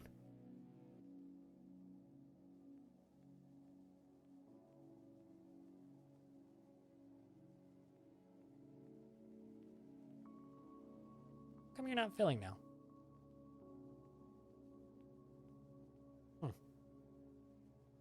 Gotta be almost there.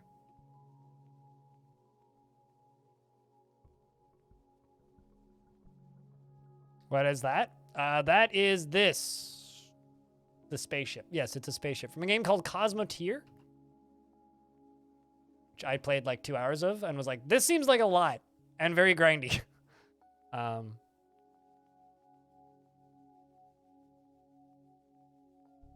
It's this game. You can build big spaceships and blow other big spaceships into tiny little small pieces, and then you collect those small pieces and you use them to build bigger spaceship.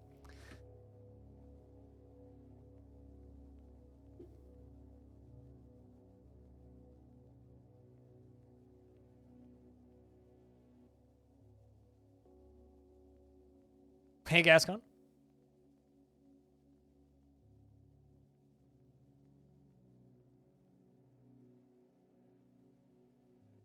Wanted a very brief catch-up.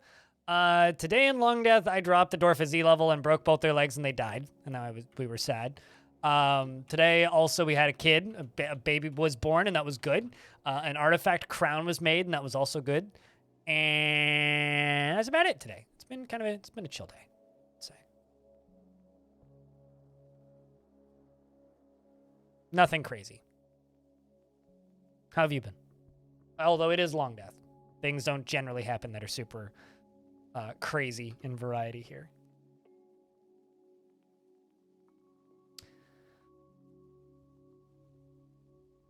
Yeah, that's what I've been told, is that it's like it's the best one of those on the market right now. Of course, like I would probably assume that Star Sector is a better game, but Star Sector you don't build your own ships, right? Star Sector you just purchase pre-designed ships and decide what guns go on them. Yeah, Longdeath is Dwarf Fort and Chill Fort. It seems like a game that you could easily sink a large amount of time into.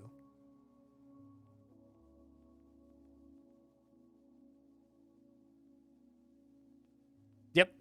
Yeah, no, the roadmap makes that game super neat looking too. Lo-fi dwarfs to relax and study too. Unless you want lo-fi dwarf fort countdown timer, which is this. The unofficial official has been rated by the official stream dwarf fort countdown timer, which I don't know. We should get it to 100 followers because reasons. So shout outs to Gremlin from Air.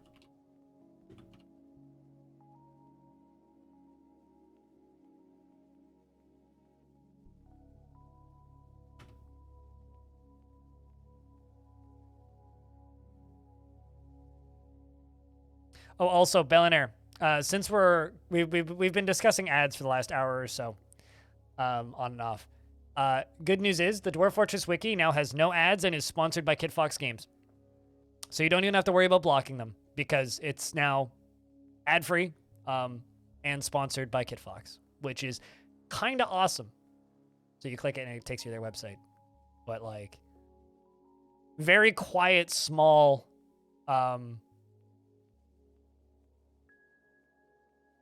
like change to the wiki, but Path of Exile did the same thing and you think it's a superb idea? Yeah. I mean, it makes a lot of sense because like the person who basically runs the DF wiki has added a few, keeps adding servers, and so it keeps going offline for chunks of time, and it's always like, oh no, it keeps going offline.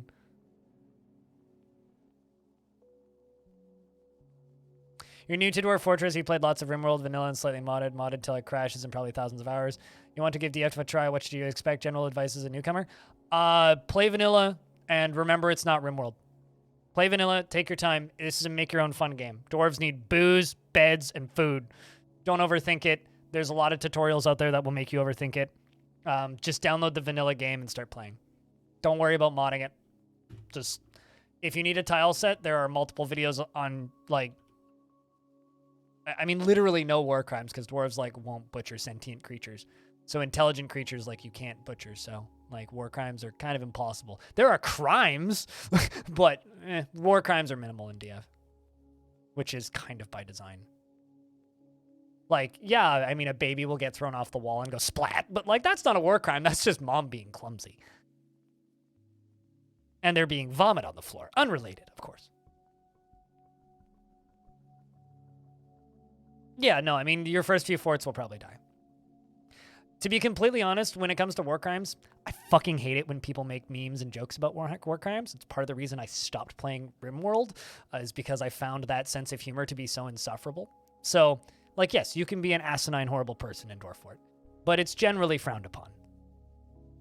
So, keep those memes to a minimum, is, I guess, my request as somebody who has, like, 4,000 hours in RimWorld and unspeakable numbers of hours in Dwarf Fort. Keep those memes to a minimum, please. Because that's RimWorld culture. Keep that shit away from Dwarf Fort. You build your forts to fails at some point? Yeah, no, absolutely. I mean, like, leaving weaknesses in your fortress is actually a really fun thing to do in Dwarf Fort. I mean, that's happened many times in Dwarf Fort. Yeah, I wish dwarves could smoke.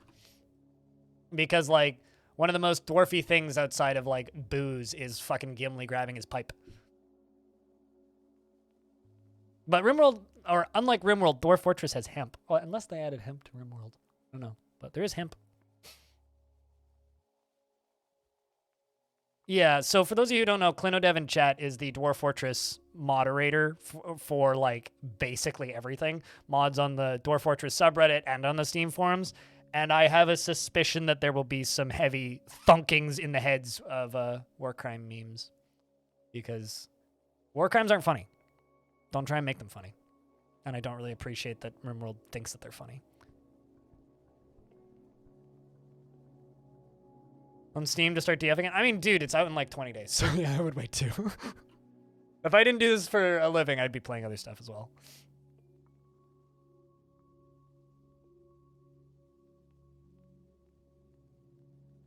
To get with the program on their smoking laws?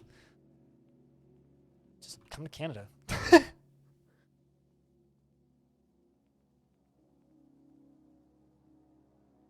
Just go on a vacation to Canada for a bit. And just walk into a shop on the side of the road and buy yourself a couple blunts and go for a walk.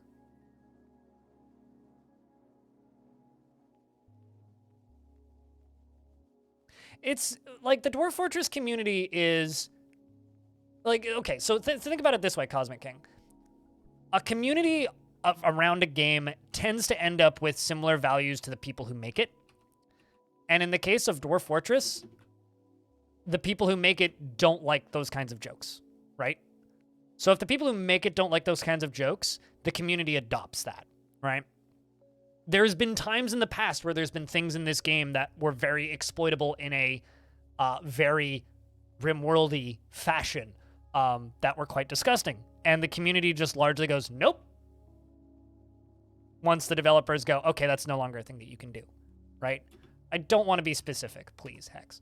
So when things like that happen in Dwarf Fort, the game is changed slightly so that those are less optimal. But overall, I like the way Dwarf Fortress is balanced more than RimWorld, because RimWorld balances out fun strategies. Dwarf Fortress just lets you do whatever when it comes to strategies. But there are certain things that are just abjectly disgusting that were abused by the community in the past that are removed from the game. So when the wide community just kind of frowns upon a thing, memes like that become less frequent, right? Like, of course, there's like, you know, the classic, like, using a baby as a shield thing. But, like, that even that doesn't really happen anymore, because the way equipping and mounts have changed so much that, like, it's not really a thing anymore. So, like, and there are disgusting, horrible things that can happen in Dwarf Fortress, like, you get attacked by a necromancer's undead zombie army, and you realize that half of them are children, and they're wearing the bones of their parents. It's like, shit like that. And that can happen. Like, but that's the evil thing that's attacking you. And it's evil and marked as evil and acts as evil. It's not like a haha funny mechanic that anybody can do, right? And like the next major expansion post premium is villains, which adds in a lot of that stuff for adventure mode and allows you to be evil. But even then, it's evil in the I'm an evil wizard in a tower kind of way, and not in the let's stab a child to death and laugh because haha war crimes, right? Like it's the context of how the horrible actions are applied versus just like, yeah, let's give this child a shotgun. which one I think is cool and fun in a fantasy world, and the other one is just a gross joke that isn't necessary. We're just a bunch of old stoners, I think, Wintermelon. The only thing you wish was a little bit more elaborate was getting it was more hobbies for the dwarves in their free time, like something to make them go on a hike or something in a specific place to chill. Well, I mean, like, that's kind of guild halls and taverns, though, and books and libraries to a degree. Like, you saying, like, having them to have a place to go chill, like, they literally, like, if you see them with the purple socialize thing, they're literally in the tavern chilling, right, and making friends.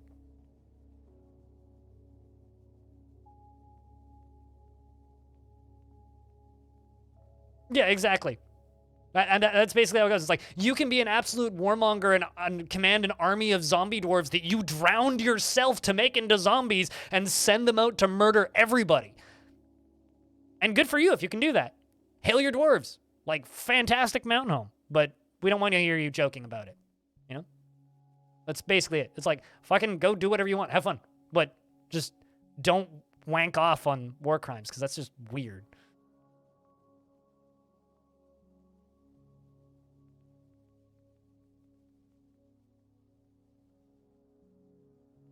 Preferences for activities outside of labors is what Hannah meant. I mean, they get specific thoughts about, like, statues if they like the material. Like, they're more likely to get thoughts about, like, a window, but yeah, I think I kind of see what you're saying.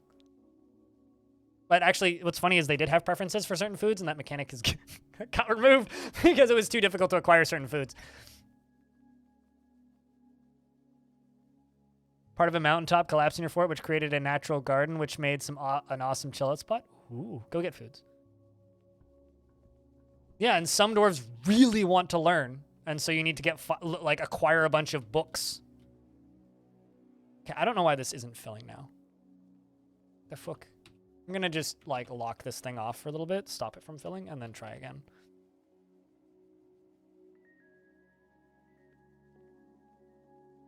Actually, no. Let's keep it filling, but instead fill it on the bridges. Let's do it that way.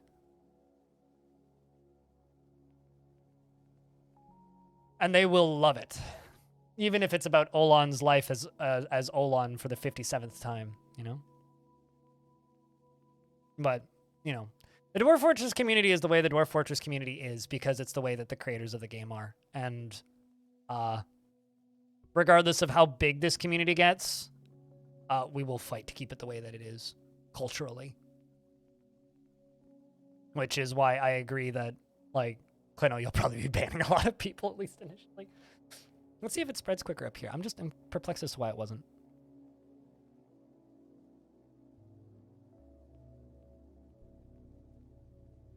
Yeah, see, like, that's perfectly... Like, here's another thing.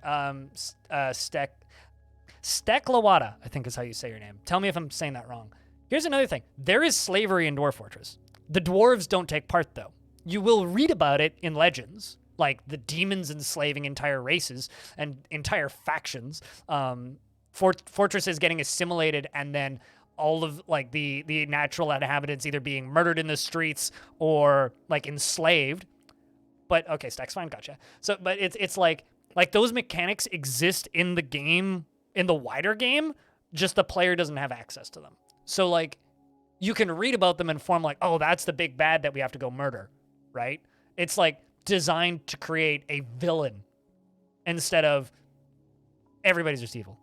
I mean, the dwarves are also kind of evil if you think about it. Like, they're just running around, like, ripping up entire forests and making big trench mines and shit. Yeah, humans in real life. Humans in Dwarf Fortress are assholes. Like, they are, I genuinely believe, one of the evilest races in the game. It's like the humans, even though, like, they're great to trade with and, like, kind of awesome to have around a bit, they are probably the evilest player. Someone enslaving your dwarves? Well, I mean, like, here's a thing that could happen. 9 is your fortress could get, like, let's say sieged, right? And let's say, like, it's going bad. Let's say that they got in, they're slaughtering everybody, and you hit this button, and then you hit abandon fortress to ruin, which I'm not going to hit, and I'm going to be very careful to not hit it. Let's say you hit that button. Then you go start another fortress, right? Maybe in the same world, and you play that fortress for a little bit. Or you play as an adventurer, and you go and you visit your fortress. And then after that fort's over, you go back to Legends mode and you look up your original fortress and go, oh, I wonder what happened to the last few dwarves. Odds are pretty good that will have happened to them. They will have been like mangled and put into piles. Maybe if it was a necromancer that took over, maybe they're like some of them are turned into experiments and like tested on and like turned into weird, grotesque creatures. Like if you surrender during a siege, yeah, that could happen. Yeah, you'll get attacked by snatchers who will like steal children, and then the goblins will invade you with armies of like your own kids. And like if you play enough Dwarf Fortress, you'll start to realize eventually that, oh, like names are culture based. So depending on what kind of faction they came from, they will have different culture like names attached to them. So like you'll see a dwarf show up and they have a goblin name and you're like, where'd you come from? You look at their history, which is rather short in this fort because of how stale this fort is. But like you'll look at their history, which is like right here, the different factions they've been part of, and it's like, oh, they were like born in a dwarven or they were born in a goblin faction, raised in a goblin faction, and then joined a dwarven faction later. It's like something happened in that dwarf's history where they were initially born with goblins, lived with goblins for a bit, and then you look at their description, it's like in their personal cultures, they're sometimes cruel, which is a goblin trait. It's like you can have dwarves that actually have like goblin-like attributes, essentially, if they were raised with goblins.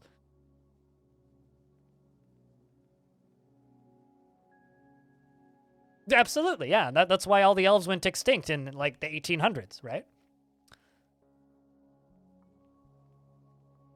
The really interesting thing you learned today is you have a new respect despite your elf-like and some dark stuff in gameplay. It's very understandable why a community wouldn't want to be filled with so much dark humor. It can be distasteful.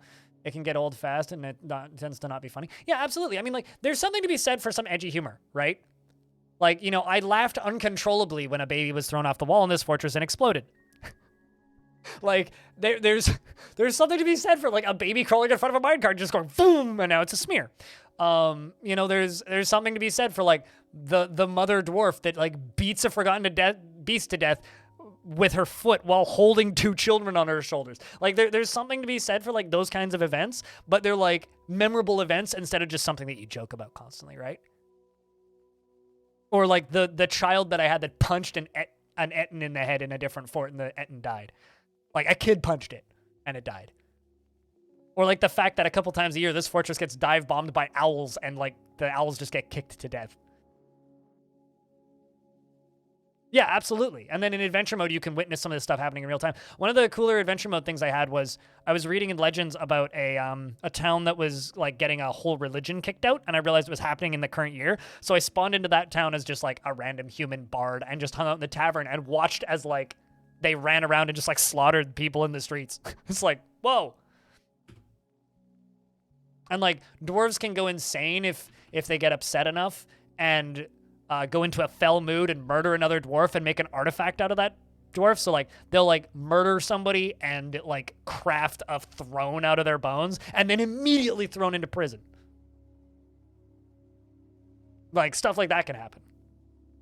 There's also like a whole justice system where you can like see everybody's like criminal history and everything that they've been through, and who got injured and for what reason. And then, like, if there's still active crimes, which none of these are, you can actually go into the interrogate menu, which is behind my camera, and you can interrogate individual parties, including people that are visiting, and find out, like, who's causing these crimes to happen and where they're coming from and how to stop them and stuff like that. Like, there's a lot of neat mechanics in play, which is also why I say, like, don't listen to parts of the community for Dwarf Fortress, is because people will be like, oh, don't ever appoint nobles. It's like, yeah, but if you appoint, like, a captain of the guard, a dungeon master, and a militia commander, then you can, like, interrogate people that show up and steal your artifacts. What was that? Was that Splint or Crutch? Second guessing. Splints.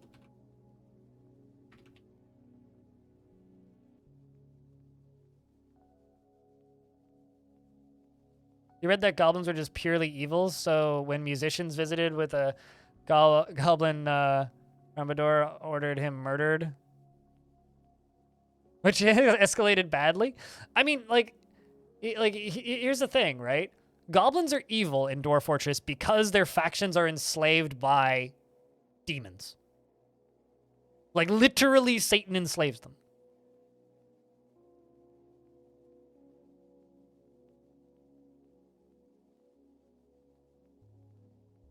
I'm just going to take a quick glance at this. You're coming to a subreddit dedicated to the game. Of course, everyone here is going to say yes, so yes. There's a few key differences. BF is much less gamey and RimWorld. Everything is great. Amazing. Yep. Yep. I'm skimming this. Yeah, no, I completely agree.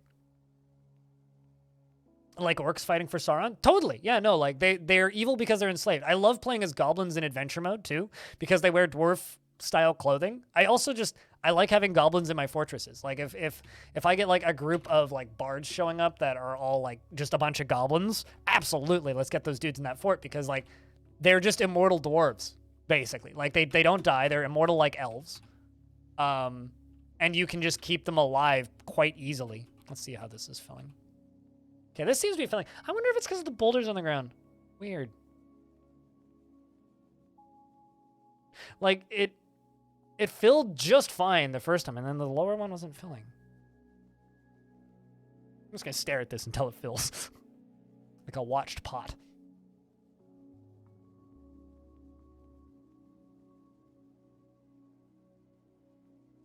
But yeah, I don't know. Like... like, if you're somebody sitting in chat right now, and you're like that person in that Reddit thread that Clino posted, and you're wondering, should I buy Dwarf Fortress because I really like RimWorld? Just remember that the two games are very, very, very different, and in my opinion, can live simultaneously with one another. It's like, you know, asking what's the difference between Checkers and Civilization. They're both strategy games. And it's like, yeah, but the like amount of stuff you can do in Civ is so much wider than Checkers, even though you can have a blast playing Checkers. Like, I like playing Checkers. Checkers is fun. But Civilization, like, there's just so many more options, so many things you can do.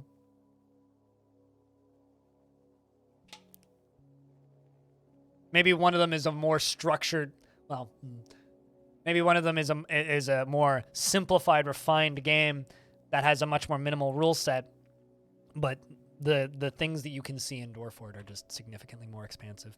Also, like, just talking about, like, the culture thing, Dwarf Fortress could have guns very easily. It has everything that it needs to have guns.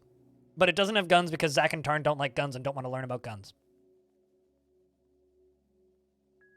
And there's somebody working on a very detailed cannons and explosions and guns and grenades and explosives mod, which I'm kind of looking forward to because that might be fun, actually. Mostly just the cannons part. I think that cannons are pretty dwarfy sounding. So I'd be interested in trying cannons, at least for a run or two.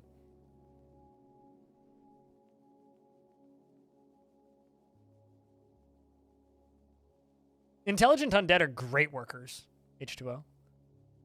That is Siege of Zombies, and now you have like 8 zombies and 4 Intelligent Undead. Intelligent Undead are great because they're literally just like vampires that don't eat people.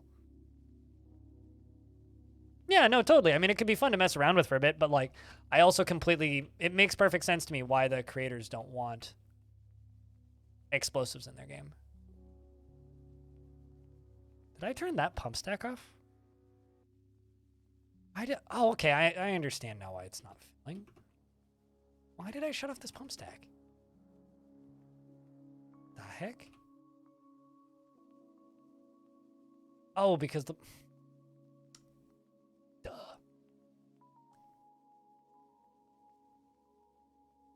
Just don't leave both the pumps on. I need some water flow. I was like, why is the pump stack not working? It's not working because I turned the water off. Why is the water not working? Because I turned it off because I needed it for something else. And then,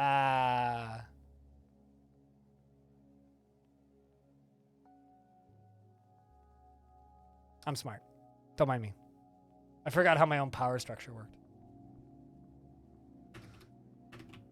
I've been playing this fort for 25 years and I can't remember where the screws are.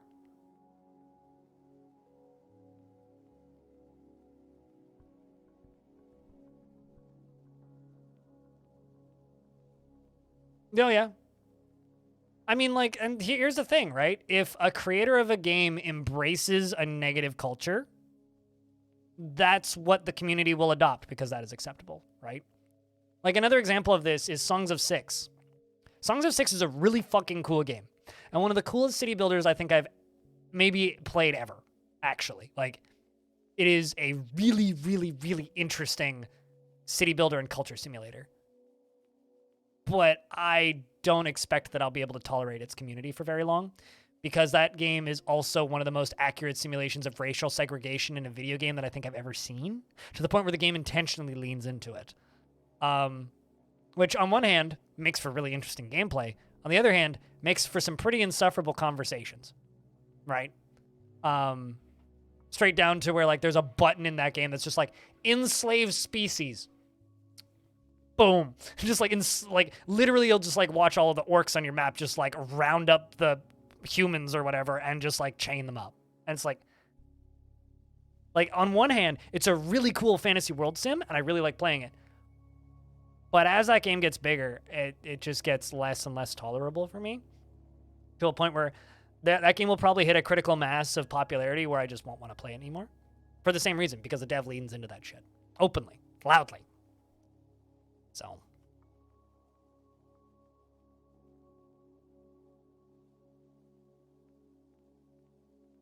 I guess another good example of this is like, in The Sims, I actually don't know if this is possible in modern Sims, but in the older Sims games, you could let one of your Sims go into a pool and then delete the ladder. A very easy thing to do. And they drown. But you don't see the entire community gloating and talking about that. You'd see the entire community talking about how big and cool, about how big and cool the houses they build are, generally, and how awesome their families are, and how they managed to make this one lady have 100 babies in a lifetime. Stuff like that, right? Like, that's what that community builds upon. They have, actually, Cosmic. It didn't sell that well on top of it, off the back of it. Whereas, like, and I kind of hope the Dwarf Fortress goes in that way. I kind of hope that, like, once Premium's out, like, all you really see is a lot of people talking about, like, the cool shit that they do, instead of, like, the occasional fringe person where they're just talking about the edgy shit that they do, right? And, like, yeah, you can do some pretty edgy shit in The Sims, but, like, if you go look at the wider community for The Sims, you don't really see much of that. Not really. Kind of not at all. It's just like there's some dark shit that you can do with mods in Skyrim, but largely when you look at the modding community for Skyrim, you just see, like, beautiful graphics overhaul mods and bug fixes and good shit, right? Of course, yeah, there's, like, those weird, like, brothel mods and shit which make the game really creepy, and, like, the weird torture room mods and stuff, but largely it's, like, just kind of hope that people go for the more interesting, positive routes through a game instead of the ones that just kind of make the game look bad.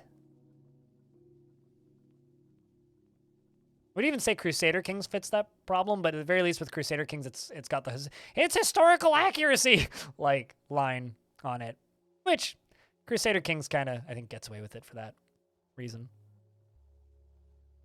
Because it is. It's a historical simulation, and people were adulterous gits.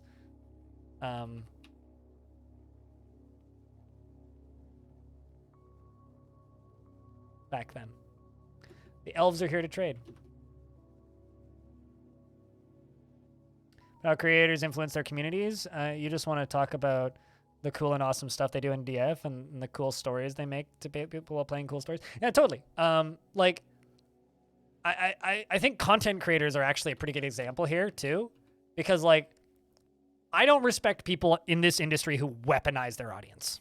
You know, if somebody says, "Hey, audience, go here and say this mean thing to this person," I don't respect you.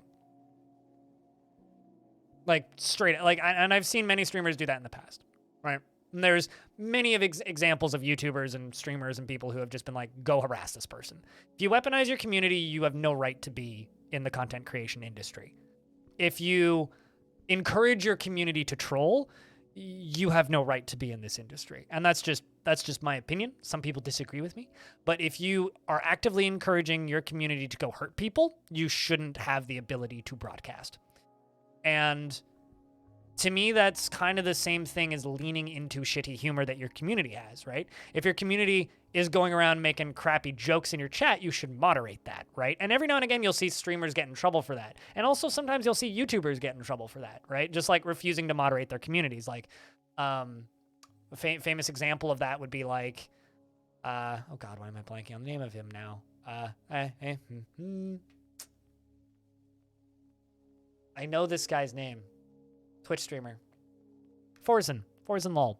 He was notorious for a long time for not moderating his chat and just like didn't care, right? But the result was his chat just became like this horrendous hive mind of just like some of the worst trolling and harassment that has ever been on Twitch, right? And eventually he got banned for like 30 days for it and like started modding his chat a little bit, but like there are some things that I just don't respect that certain creators do. And that kind of goes for game developers as well. If you make a game that has really, really, really, really, really crappy options and you lean into it just to intentionally make your community worse, I lose respect for you, right? Like, Paradox doesn't lean into it, right? They're making a historical strategy game. Okay.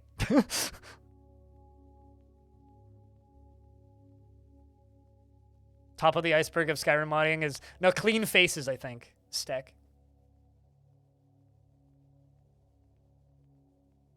Well, I mean, like, here's the thing, right? Elves are fun to fight with, right? Like, they are the historical, like, elves versus dwarves struggle, right? Like, they're the iconic fantasy scenario. So they are fun to fight with. And sometimes they're fun to fight with because they attack you with cool shit. But I think that the, like, openly, let's just fuck the elves kind of mindset of the player bases in some spots is a little bit... Like, don't use them as a stand-in for racism, but fucking fight with them if you wanna. I've got no issues with that. Yeah, but like then also look at let's just take their not historical games as an example, Clino. Stellaris.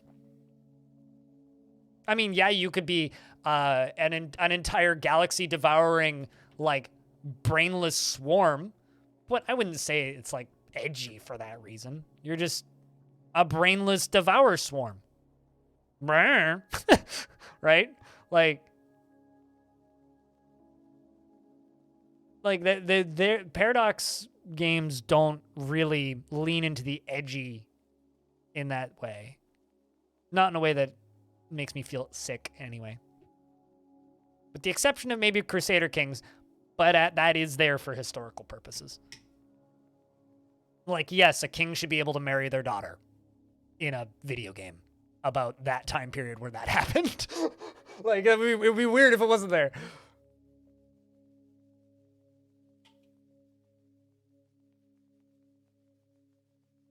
Like, that to me is weirder as if it wasn't there. Then you're just, like, ignoring history, which is also kind of a problem.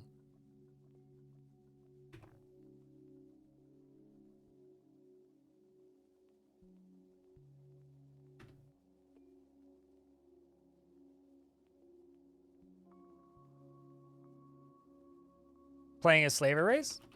I mean, I, like, would do that if I was playing Stellaris. But that wouldn't be the... Like, here's an example, Clino. Sometimes I fight with the elves, sometimes I don't. If you're playing a game like Stellaris, play a slaver race. Why not? It's an option provided to you. So do that from time to time. But don't make that your only way you play the game. If the only way you play Stellaris is I enslave entire things and I brag about it on the internet, that's weird. But if occasionally you do a slaver run, I don't care. It's like, there was one person I actually banned from my chat back when I streamed a lot of RimWorld who only played as full cannibal, all human skin, pro-slavery, and they used a mod that added children. And they just basically made, like, murder camps. That was, like, their whole gimmick. And all that they would do every day is they'd come in and they'd talk about the horrible things that they were doing in the game. And it's like, and they'd ask why I'm not doing that. And it's just like, yeah, I've done I've done playthroughs of RimWorld like that. That is something that I've done.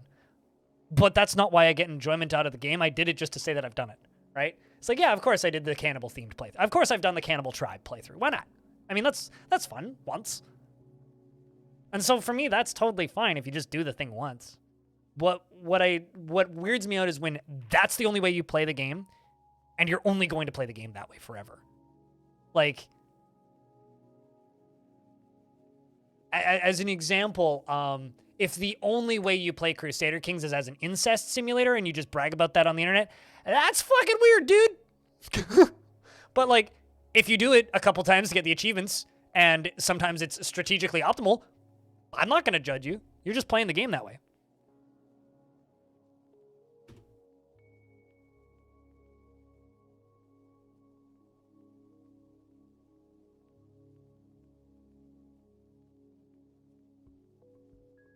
That's kind of cool, Stack. This is true, Frog. This is true. Children will be banned.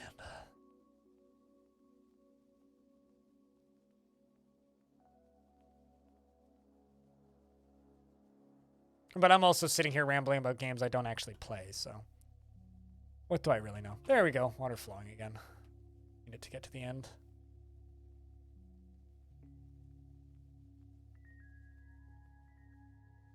Need those to start turning over.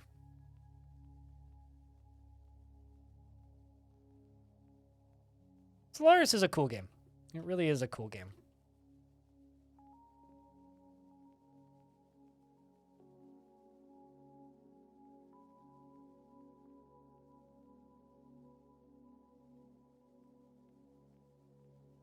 I mean, every game has their optimal strategy, right? But yeah, I guess that's where I draw the line for me. It's like, if you want to be evil every now and again, that's cool. If all you do is the horrible option and you just sit there and brag about it, you're going to get it really annoying to me really quickly. And I'm not going to want to talk to you about the video game anymore.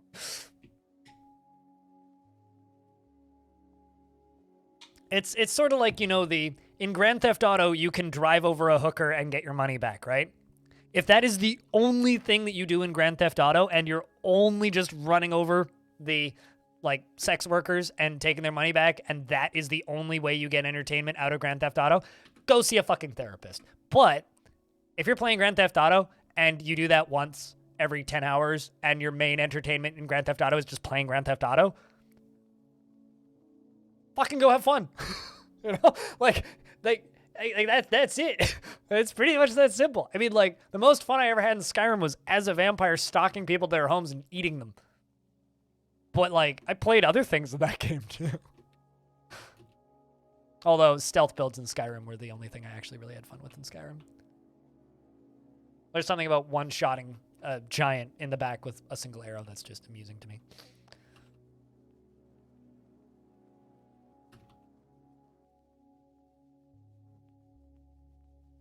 Was starting a war with the police. The most fun I had in Grand Theft Auto San Andreas was stealing a nice big truck or smaller vehicle and then just driving in circles around the map.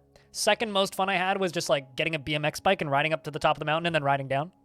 Although riding down the mountain or up the mountain with 5 stars was so much fun because police cars would randomly spawn up the mountain and then try and drive straight towards you. So it would just be like raining police cars as you're riding a little bicycle. I've played Grand Theft Auto. I played a little bit of 3 at a friend's house once. I played all of San Andreas, loved it. Played all of Vice City and loved it. And played all of 5 and loved it. Fucking hated GTA 4. Never played any of the online, though. Might play a 6 if it's got a good story. They were always entertaining games. They're just schlocky crime thrillers. Like, they're goofy as shit. Like, those games are just practically slapstick comedy in places.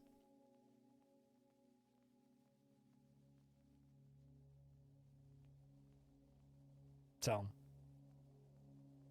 you know, I like video games. I don't like it when people use video games to bring out the worst in people. Video games are art. Use them to bring out the best in people, you know? Although, then again, I do say that I'm an angry, violent, depressed person, so I listen to angry, violent, and depressed music. So maybe I'm just, like, limiting people's creativity for people who are angry and violent and just want to be angry and violent in video games, but I heard nothing good about that. But yeah, that sucks, though. About that Saints Row reboot. I heard literally nothing good about that. I honestly, Can someone please just make a new Red Faction Gorilla, please? Can we just get Red Faction Gorilla 2? That's all I want. Just like low poly graphics are in right now. Can we just get like some low poly graphics with some high-end physics and destruction and give me that goddamn black hole gun? I just want to break shit with a hammer.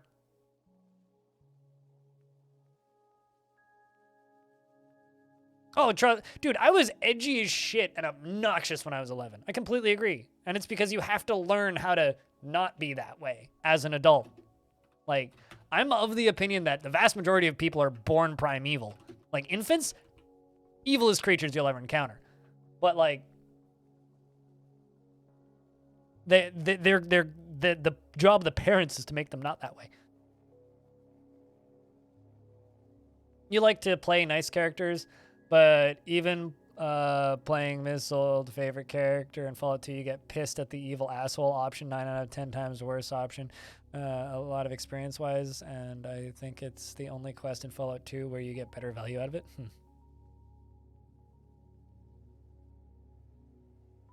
Deep Silver has not done well with Volition's assets, and Deep Silver is owned by Embracer, and Embracer just shut a French-Canadian studio down, so...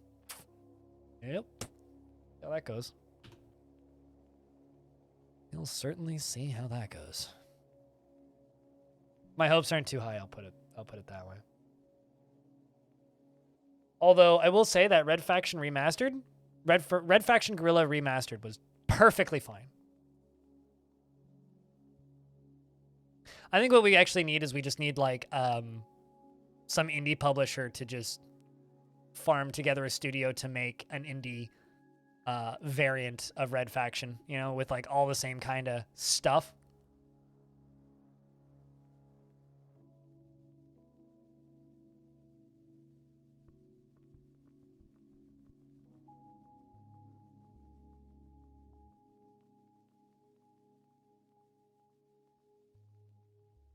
Fever's hitting again. Feel better, Spitalier. Thanks for hanging out today.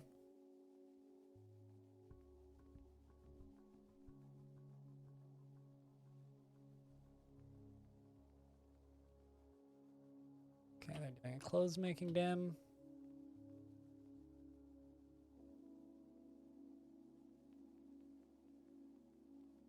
Weaving thread into cloth. Good, good. I think I missed Stone going to bed. Way up to mid-spring. Okay. Pumps turned on again. Yay, pumps have turned on. Sweet. So this should actually fill at a reasonable speed now. Because we're actually pumping lava again.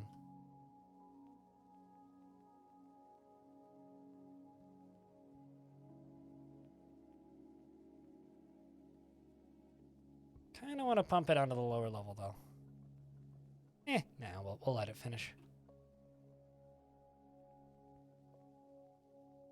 What do I think of Among Us? I mean, it's Mafia.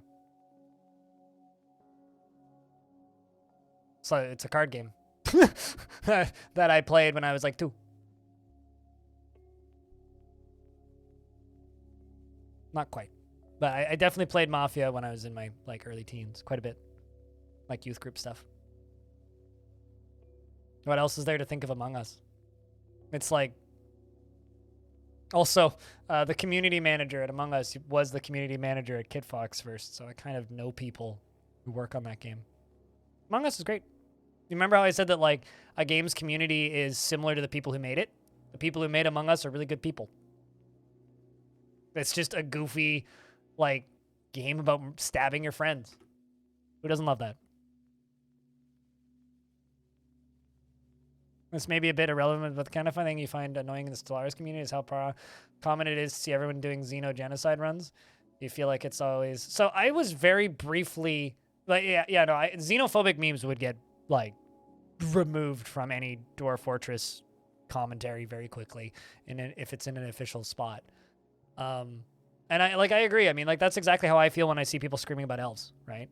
Like, when people are just like, well, have you murdered all of the elves yet? No. Have you, like, cut down all the trees to irritate them yet so you can kill them? No. Well, why haven't you killed the elves yet? Like, there's definitely some of that.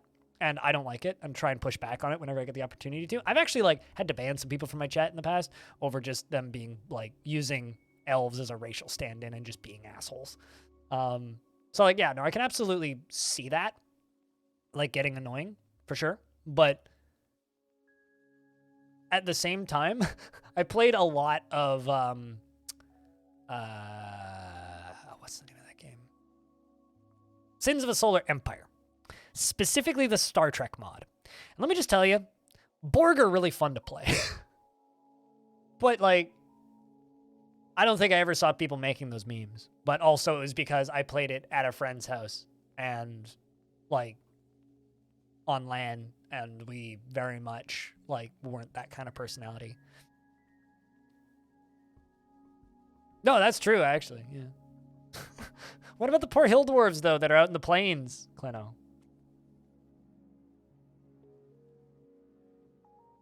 I think a lot of people's beef with elves in Dwarf Fortress, actually, is they think that they get attacked by the elves without realizing what they did wrong, and it's purely because they don't understand how the trading mechanics work, and that elves do not like being sold wood. It's like trying to, like, hand a steak to a vegan. You don't do that. Mean. You're the big meanie for trying to give them the thing that they don't want. Also, I forgot to build that statue. Realizing.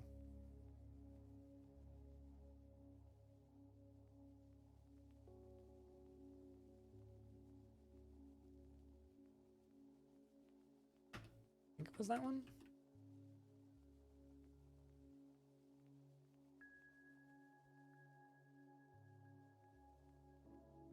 Do elves have bows? Yep. So do dwarves, technically. And fun fact, the elves, when they attack you, are the only faction in the game that aren't there to kill every single one of your dwarves. All the other factions that attack you will just basically fight to the last man. The elves will fight until they run out of ammunition, and then they retreat. They're just there to make you fuck off and stop going after their trees. What are those made out of?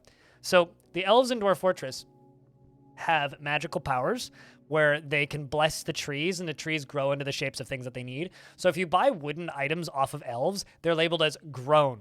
So basically, like, they train the trees to grow in the shape that they need, and then they harvest that. Basically, they have a symbiotic relationship with the trees, where the trees simply produce everything that they need. So they need barrels, the trees grow them barrels. They need, you can also buy grown logs from them, yeah. I think you can also buy grown log blocks if you request them. Yeah, no, they're like, you can, like, buy grown wheelbarrows, you can buy grown tools, you can buy grown armor, actually, like wooden armor. So, like, the elves do, like, actually, here, I can show you, because I think that there's some elves here to trade right now. Okay, let's, here. Grown alder high boot. See? Grown. So this is an alder high boot, so, like, a wooden boot, basically, and they grew it like that. How's their cognitive dissonance if the trees are donating it to them? I mean, they speak with the trees, naturally. They worship the forests and the sounds of the wild. They're also vegetarian, but will eat the meat of the things that they've killed in combat.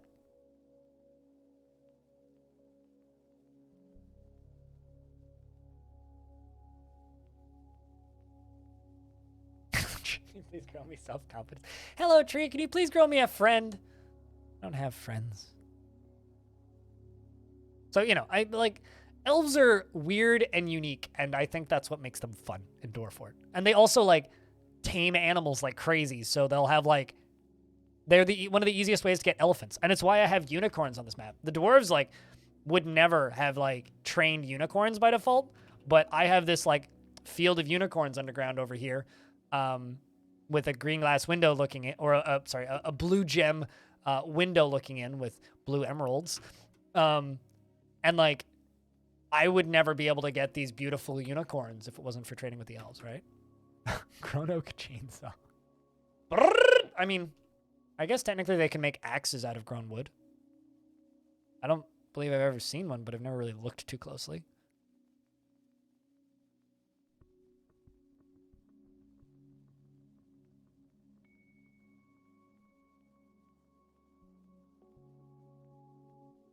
They sell caged tame animals for the purpose of pets.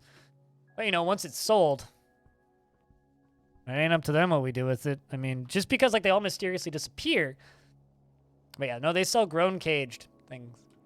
Although I am of the opinion, and this is a guess, that the elves are going to be much more of a threat in the next So Zach and Tarn have teased that the elves are going to be more of a threat in Premium. They've teased this quite a bit, actually. Because right now, because the elves only use wood, wood is a very brittle material in Dwarf Fort, and like a steel sword is just going to go right through wood, right? Like part of the reason I don't like fighting with the elves is not because I don't like fighting with them, it's because they're boring. They don't do anything. They're not a threat. They're weak as fuck. And if you have an even remotely passable army, you can just steamroll through them. Because they ride big animals, which are fleshy and easy to cut to pieces, and they wear wooden armor and use wooden weapons, which can't go through steel or iron or even bronze. And the dwarves can just, like, mow them down. Right? Now, Zach and Tarn have talked about how godly metals, or holy metals, in Dwarf Fortress are going to make a much bigger appearance in the next version. So, once Premium's out, the next version will be out. Holy metals are going to have a much bigger appearance. For those of you who don't know, if I just go here and type in metal, like in this world, we have booming metal, clear metal, blue metal, singing metal, searing metal, bright metal, more bright metal, translucent, faceted metal, shining metal, glowing metal, frosty metal. Quite a few. And they're based on the certain gods within the world and certain spheres. And they're random as to what you get in the world. And Zach and Tarn have said that those are going to make a much bigger appearance. Currently, the only people that you can trade for holy metals with are elves. They will occasionally show up with items made out of holy metals. And they're usually items that you can't actually do anything with, or they'll be like the strings of a musical instrument or something. My theory is that elves are going to show up with... Now, this is not confirmed, this is just theory. My theory is that the elves are going to show up with holy metal weapons, which could be really cool. If, like, their god or their force that they worship, like, just bestows, like, multiple sets of holy metal armor, and then suddenly you're fighting against a bunch of guys with searing metal, and what the fuck does that do? Cause burn wounds? Oh, God. Makes your armor melt? Oh, no. And, like, they want our mithril? There is no mithril in Dwarf Fortress. There is adamantine, though.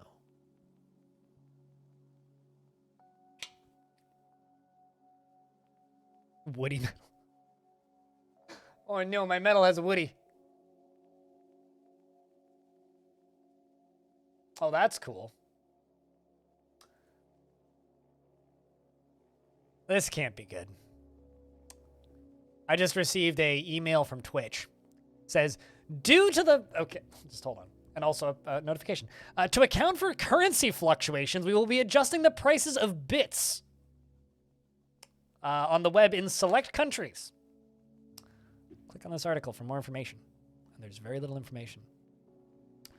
If prices are not adjusted, then some Twitch users will end up paying more for bits than others. Bit prices are pegged to the US dollar.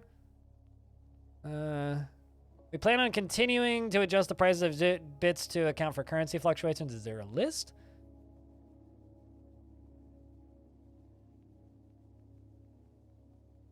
When you say Wolverine, do you mean like the creature type, or do you mean the superhero? Or do you mean like a were creature, like something that turns into a Wolverine once a month?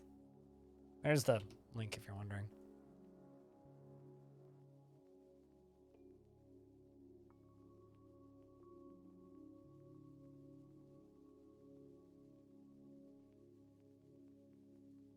Almost lunchtime. It's like 5 p.m.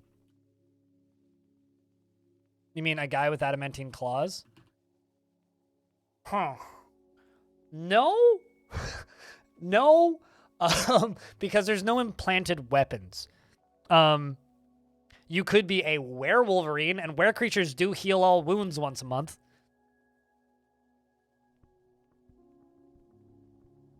I don't know, Das. I don't work at Twitch. Do you prefer Des or Maddock?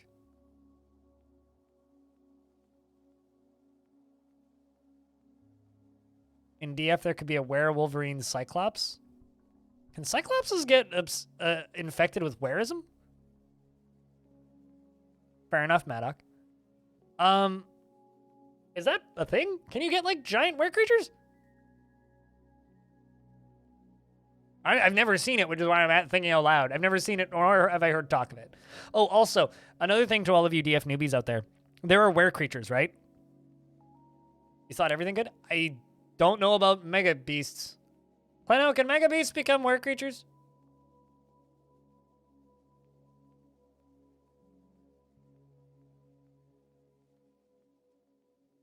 I feel like you remember him talking about how he might change what trolls could break in the future without telling us. Oh yeah, also that. If they can't, it's a bug. How's it a bug? Some bugs are features. What?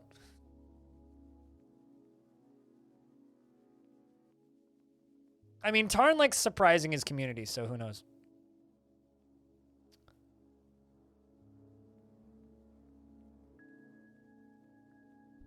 I just can't wait for the agitation mechanics to start an actual Dwarf Fortress, like,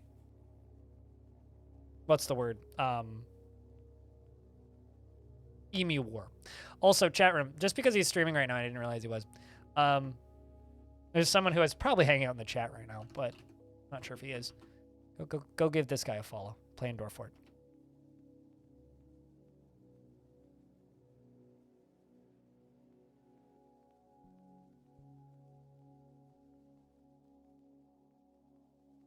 Well, I mean, it depends on if it's an intended mechanic or not, right? Just because something is, like, works, like, it's not, like, as an example, it wasn't intended for giants and ettins to become, members of religions in World Generation, right? It wasn't an intended feature. Yet, there are screenshots of the Cyclops Pope,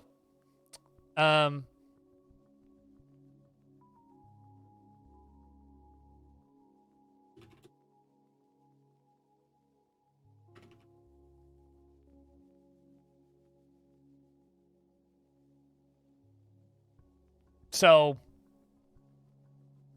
I mean, who's ever going to get mad at a Cyclops Pope? Cyclops Pope, yeah. Essentially, this can't happen in Fort mode, but in World Generation, giants and Cyclopses and ettins can join religions, basically. And as characters move up in religions, they get they get promotions and religious titles. And there's a bunch of screenshots of, like, ettins and giants with religious titles, like the holy flower of the something or another. And it's like, oh, that's a giant. Which is really funny, because then theoretically they become aligned with that faction in the game, but will still go off and, like, murder people in other factions. So they'll be, like, living in a cave aligned with, I don't know, a human faction that worships the flame god of war, I guess, war and metal or whatever. And that forms a religion, and then the local giant joins that religion and just, like, lives in his cave, and then, like, climbs out every now and again and goes to the neighboring human town that doesn't have that religion at all and just murders a bunch of people. Eats a bunch of chickens, goes back home, keeps camping. It's like, that's something that happens in Legends mode, not an intended mechanic. And after hearing that that's been happening, Zach and Tarn are like, oh, hell yeah. Like, that's awesome. And they should lead into that, because that is awesome. Yeah, no, absolutely. Cyclops, who's, like, the pope of, like, a deity of rivers, forests, life, and rebirth. And they just, like, just occasionally go out and murder 100 people. Like, that's the kind of shit that can happen in Dwarfort. That's great. I love it. Just being able to read about that stuff's awesome. And I just love that it exists. Absolutely adore that it exists. Death is all around us. This is truly alarming.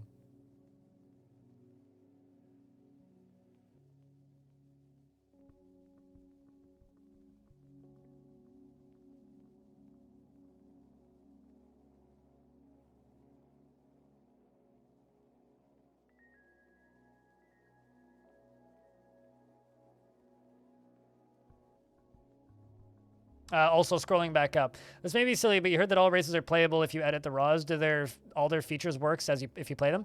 So if you edit, let's say, goblins to be playable, you can build a fortress of goblins, but it plays just like Dwarf Fort, right? The only mechanics that you have access to as the player are the mechanics that are available for a Dwarven fortress. The long-term end goal of Dwarf Fortress is that all races are playable, right? Like, that is something that Zach and Tarn have talked about on many occasions over the years, is just like, they want all races to be playable. They want you to be able to build a human town and then build a Dwarven fort, right? Of course, the name of the game is Dwarf Fortress, which makes that a little weird.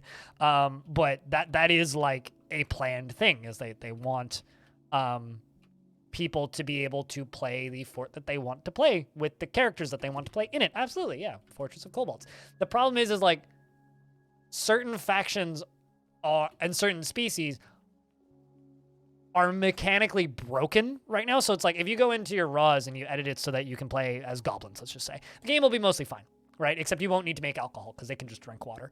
But if you go and you play as kobolds, they can't construct anything. They can't dig. They can't really build. So, like, the answer is yes and no. But, you know, one day in the future, we'll be able to play randomly generated races, too. So that'll be pretty cool. Just dropped the lava down a layer. That was a cool effect, actually. So,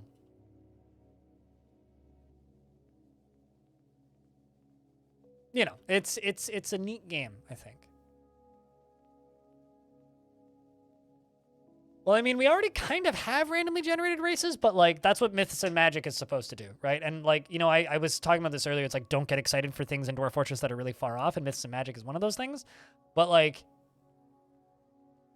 there is a video from a talk that Tarn did a while ago where he talks about magic. And in that, he's using the default myth, or the demo for the myth generator that he has that's separate from Dwarf Fortress that nobody publicly has access to except for Tarn and Zach. And it's basically just like, you have a mundane slider. Do you want a mundane world or do you want a magic world, right? If you slide it all the way to the mundane, then you'll just have a world with a bunch of humans in it that think there's dwarves everywhere. And they tell fairy tales. If you slide it all the way to magic, from Tarn's description, you might just have like a writhing sea of tentacles on the back of a giant Cthulhu monster. So, like, that is going to make shit weird when that happens, but we're so far out from that, like, we have early demos and ideas of what that could actually look like, but we are so far away from that there's no reason to actually talk about it outside of a theoretical, yes, at some point, theoretically, we'll be able to play as completely proc-gen races. We'll get that by 2045. You know, it's funny, it's not an Unreal thing. I would say 2030, probably. 2030, probably sooner than that, though. I'm just a bit pessimistic when it comes to Myths and Magic specifically. Oh, yeah, you can get other races. So this fortress, like I said earlier, is a kind of a bad example of a fortress in Dwarf Fort, because most forts in Dwarf Fort last about, let's just say, 50 years tops. This one is 428.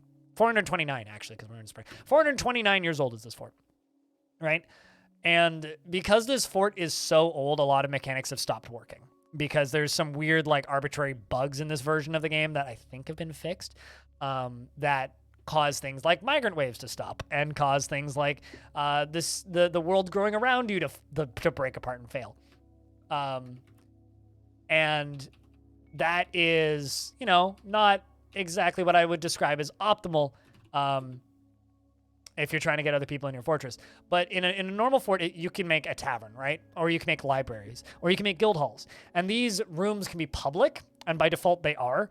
And if a room is public, and if you're in a busy part of the world where there's a lot of visitors and a lot of different factions that aren't at war, you will have random dudes show up, and they'll walk into your tavern, and they will play music for you, and they will ask if they can stay for extended periods of time. And you could say no, or you can say yes, and you can ask them to leave at any point.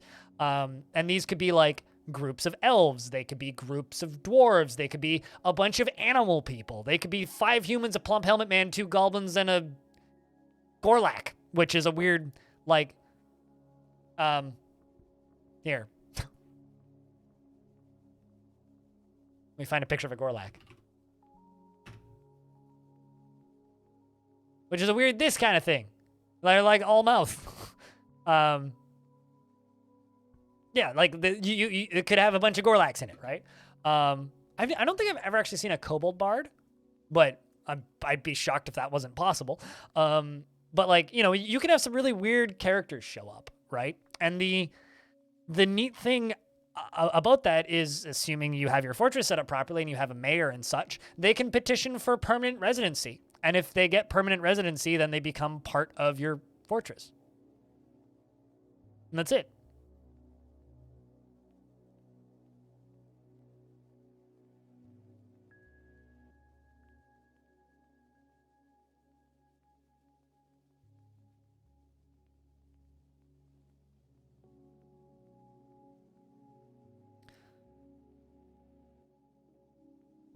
Probably hang out with Werewolverine Cyclops. You mean that they're powder?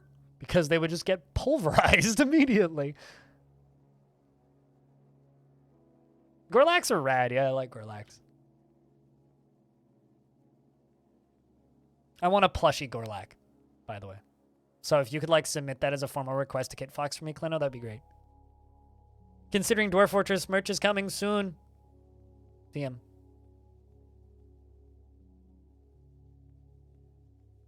You've never seen a friendly Gorlak or a Kobold? Really? Huh.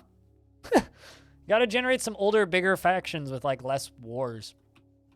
Because, like, the Gorlaks don't, like, build up fortresses or anything, and they're just, like, solo actors, like, they, like, generally don't live that long.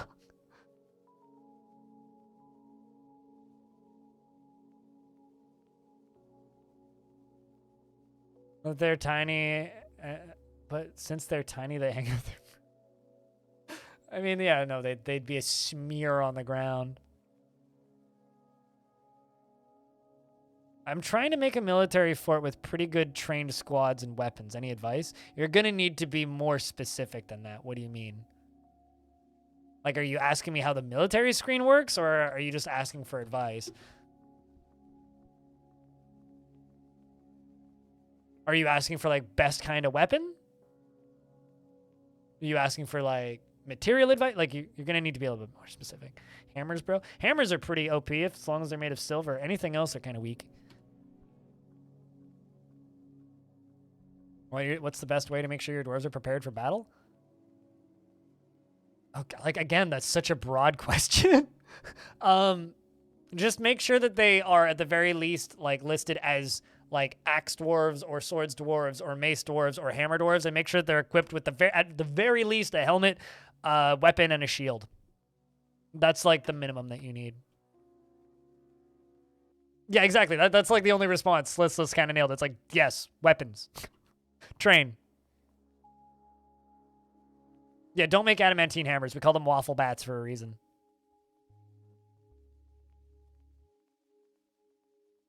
Or tickle hammers. Because adamantine is lighter than featherwood, and I did some math once and figured out that featherwood is like a more brittle, lighter balsa wood. So it's like getting hit with air. It's like, whew, wow, didn't even feel that. Adamantine is good. Adamantine is sharp. So, okay, here's how damage works on weapons in Dwarf Fortress, right? Dwarf Fortress doesn't have stats, right? It has weight, sharpness, and density, right? So if you jump off a 10-story building in Dwarf Fortress and you land on wood, something that's not very dense and very light, you'll bounce. If you land on platinum, you'll go and just turn into a pancake, right? And that's not optimal. So what you really want is you want a weapon that is made out of a type of material that would be good for the type of weapon it is. If it's a cutty weapon, you want something that has high sharpness. If it's a pokey weapon, you want something that has high weight and high sharpness. If it's a thonky or a bonky weapon, you want something that has high weight, right? So silver swords, yeah, they'll work, but silver's better used as a hammer, right? Steel mace, sure, that could be good, but that steel's better used as a sword or an axe or a spear. Bronze can kind of be used for just about anything. Copper makes swords or they'll literally do nothing. Copper spears are usable. Wood weapons suck, you know? So it's like, if you have adamantine, make shields, make swords, make spears, make axes. Do not ever make hammers or maces. And when a dwarf makes an artifact platinum hammer and you freak out, give it to your strongest hammer dwarf and they will pulverize fuckers into oblivion. But you can make toy hammers.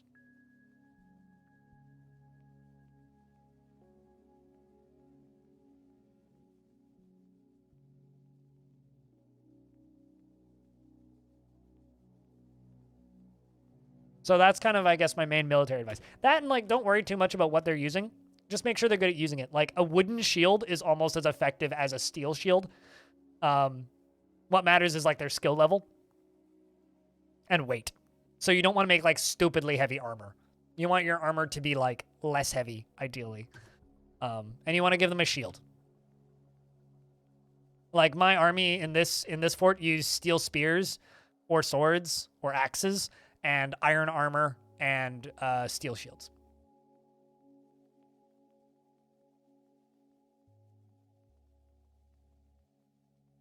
Pretty much, yeah. Walking tank. Something I'm really looking forward to, though, about premium releasing is I can't wait for everybody to try and use RimWorld strategies in this game. I've been, like, hoping that some humans would invade me so I could show you guys my Lavatwap, but...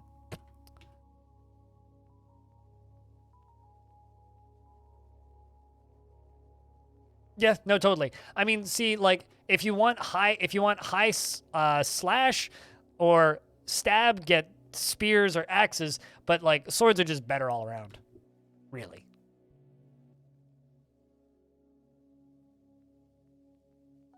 Yeah, also, yes, if you're fighting undead, you want blunt weapons because, actually, no, specifically if you're fighting undead when there's necromancers on the map, or if you're fighting undead on a resurrecting biome map, you want blunt weapons. Because if you use sharp weapons, you cut them into pieces. And when you cut them into pieces, they fly apart. Yeet.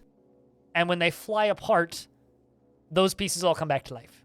So you want to pulverize all at once instead of cutting them into bits. If it's an enemy that bleeds, you want to stab them and slash them and cut them. Speaking of stabbing and slashing and cutting, it's good to see you, Hobo. And I hope that my Amazon call is quick and easy. You remind me that I need to call Apple at some point and get back into my Apple account. Stupid company.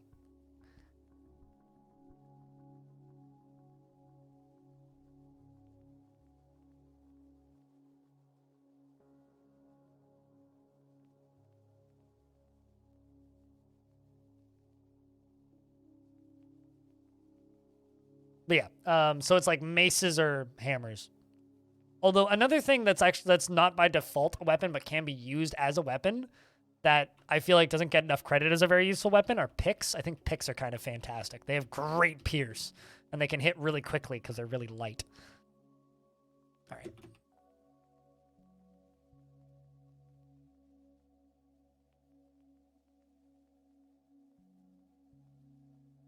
right. Blob type enemies are just weak.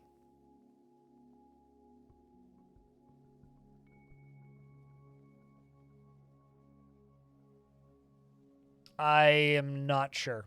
Listless.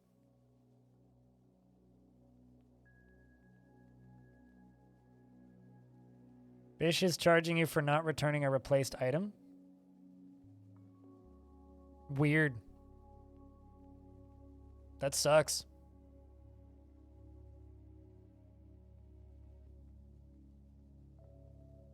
Yeah, that's another thing too, is like whips are OP. Like, actually, in Dwarf Fortress, it's very easy to get weapons that are just brokenly overpowered. And I think it's just kind of it's up to you as a player. Do you want to have a broken, overpowered weapon? If yes, then sure, use foreign weapons. Use armor. Or, sorry, use foreign weapons like whips. But dwarves can't make them for a reason. And they can't wield them for a reason. And you have to modify your game to be able to. So, you know, use your own morals. If it's something that you want to do and something that you think would be fun, go nuts. Have fun. But I personally don't use them because I think that they are way too overpowered.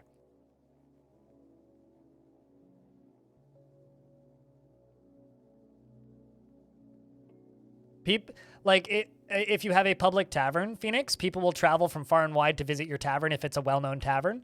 If you have a library that has rare books in it, scholars will show up from all over to come and study. If you have a popular guild hall for a specific type of training, you'll have people show up and just hang out in the guild and learn that skill. So yes, tourism is very much a thing in DF. There's traveling like merchants, there's traveling performers.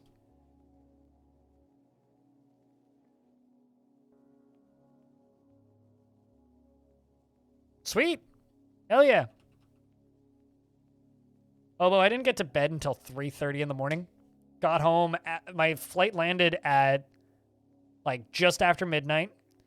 And I've always, and like you've seen like immigration at the Vancouver airport. It's like a 40-minute walk from the bay to like where immigration actually is. So it's like walked out of the plane, did the 30-minute walk to immigration. Immigration took like 10 seconds. I just had to fill out some paperwork, handed the thing. They asked me where I was. I was like, Las Vegas. And then they were like, why are you in Las Vegas? I was like, hanging out with a friend for a week. I'm like, okay, go on. Walked all the way out to the thing, made it to the second to last train on the first train line, which is a candle line that leaves the airport. Caught the literal last train back home, got onto the train, and because it was the literal last train, I had like it pulled up at every stop. And then there was a security check because they're making sure people aren't passing out at every stop. So it's I had a 2-minute stop at every single station. Didn't get home until about 3:40 in the morning. So yeah, that was.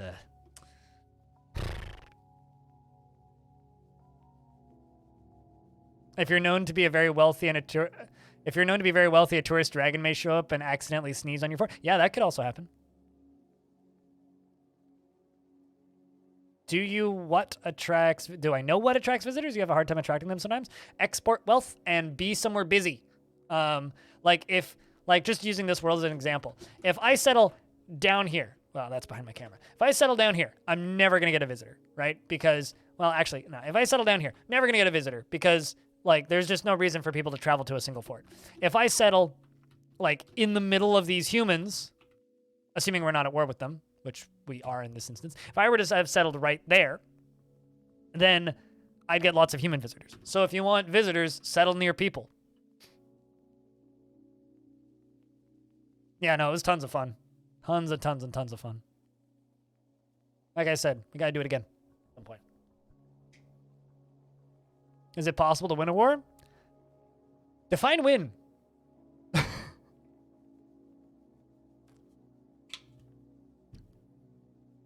Like, kill every other living thing in that enemy faction? Yes. That is possible. You can do that. Is it possible to make peace after a war has started? No. Unfortunately. It's one of my biggest gripes with the politics in this game. Although apparently in Premium will be enemy invading armies will make demands.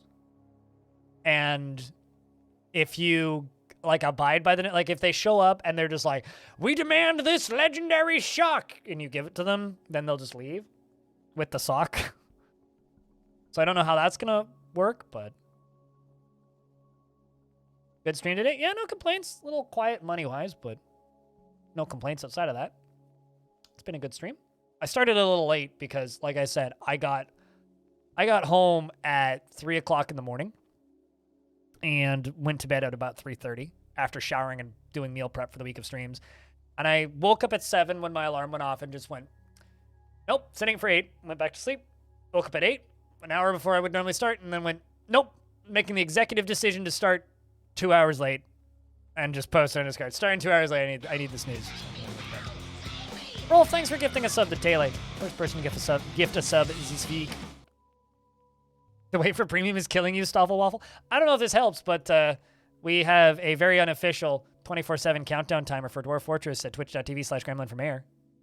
Chat, can I get a round of beers for the gifted sub, please? Thank you much. And enjoy the ad-free viewing. Taylor, courtesy of Rolf.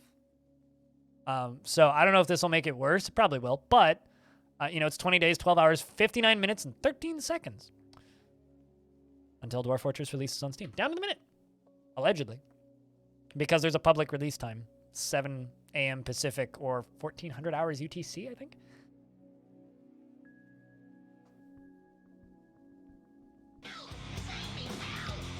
RNG, thanks for chucking out a gift sub. Cheers, man. lurking son of a bitch. Another person who, you know, streams Dwarf Fortress on weekends.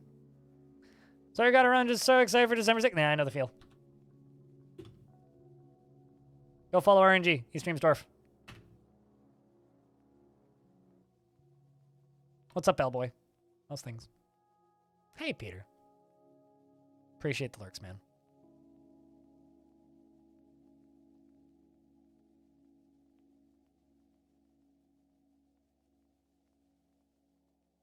Discord word story? Okay, got it. Hold up.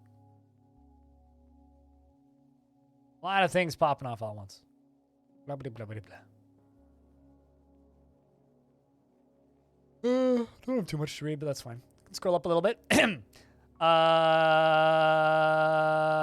Dramatical clubs pin flyers to fast cork trees. Puppies fluffily race across the yard. Blender stick bomb got swirled explosively. T. Earl Rogue super captivating group of geckos farm insects, including buggy burger worms. That was a weird sentence. Set sail southward. Yar, fools. All caught up.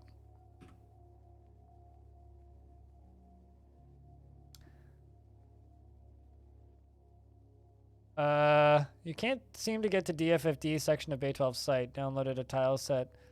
Is down for everyone. Maybe is. Hold up. I mean, if you want this one, it's right there. Let's see.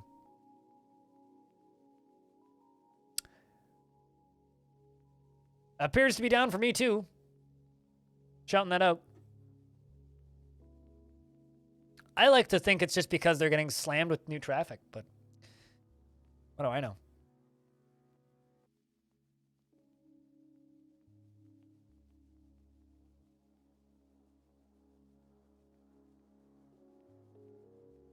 Like, we're just sending so many people from this tiny little stream that site's going down. Although I have a feeling once there's a Steam Workshop, that'll be lessened.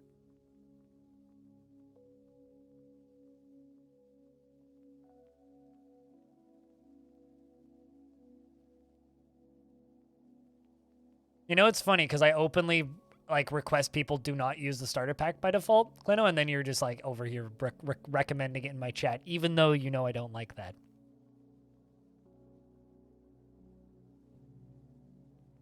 Don't use the starter pack. What?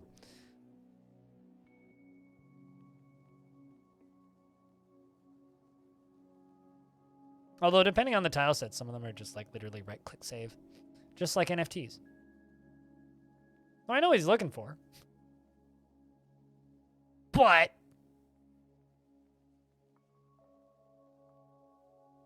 you don't know what ambivalent means? Ambivalent means you don't care. So I'm ambivalent that you don't like what I just said.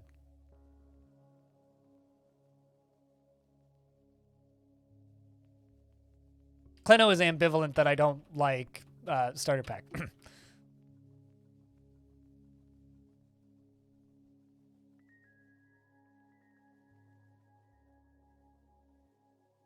I'm literally just waiting for this lava to dry up.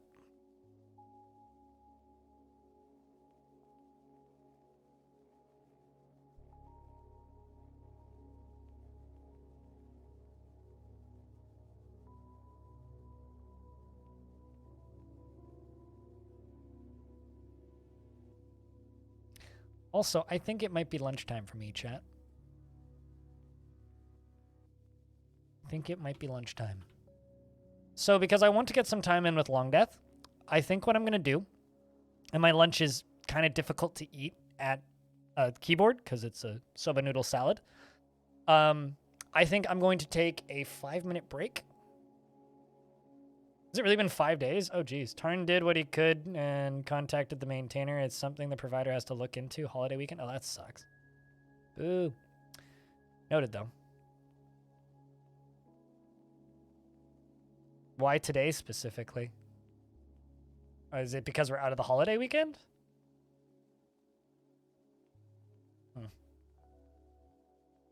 Anyway, chat, I will be back in a couple of minutes. I'm going to just let the dwarves hang out in the tavern up here. And I'm going to give you guys this view so you guys can see people partying. I will be back in a couple of minutes. I'm just going to, like I said, go heat up or not heat up, but prep myself some lunch real quick. And when I return, we will play maybe another hour or so of Dwarfs, and then we're going to go play some Zero Sievert. Maybe a little longer than an hour. I don't know. We'll play Dwarfs until I get bored, and then we'll go play some Zero Sievert. So if you happen to have sound commands, now's a good time to use them to entertain the chat room. And, if anybody's like, where's Streamer at? Just be like, Streamer getting food because Streamer hungry. Not used to ASCII? Well, I mean, like, there's ASCII tile sets like this one, which are pretty vanilla, but Leno's correct. I didn't realize DFFD had been down for days. Audio, I'm just going on lunch break. I will be right back. BRB. Won't be gone too long.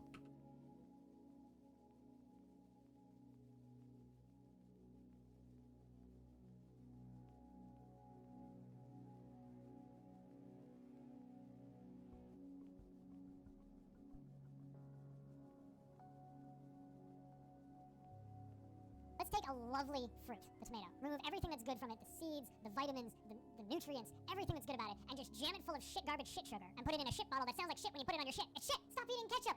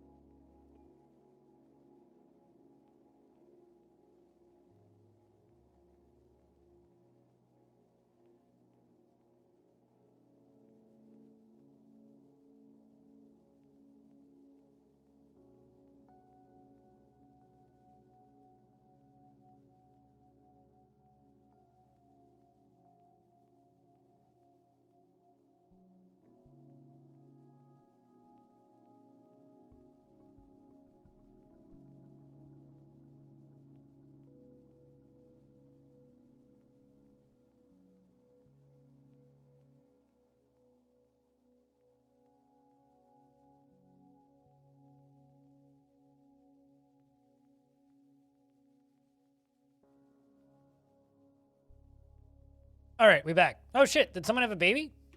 Oh, why are they announcing that? Because I have it set so that they do. Damn, Jimmy Tibby gave birth to a girl. Wow. Okay, that's really cool. So that's really cool for a reason. That's very neat.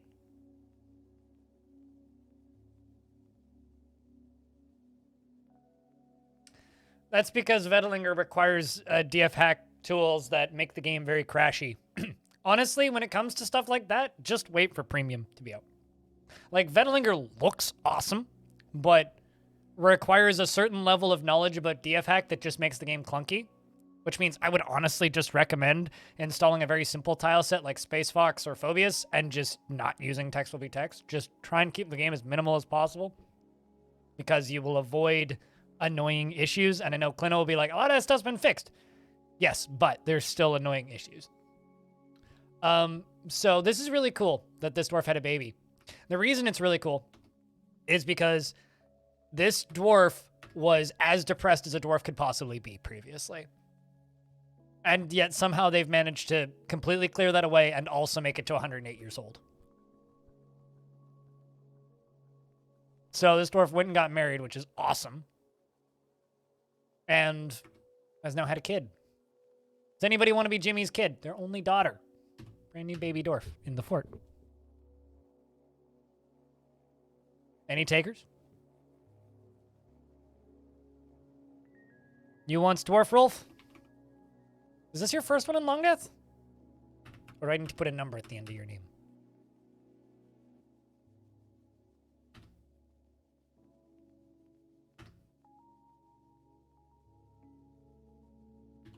Rolf got it, sorry.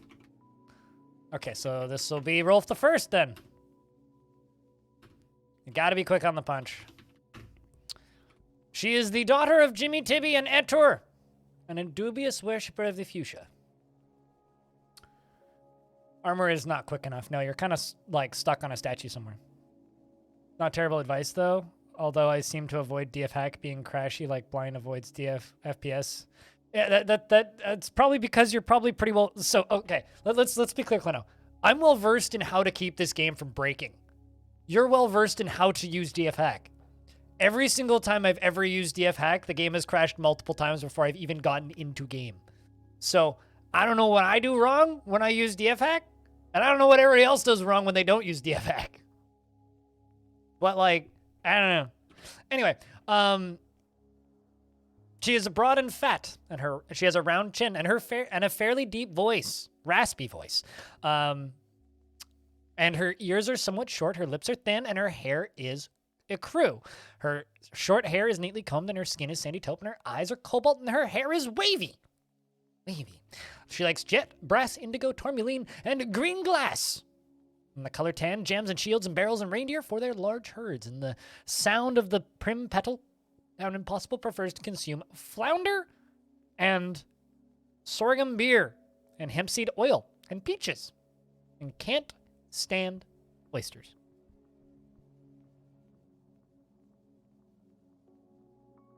So you use it to cheat? Got it, Trevor. Personally sees guile and cunning as indirect and somewhat worthless, and dreams of creating a great work of art. And has no confidence at all in her talent and abilities, and she is quite comfortable with those that have a different appearance or culture. She isn't particularly curious about the world and tends to not reveal personal information. She rarely feels discouraged and often feels lustful. She has little interest in joking around and finds helping others to be emotionally rewarding. And her hands begin moving when she becomes exasperated, and she laughs very loudly whenever she's nervous, and she exhales sharply when she gets angry, and she needs alcohol to get through the working day. You're a big cheater, mans? The term isn't cheater, though, actually. The term that we should use is you're a wizard. You just have strange magic powers that make the game work differently. You're clearly just a wizard. Like Cupo. She's a wizard. Very powerful one. Fucking warlock at that.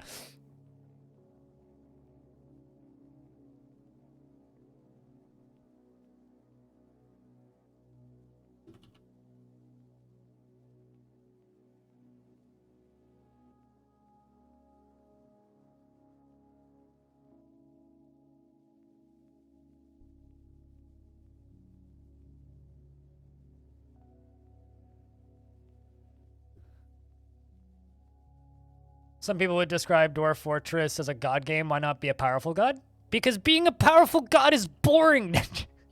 But yeah, sure. I mean, why not? Don't mind me. I'm just gatekeeping. Gatekeeping god powers. Gatekeeping Gods is my new punk band, by the way. Maybe just Gatekeeping God. There you go. My new Christian punk band.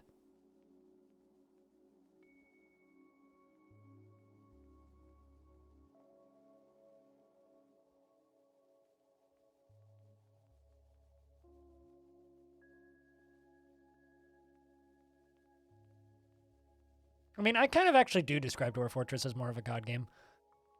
Just because you have no direct control over anything.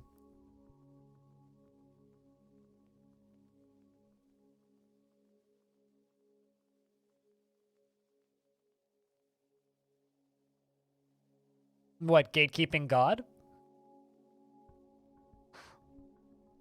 You know, it's like, I feel like that would work as a punk band name though, like kind of really well, actually. But I don't know. I think anything would work as a band name. I think my favorite fake band name that I was ever came up with in my chat was when we had the heat domes here last summer, and it was like 45 degrees Celsius outside, which for reference is 113 Celsius or Fahrenheit apparently. So really hot for here, like abnormally hot, like absurdly abnormally hot. It never gets that hot here. And then someone I stated Canadian heat wave out loud, and then someone's like, "That's my new synth wave group," and it's like, "Yep." It's to this day probably one of my favorites. It's like Canadian heat wave. Yeah, I would absolutely listen to an album called Canadian Heat Wave. Hey Neil, what's up, man? How was things?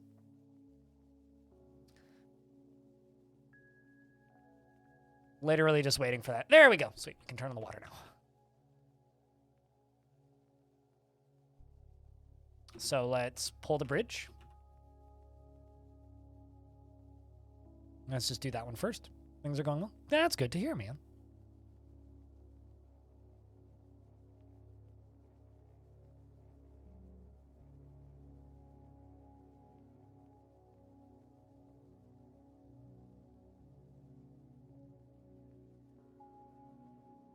All right, the humans have arrived to trade.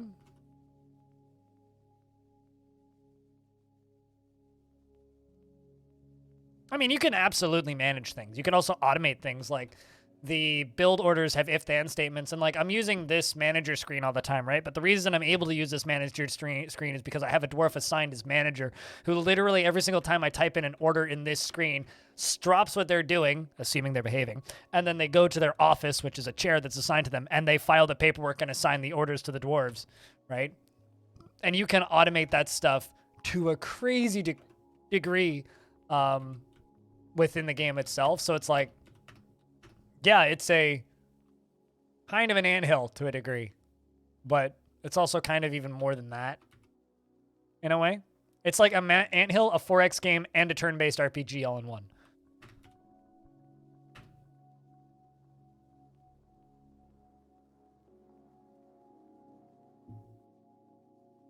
But yeah, that is a good way to think of it.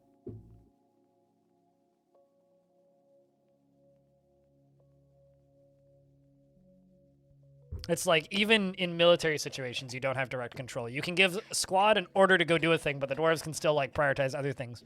If like they personally have something that they prioritize over the thing that you want them to do, they'll just go do that thing. They don't care. If you're just like, military, go stab this goblin to death, and one of them's like, but I'm hungry, and he runs away. Sometimes someone's just hungry. Managers are OP. Managers are like what make this game playable, dude. Playing this game without a manager is ridiculously annoying and tedious. I had somebody in my chat who was like, what's that screen you keep opening? Referring to the manager screen. And I just was like, oh, it's the manager screen. And they're like, where, how long has that been in the game? I'm like, I don't know, for as long as I've played it, pretty much. And then showed them how to turn it on. Apparently this person played the game for 10 years, had no idea that mechanic existed because they just killed all nobles. So it's like, Make yourself a manager. Your life will be a lot easier. They didn't realize the managers did anything, but it literally unlocks this menu.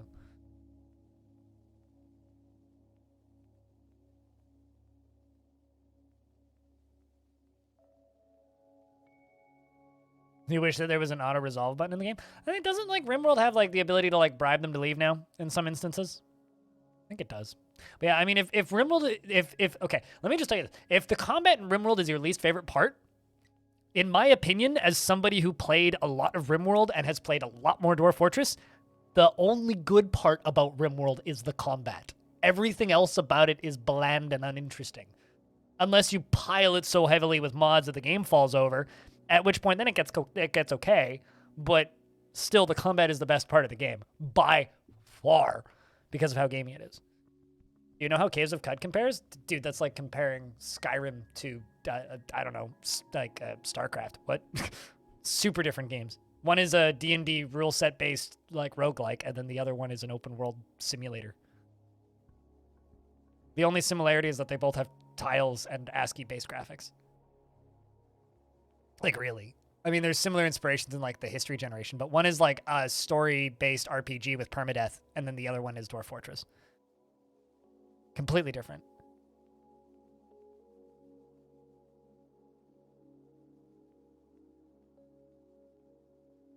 But like that's literally RimWorld's biggest strength is the combat, right? The variety in the combat and how like deep the combat actually is in RimWorld, and it's the reason that game has done so well. Like the actual story generation parts of RimWorld like suck. There's admittedly probably a lot better since the most recent expansion, but admittedly I haven't played it. But really, like, your options for stories that game can tell are pretty limited with just the default game. If you buy a bunch of DLCs for it, it certainly looks like it gets better, but it's still by far the best part of the game. Yeah, no, like, I just learned something about creeks today. I learned that you can drain creeks. I had no idea.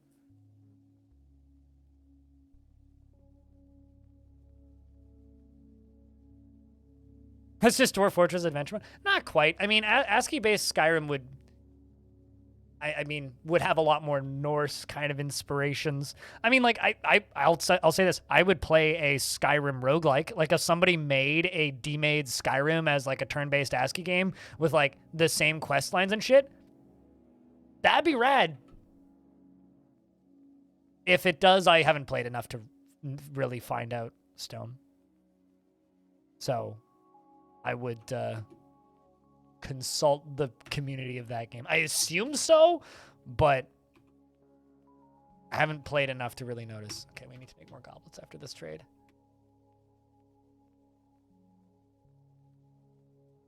Isn't there actually like a Skyrim mod pack for DF? I swear I saw that once on the forums and was like, huh, and then immediately forgot.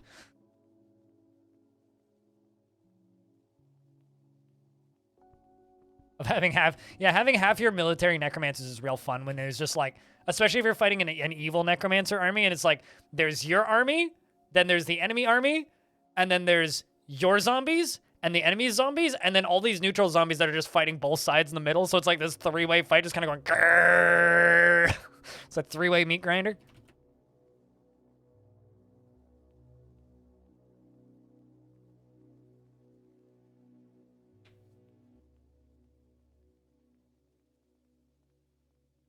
Yeah, no, absolutely. But everything else about Dwarf Fortress is so strong that its limitations in combat, as deep as the combat system is, don't matter.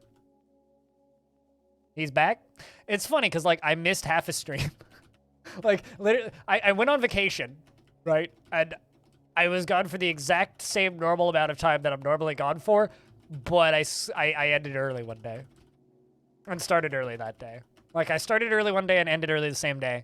And, yeah, I survived Vegas. Hey, Krista. Me and Hobo managed to go 3 days with minimal hangovers.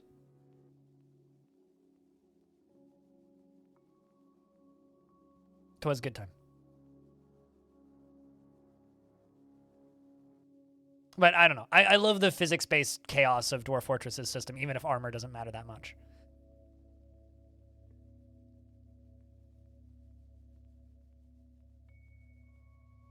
This is what you're looking forward to about the Steam release? Yeah, being able to search the trade screen.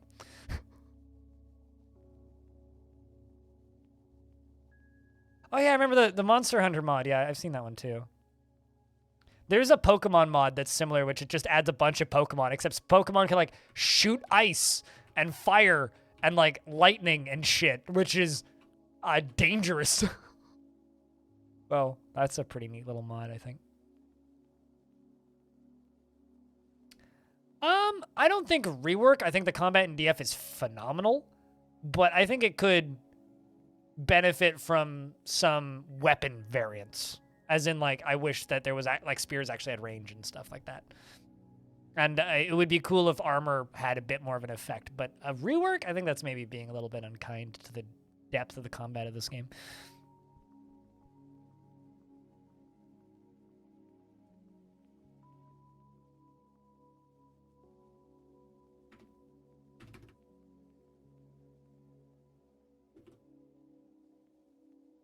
Okay, so that's been closed.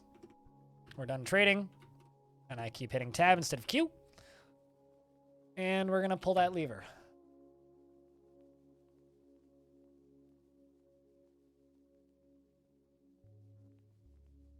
You know, that's the thing with a lot of different stuff, right? It's like a lot of stuff for Dwarf Fortress will just be better once magic happens.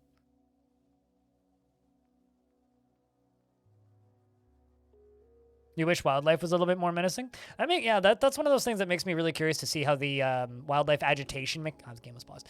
Would make how the wildlife agitation mechanic and premium is going to be like, because that's something that we haven't largely seen. But let me say this: if you think that steel-clad units are too deadly, I completely agree. Don't use steel, right? Dwarf Fortress gives you options, and I think that Dwarf Fortress is a game that's as difficult as you make it for yourself.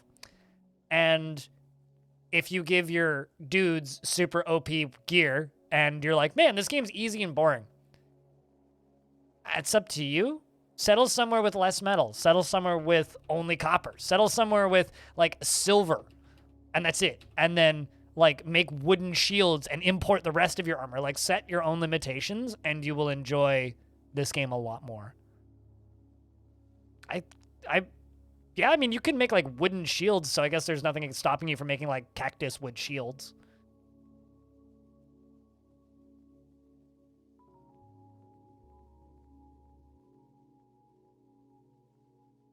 No, they don't. Have an, like, if enemies show up wearing steel, have some dwarven engineering to deal with it, like this, you know? Right? Like, if you're like, oh, well, steel-clad armies trample over, sure. Then figure out some way of countering it. Make Mark's dwarves with crossbows and steel bolts, and maybe have like a thing that shoots water at the enemies so that some of them drown, or have like a bunch of like traps that they need to go through before you go in. Like make it interesting for yourself, right? And you make it as interesting. Like if you just want to like hand-to-hand combat enemies, okay, yeah, sure. Like, deck dudes out with that. Maybe set up some catapults or something and get them to fire a bunch of catapult rounds before you send your military out. Like, something weaponized minecarts. Yeah, something filling up minecarts with, like, steel balls and then throwing those down a minecart track to just, like, slam into the enemy before you go fight them. And then half of them are already dead and the rest are panicking. Like, push the fight in your favor in ways that isn't just give your dudes fatter gear. You know? Drop rocks on them. You could literally just drop rocks on them. You know, like, set a bunch of dump zones through trap doors so that the dwarves don't see the enemies below and just tell them to throw boulders down there. Why not? Like, there's a lot of things you can do to make Dwarf Fortress's combat interesting aside from just, you know, demanding or asking for different gear.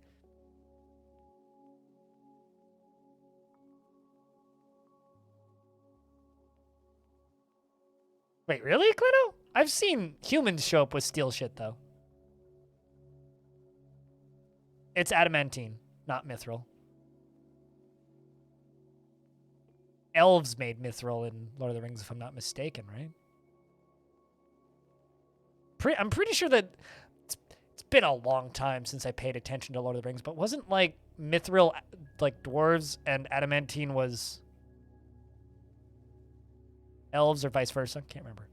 Silver Warhammer weapon traps and a narrow walkway over a pit of lava. Absolutely, and then you also have fun building it. Or water. Water work too. Or like make them walk through waist-high water and then dump lava on their head and then they turn into brick. And then mine them out. And laugh hysterically when their corpses fall out of the, like, obsidian. Yeah, I'm like, I'm 100% certain I've been attacked by humans and goblins with steel before.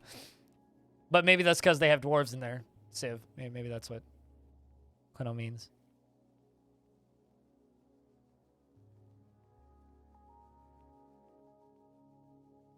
Let's let this get up to 3.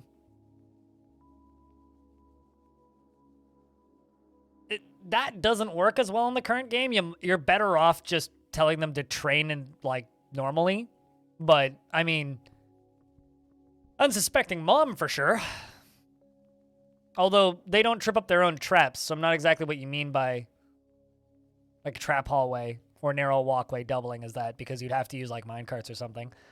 Unless you're like literally shooting stuff at them, which would probably just turn your dwarves into Swiss cheese these days.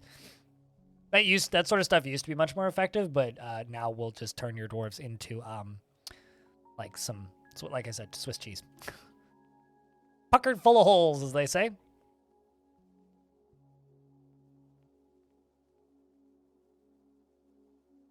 Can I just say that I think humans come with steel is a really funny sentence to me?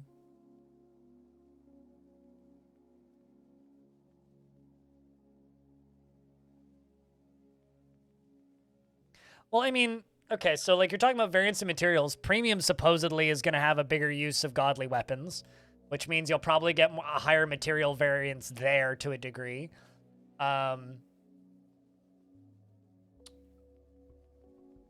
So as holy metals and stuff make their way into the game more, you'll get more of that.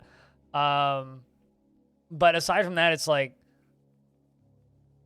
if you want more variance in your combat, really what you have to do is make variance yourself. Genuinely. Like in my fortresses, I've just been building more and more and more and more and more elaborate uses of lava because that's entertaining to me. Right? I want to have the most elaborate uses of lava as I possibly can within reason, right? That's why I built giant glass towers that dump lava, because it's entertaining to me. Dwarf, why did you walk all the way up here and then cancel that and then walk back? Well, maybe it's because, is this door locked? It's not. Let's unlock it. Lock it, rather.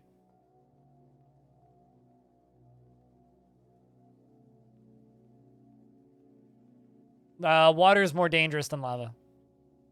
Just fact. Far more dangerous than lava. At least to dwarves. Lava moves so slowly, if you oopsie, it's very easy to un-oopsie it. Water gets pressurized and can like douse an entire fort in seconds if you're not paying attention. So, for whatever that's worth, water is far more dangerous than lava. I mean, like, look at all this lava. See, it's great. It's perfectly safe. What could possibly go wrong? Sure, if you touch it, you can turn into Bernie cinders, but like,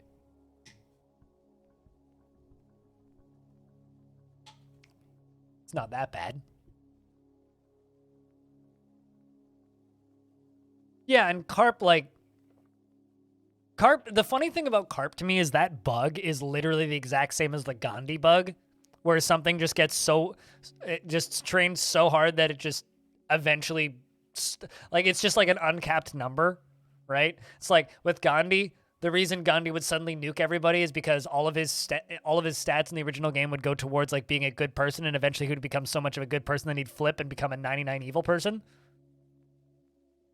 Because you can't go into the negatives in Civ, and they never put a cap on it.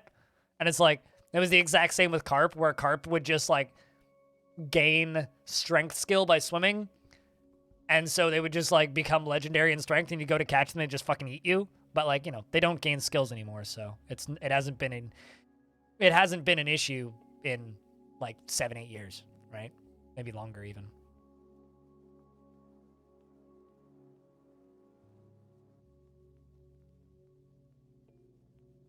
But, you know, the memes are still funny. It's actually kind of funny. Somebody posted a pretty good thread on the subreddit recently, which was just, what do you hate about Dwarf Fortress? You know what I hate about Dwarf Fortress? Genuinely, the thing that I hate about this game is old memes confusing the fuck out of new players. Can you pump out the water if you accidentally flooded lower levels of a fortress? You could pump it, you can drain it, you can like dig underneath it and drain it into a different layer.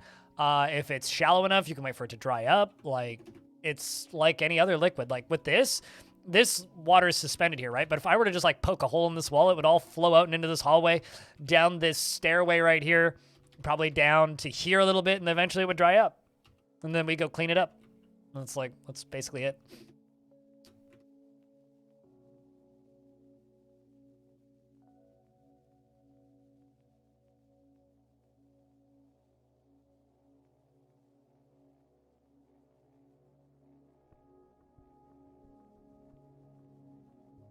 Only dwarves have the reaction for steel. Then explain to me how humans show up and sell me steel bricks frequently.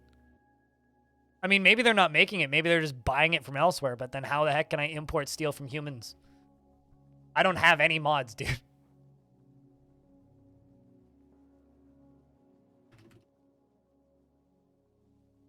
So I can't do that, but can do this.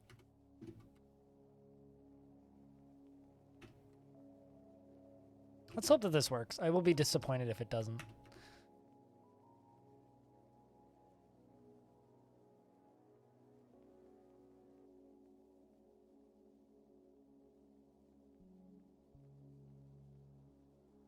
But yeah, I can tell you for a fact I've got no mods on this. It's literally just a vanilla tile installed with a tile set. That's all.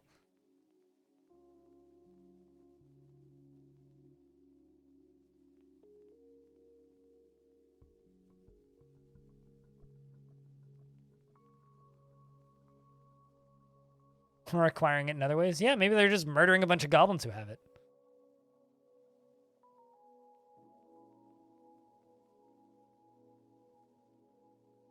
Feck. Okay.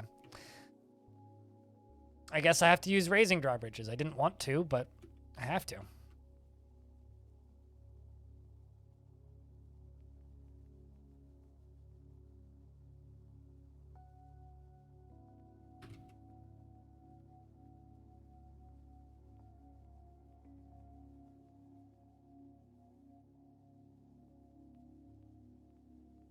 That'll make this whole thing a little smaller, but it is what it is. I didn't realize that you couldn't channel up underneath like lowered or raised retracting drawbridges. That's a bit annoying.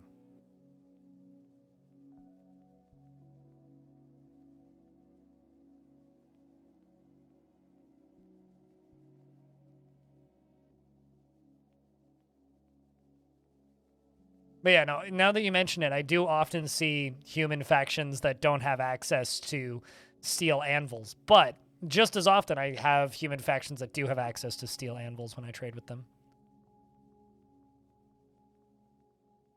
So it's really difficult to, you know, really question.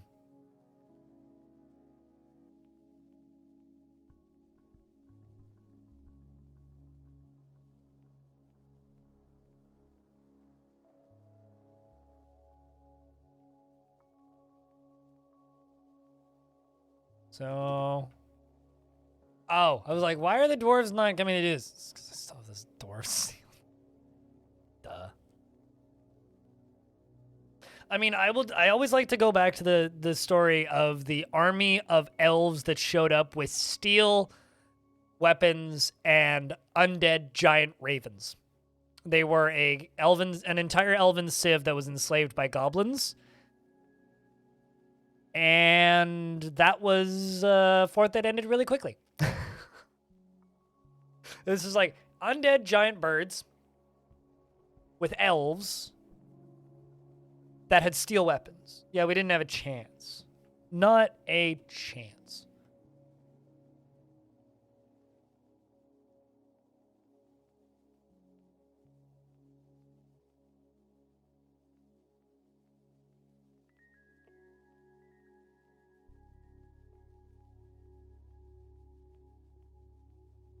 God, these dwarves are so busy at this exact moment. There you go. Someone's coming to pull the lever.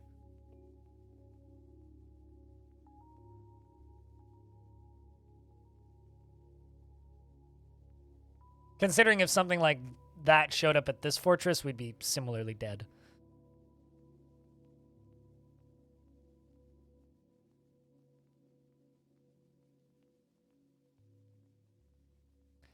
Can you hit steel with any lower tier metal at all? Is there a chance to penetrate something? Absolutely.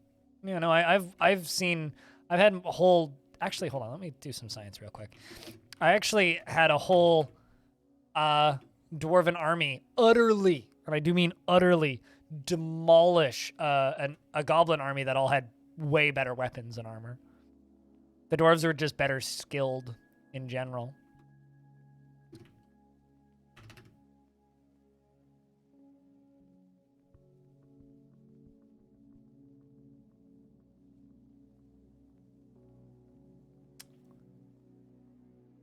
Probably, I would assume, Kleno. That or just like dwarves move into the Civ. Like refugee parties or something. Joining the Civ and then suddenly they can make steel. What the Dungeon Master dwarves do? I've seen them interrogate.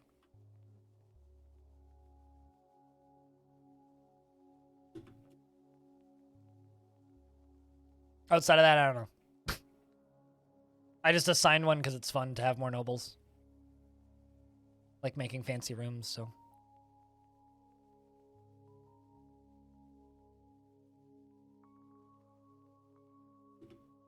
Oh, this is going to end weird. Let's actually just suspend all these. Stop deconstructing them for a second.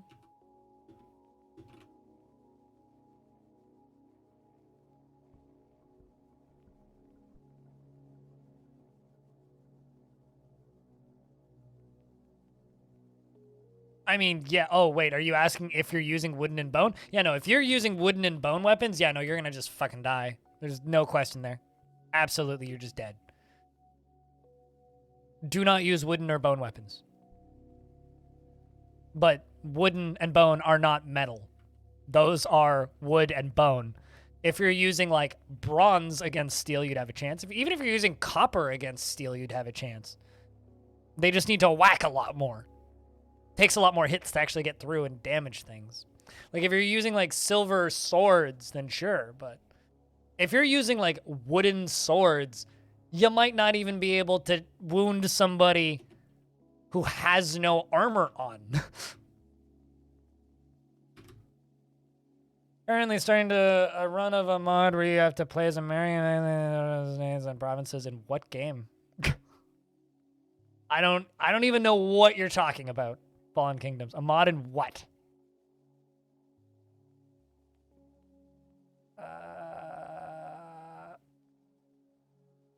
Training.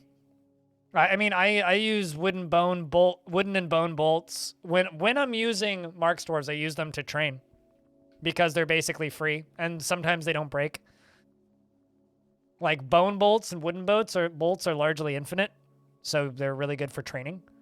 So you train them up on those bolts, and once they're good at it, then you give them silver or something a little nicer.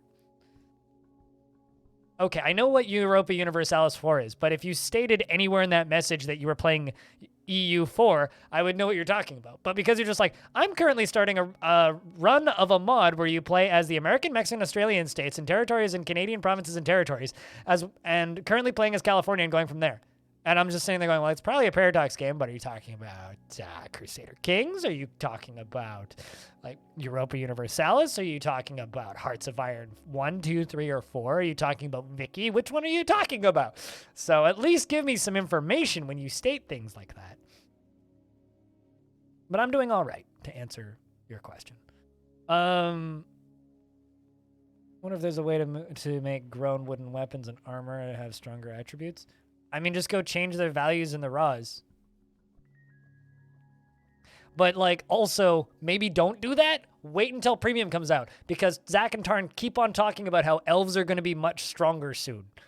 So just wait until Premium's out. Literally, just do that. Just wait until Premium is out. Because something is going to make them stronger. It's all good. I can't read your mind. I don't know what game you're playing. But yes, I'm well aware of the existence of every single Paradox game, for better or for worse. The internet makes them impossible to ignore. But yeah, wooden bolts. I used wooden bolts to train up a whole squad of dwarves on a couple of zombies that were stuck behind a wall. Exactly. It's like you could be talking about Vicky 3. Which everybody's like, this game sucks. Also, I have 400 hours on it.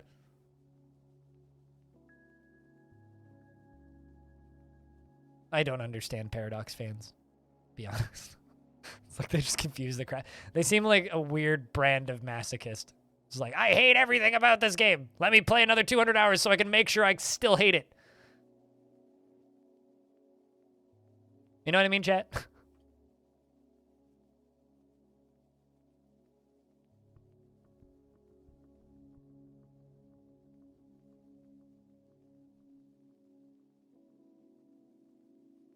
League of Legends? Sure. Seems like it. It's like all those people going on about how bad EVE Online is, yet they've put 2,000 hours in this year. Yeah, no, I know what you mean. Oh boy. Meanwhile, there's me. I've played so much Dwarf Fortress, I love it. Hold on, let me play another 10,000 hours so I can make sure I still love it.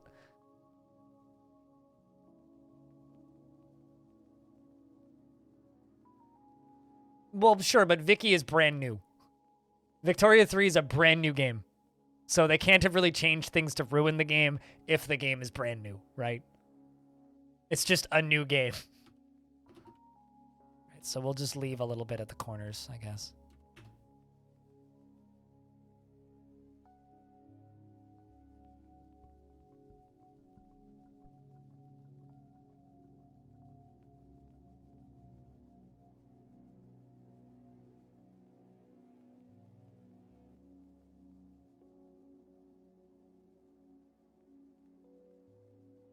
And do you like it? Well, that's great. I've just seen a lot of like people complaining about it for various reasons.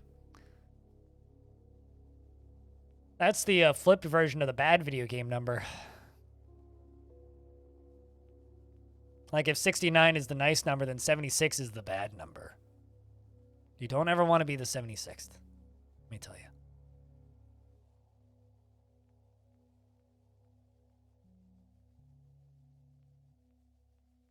It'll eventually work. I mean, if you hit him in the right spot hard enough, like, you'll give him a headache, right?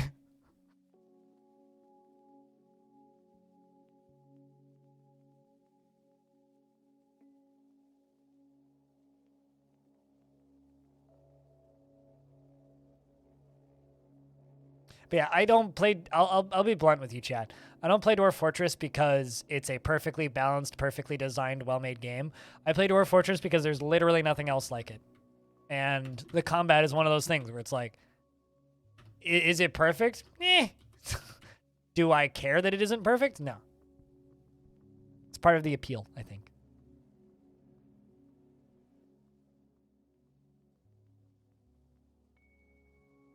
A very entertaining, sticky, wet one with weird bodily fluids all over the floors. In regards to the hot mess.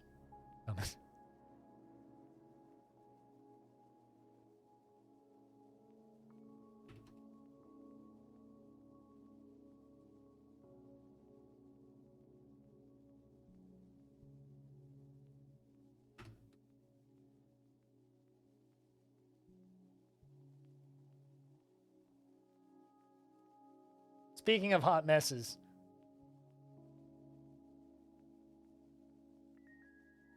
Oh, wow, it's not Raid Shadow Legends. Never mind. It's a thing I'm not familiar with, but probably is a crappy app based on the name. Heroes Mobile? Probably a crappy pay-to-win app. Certainly sounds like it. Wonder if it's anything like Lords Mobile. By the same people.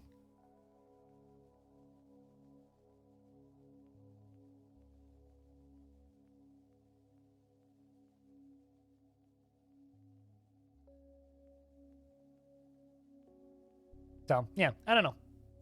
When it comes to, like, how do I make the Dwarf Fortress combat more interesting, it's like, make it more interesting. Which is just kind of a mean thing to say, but it's the only real answer that I have is just, well, then make it more interesting.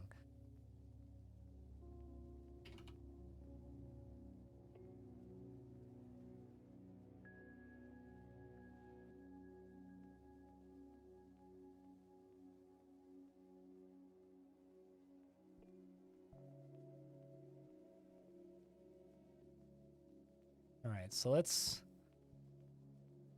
fix this one more time because I just kept screwing it up. At least we're actually getting obsidian out of here now. That part's good.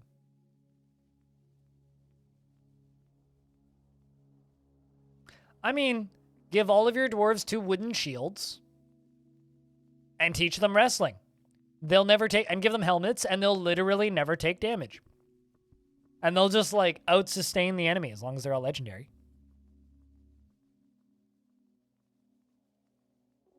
Although for a while I had this problem in Longdeath where every single dwarf was too strong because we were all hauling so many. Yes, it works, but I just have to change one thing about it. Because I had so many boulders that were getting hauled.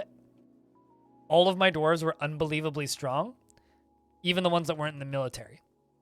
The problem with this is every single time a dwarf got annoyed or mad at something and tantrumed, like 5 dwarves would die. Because everybody was like absolutely inexhaustible and like, utterly unbreakable. So every single time a dwarf tantrumed, it was like 5 casualties. Which is kind of hilarious. Also really terrifying and dark.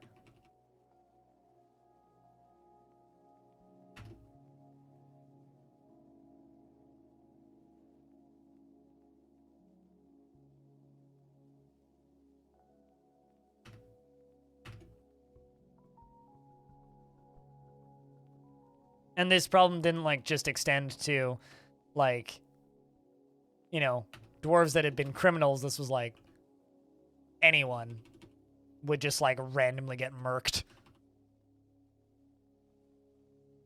Hope that these don't cancel. Should be able to.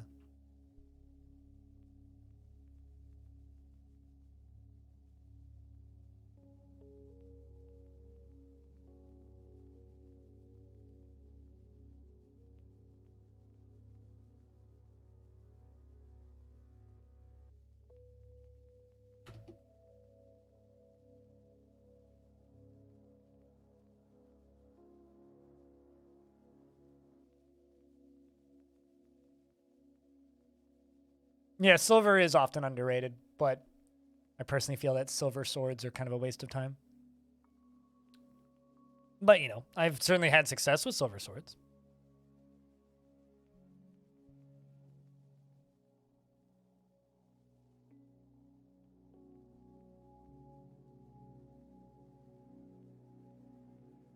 I like this question. What's the 5-year plan after the Steam release? For Dwarf Fort. Oh boy. Do you like these streams for their chillness? Very dwarfy thing to say. Although I think all my streams are pretty chill. Even the non-Longdeath streams are pretty chill. Although I wonder if, like, the premium soundtrack is going to affect the chillness level at all. Just because some of those songs are, like, truly, like, party bops. So the fact that some of them are just super loud, like, boppity musics. Did anyone ask about the version number yet? You know what? I'm just going to make my life easy. Klano, check your DMs in 2 seconds. So I'm literally just going to send you a link to it.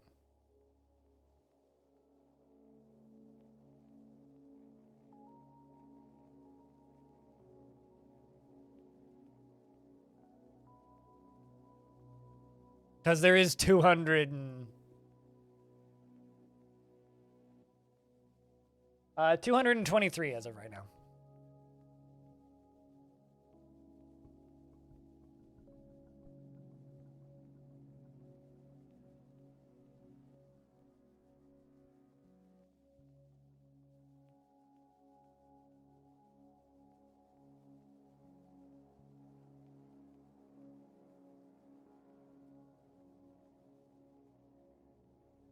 What are we supposed to ask with regard to a version number?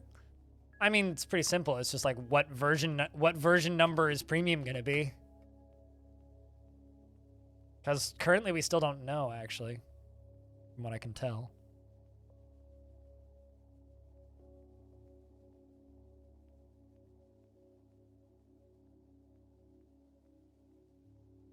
What, just going through all the questions? I mean, some of them, like, the questions that I get sent in go from, like, brain dead insanity all the way up to, like, some really interesting analytical, like, good questions.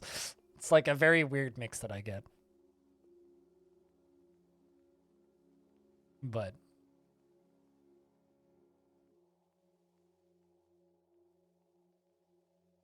some of them are super generic, like this one, which is just like, how is the villain update part 2 going? And what about Myth and Magic? It's like, I don't think he started it, and I don't think he started it.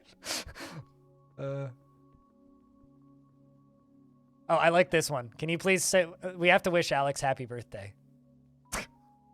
That's something that we gotta do. Because Alex said, can you wish me a happy birthday, basically.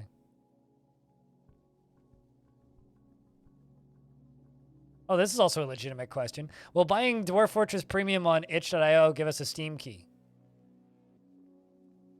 They prefer to buy on itch, but they want to play on Steam. I doubt it, I think is the answer to that question.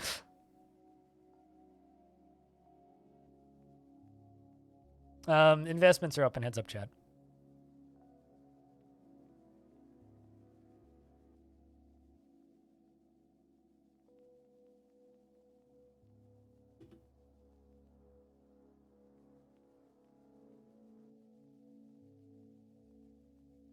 Rebuild these bridges for like the 4th time today. We're into late summer, which means I gotta pull this lever.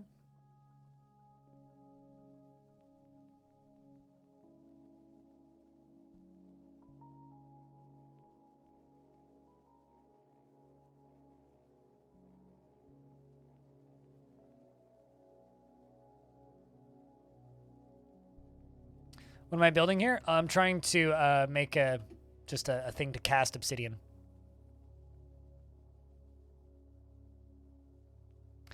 It's just the way I was building it. I would have needed to build the bridges 1 layer higher up, so I've had to like change my bridge layout, but that's fine. Should get done pretty quick.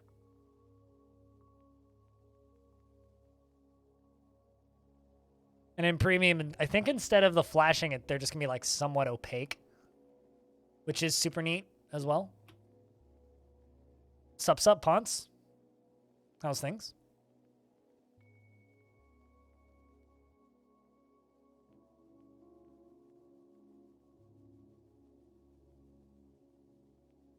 Ugh, go. Let me on. I'm tired. I just got back to Vancouver, Ponce, because I was down in Las Vegas over the weekend, and I'm just like kind of still recovering. Like, I didn't do much yesterday. Yesterday was a pretty low-key day. Basically just wandered around all day and then, like, caught the plane home. But a lot of alcohol and weed was consumed on the other days, so I'm just, like, kind of just slowly coming back to reality. I don't know how Hobo's hanging in there, but... Just a holiday? Yeah, just a holiday. Hung out with... my mod Stoned Hobo for a couple days, who's down there on a classes/class holidays. Yeah. If you guys don't know Ponce, Ponce plays a variety of, would you say, like high skill ceiling games? I don't know how to pitch your stream to people, Ponce.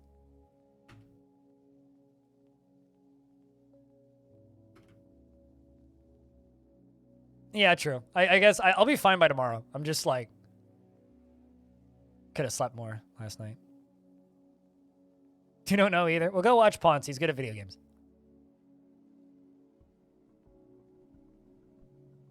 Sorry, questions. Anarchy for Canada. All hail the anarchy. Let's go. Burn it down. Might as well. See what happens. Play in a sandbox. Make us into a prison state. What could go wrong? I've seen The Warriors. It's a pretty good movie. I think I could live in that.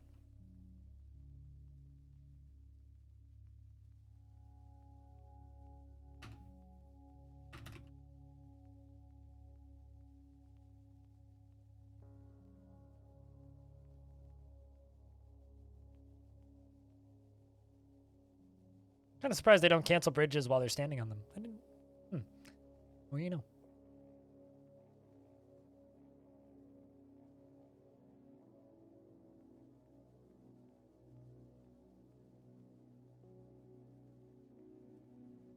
Gotta say, I really like the shutout feature. That's a feature that Twitch has now that it's just completely grown on me. It's a good feature. And the fact that, you know, Twitter decided to be the main character of the internet instead of Twitch means that people have, like, stopped talking about how much they hate Twitch for a little bit. And it's been kind of nice.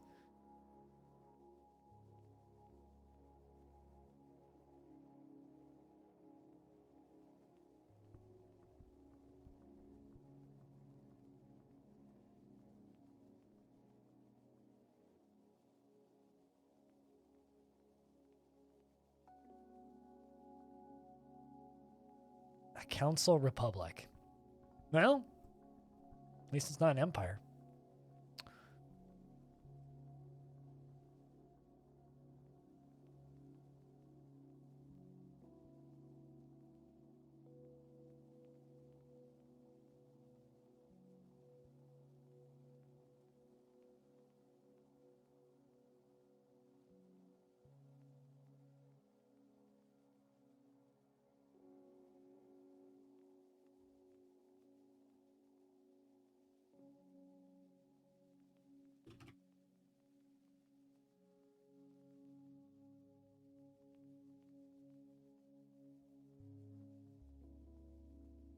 But, you know, I've also never played that, and I also don't really know what a council republic is. So, I'm assuming it's just a republic with veto powers. The humans have arrived to bring us annual tribute because it's that time of the year. Continuing to link building to triggers. I will DM the tribute screenshots to Stone, who I'm pretty damn sure has gone to bed.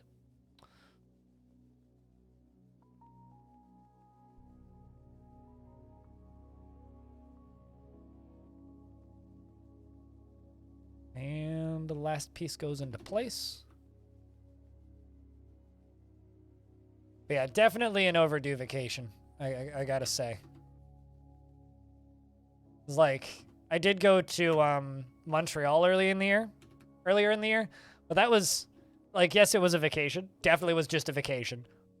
But also there was a lot of, like, life pressure there because it was very much a, yes, this is a vacation, but also I have to be around family the entire time, which, you know, is relaxing in some ways, but less relaxing in others. Of course, me and Orange got to go get drunk, which was fun, but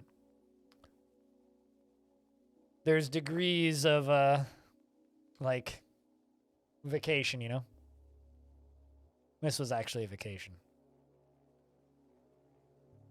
All right. I also went to PAX not too long ago, but again, that was very much a work thing, primarily. Okay, let's get Mudstone installed there, Mudstone installed there, Mudstone installed there, and Mudstone installed there. Now that this door is still unlocked, yep, they'll be able to just use that. With these guys down here, keep smoothing, keep smoothing, keep smoothing, keep smoothing.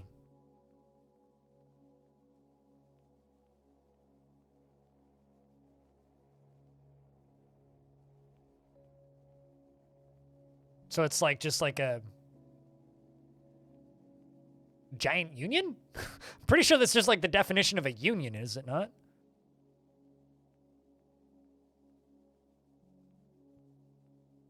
So it's like a union republic. Interesting. Doesn't sound that bad. Just don't sell us to anybody, please. I will never forgive you if you do.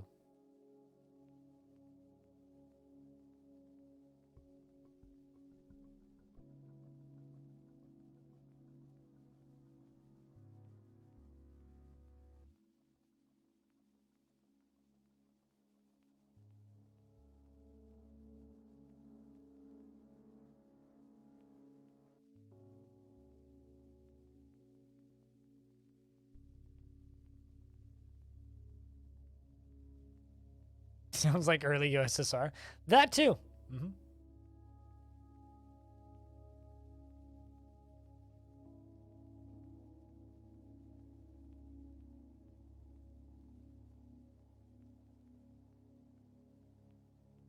All right.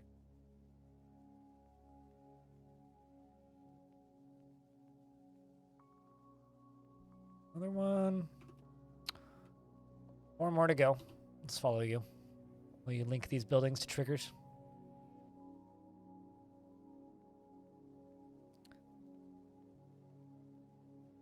God, that would be nice, wouldn't it? Once. You know, there wasn't like a bunch of Cody's friends trying to do that for a bit. I seem to remember being in a Discord that was literally that, and it never really went anywhere. Because it's like trying to unionize against Amazon. And also, like, how in the world are you ever going to get, like, freelance streamers to protest when, like, oh, everybody turns their stream off? All right. The result is everybody else streams instead and gets way more viewers.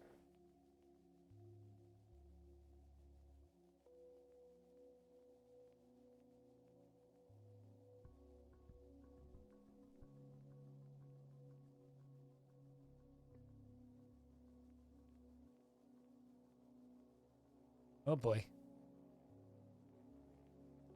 Hey, brass, another Issa. It's a musical instrument. This one's made of glass.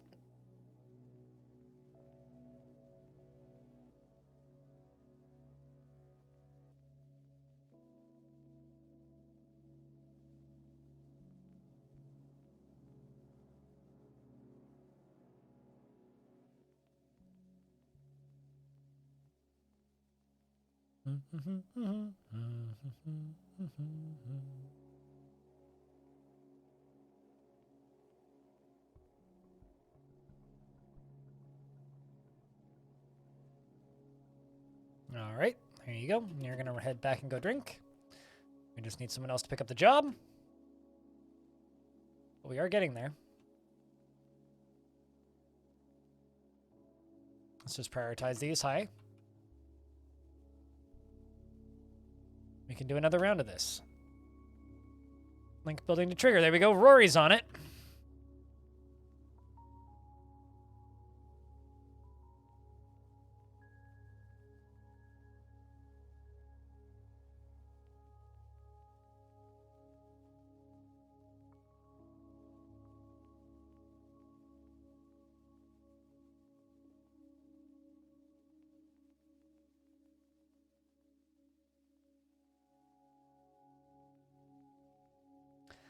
But I don't know. I know that you went on a trip for a bit there, Ponce. Where did you go? Because you said that you, like, I sent you a DM and you're like, just getting on a plane. I was like, what? Where are you going? If I can ask, that is.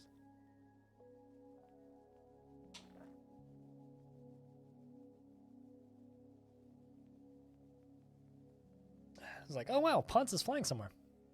You're in Michigan for a bit? Like, friends or family? Okay. Interesting. Gotcha.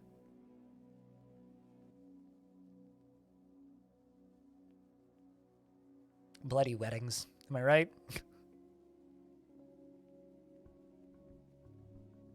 It's been a while since I've been to a wedding. Like an actual wedding. It was like my aunt and uncle getting married. The last wedding I went to.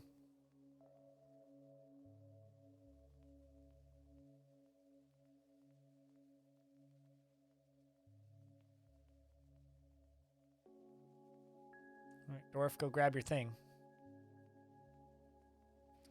Jump over to Lamond, who's now working on the linking the buildings. Outpost liaison has arrived. Where did you go? Where?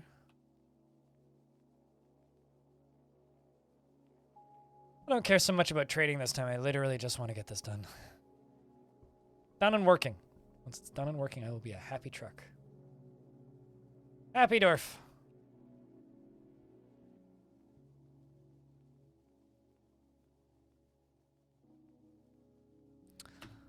Let's put that in. Pull that. Keep following the dwarf who's linking things to trigger. Fortunately, everything is just close by. Oh, so you just went to hang out? Ah, okay. Yeah, that's fair. Makes sense. I mean, it's better to delay wedding for reasons, assuming the reasons are legitimate, than it is to not. I would say.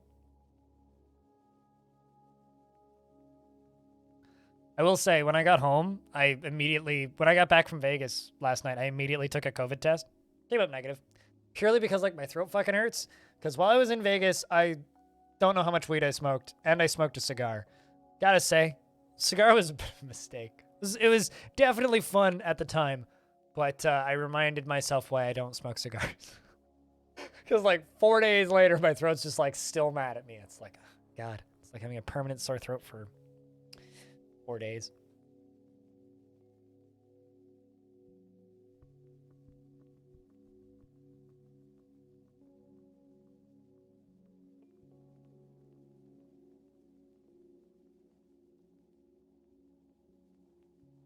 It was. I mean, like I said, it was worth it. But out of all the things that we did in Vegas, that's the one I would have second thoughts about doing a second time. Out of all the dumb shit we did in 3 days.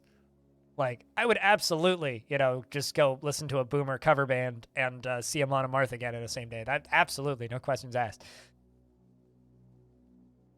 Beers that are taller than your head? Yeah, that too. No questions. Smoking a cigar? I'd have to thunk on it for a minute. I'm your liaison from the mountain home. Let's discuss your situation. Much to share? I wish that there was more variety in this text info. Bring us rose gold, black bronze, and brass. Please. Power through the rest of this.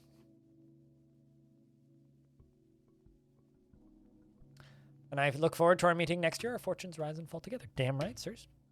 Damn right. Excellent. Let's see. Does this work? Is it all done?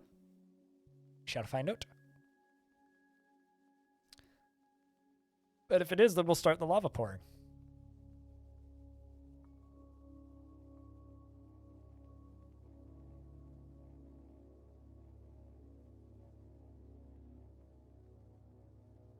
Also, Hobo, are you going to go see Stone Temple Pilots? Because if you do, you got to send photos. Because I'm actually kind of jealous of that. Kind of sad that that was the week after I left. Oh, man, I missed one. Damn it. All right, I'm going to put these back down.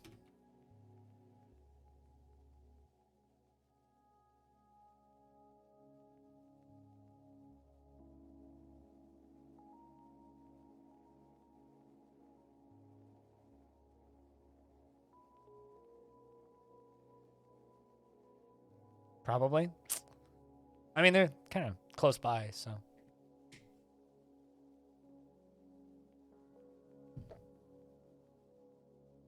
All right, let's get the last one here cooked up.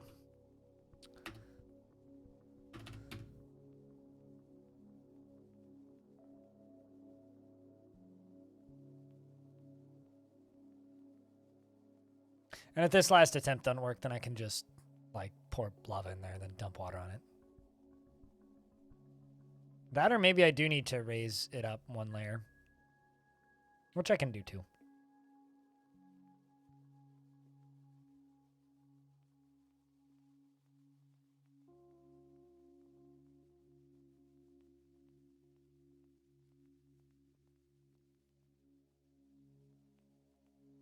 It's the final building that needs to be linked to trigger.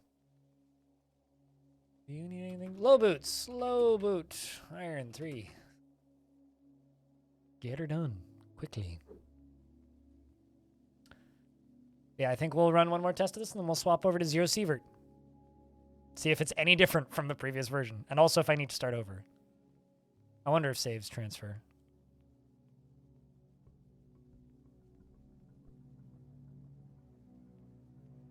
Because I don't actually know.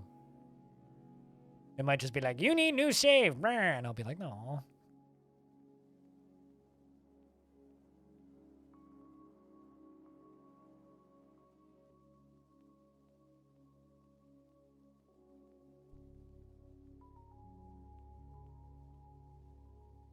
And we also need to hook it up to the lever. We're going to run all the way across and back.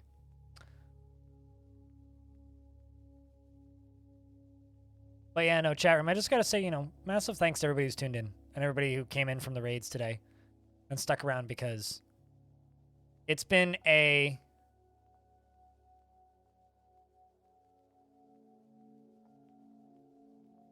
What's the word I'm looking for here? It's been a fun month already. And, like, we're not even at the part where this month is going to, or where this year is going to get really fun. You know? Like, we're still super early on in, like, the release cycle of Dwarf Fort, and it's going to get real exciting, I feel. So, it's exciting.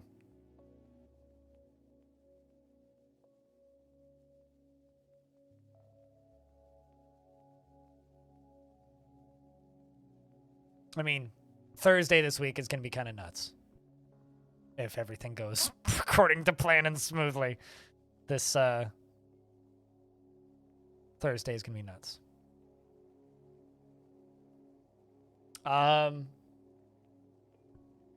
Cringer rated us, and Bellinar rated us. Cringer dropped like 400 people on me, and it's funny because Cringer came in with his people just to ask me, because he was confused about what was going to be in the first release of Premium. He was literally tuned in and rated me just to ask if Fortress Mode is going to be in Premium on day one or if it was just Legends. He wasn't sure.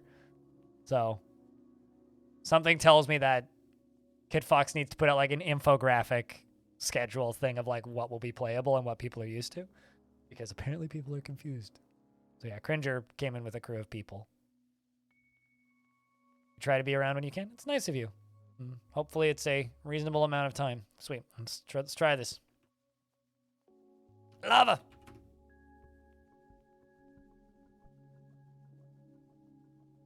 Although, Dwarfy, I gotta get you out of here. Can't allow you to stay down here. About to get hot.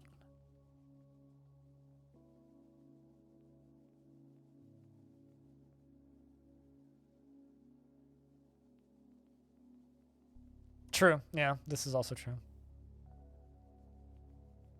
Do you need to play Slaves of Armok before the sequel releases on stream? I mean, if you haven't 100% Slaves of Armok before, I guess you've never played video games, so...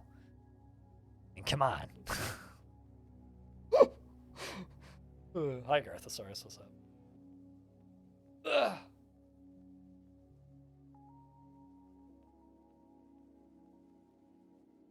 I mean, I've never played Slaves to Armok, so...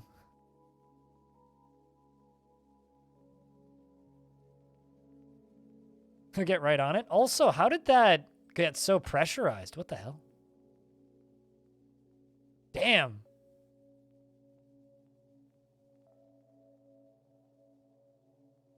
They tell me love can't be pressurized. Look at that.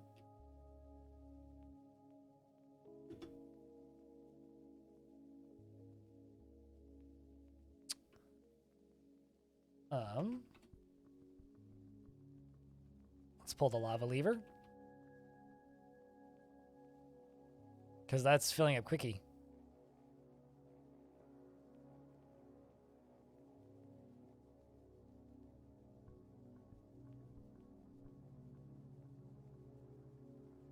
Makes you twitchy just to watch videos of other people playing Slaves to Armok. You know, I've wanted to make a YouTube video of Slaves to Armok at some point.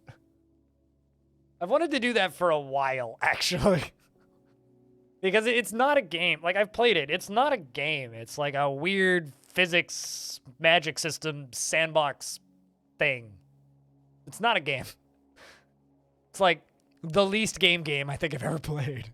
It's not a game. Not even close to a game. It's like a mess, actually, is what I would describe Slaves to Armok as. It's just a weird, strange, kind of gross mess.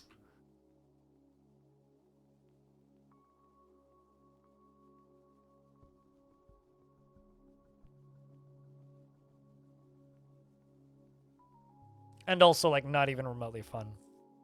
It's like the pre alpha of Spore in the simplest way you can describe it. Just vague interactive mechanics. Yeah, kind of. Yeah, sort of.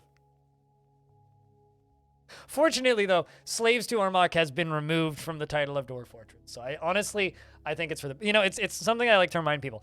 For a long time, the Dwarf Fortress directory on Twitch was Slaves to Ormok Chapter 2 God of Blood Dwarf Fortress or whatever.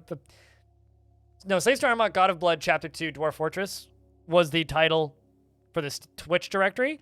Never got any views from searches, right? All the views I got was either from hosts, raids, or from people just coming in through the Twitch algorithm. But the literal second, like the first time I streamed after the directory got changed from that stupidly long title to just Dwarf Fortress, I started getting like 150 views a stream just from people searching for the directory. Send help you become an open TTD addict. Well, I mean, this isn't help, but Art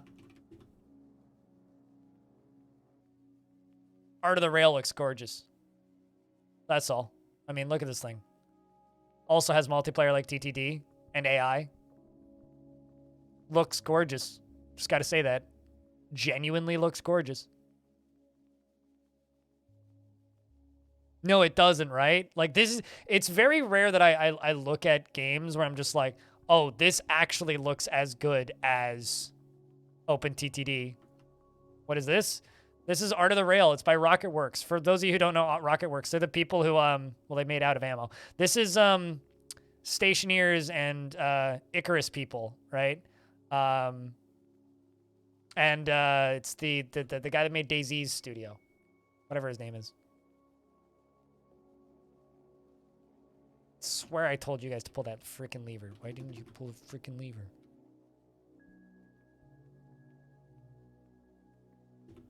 Should have been pulled a while ago. Get it pulled before it freezes.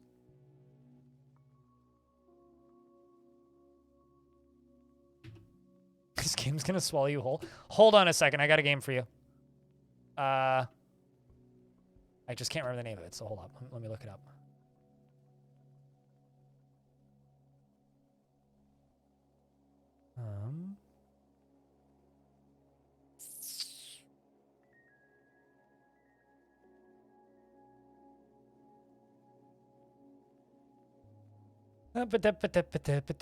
Here it is. Railroute.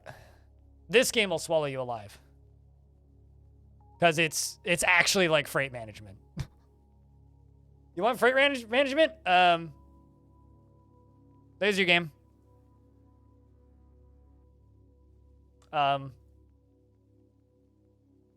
It's like $20. I've heard good things about it too.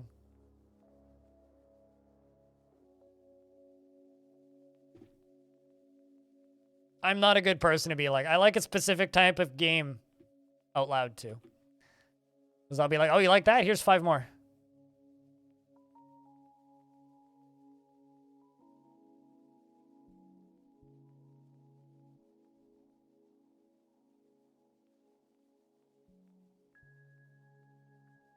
Maybe 10 more.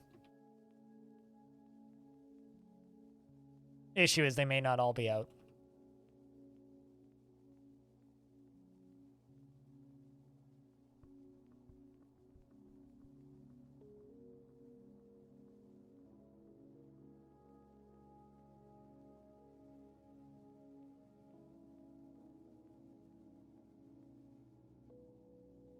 Let's just watch dwarves run around for a little bit.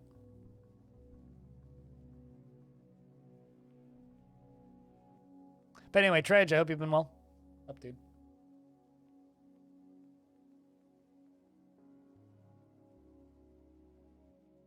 Of course, there's also always the, can I interest you in semi trains? There's also that, is it out already? It might actually already be out.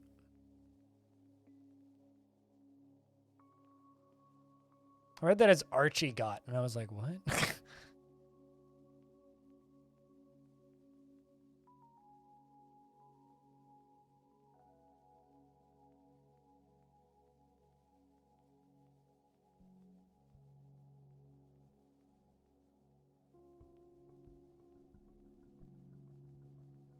Um...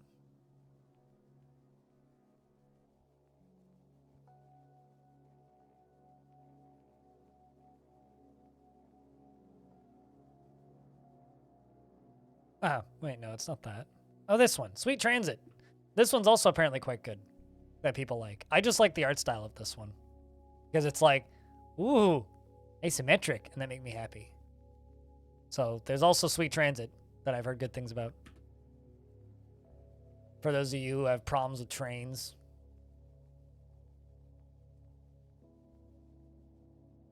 I find train games confusing and kind of painful for my brain, so I don't generally play them. I just kind of feel like work.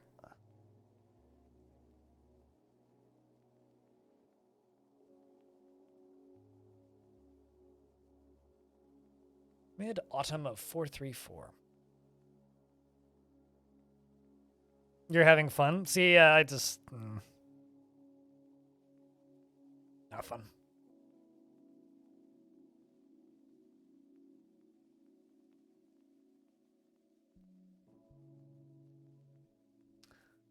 Although, speaking of things and having fun, I think that we will mess around with these lava experiments on another day. And I think it's time to call it for Dwarfs for the day. I think we're going to swap games now, chat. Because I want to play some Zero Sievert, and I don't want to get sleepy before I start playing Zero Sievert. So, you have a good night, Rolf. If you're here specifically for Dwarfs, you could go watch one of, like, 3 people that are streaming for Dwarf Fort. Although I think that this one's an AI, actually. So go watch either this person or this person, because these 2 are bots. But I will be streaming more Dwarfs tomorrow. At the normal start time instead of starting late like today, and we are going to go and play some Zero Sievert.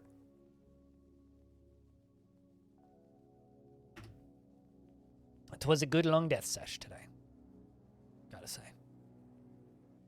And if you're sticking around, if I could get a round of beers, that'd be phenomenal.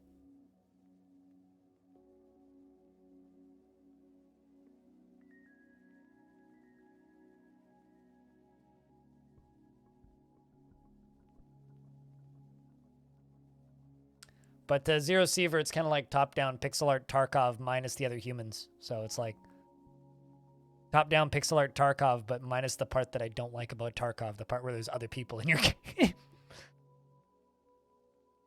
And it released into early access today, and I think one of my mods is just playing. So we're going to go play that.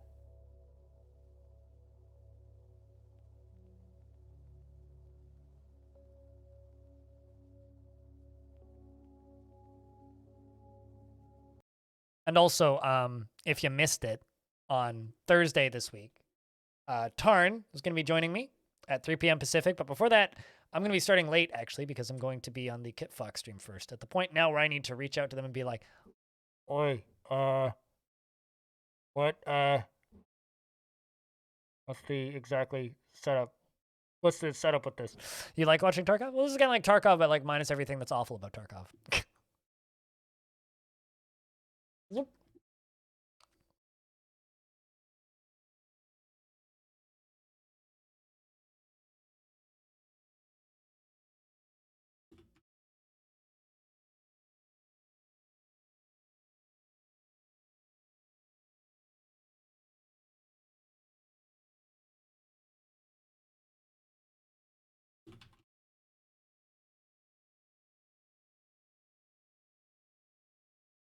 It's the best inventory Tetris game ever. I don't actually think you can rotate shit in your inventory, but there is definitely inventory's Tetris in this.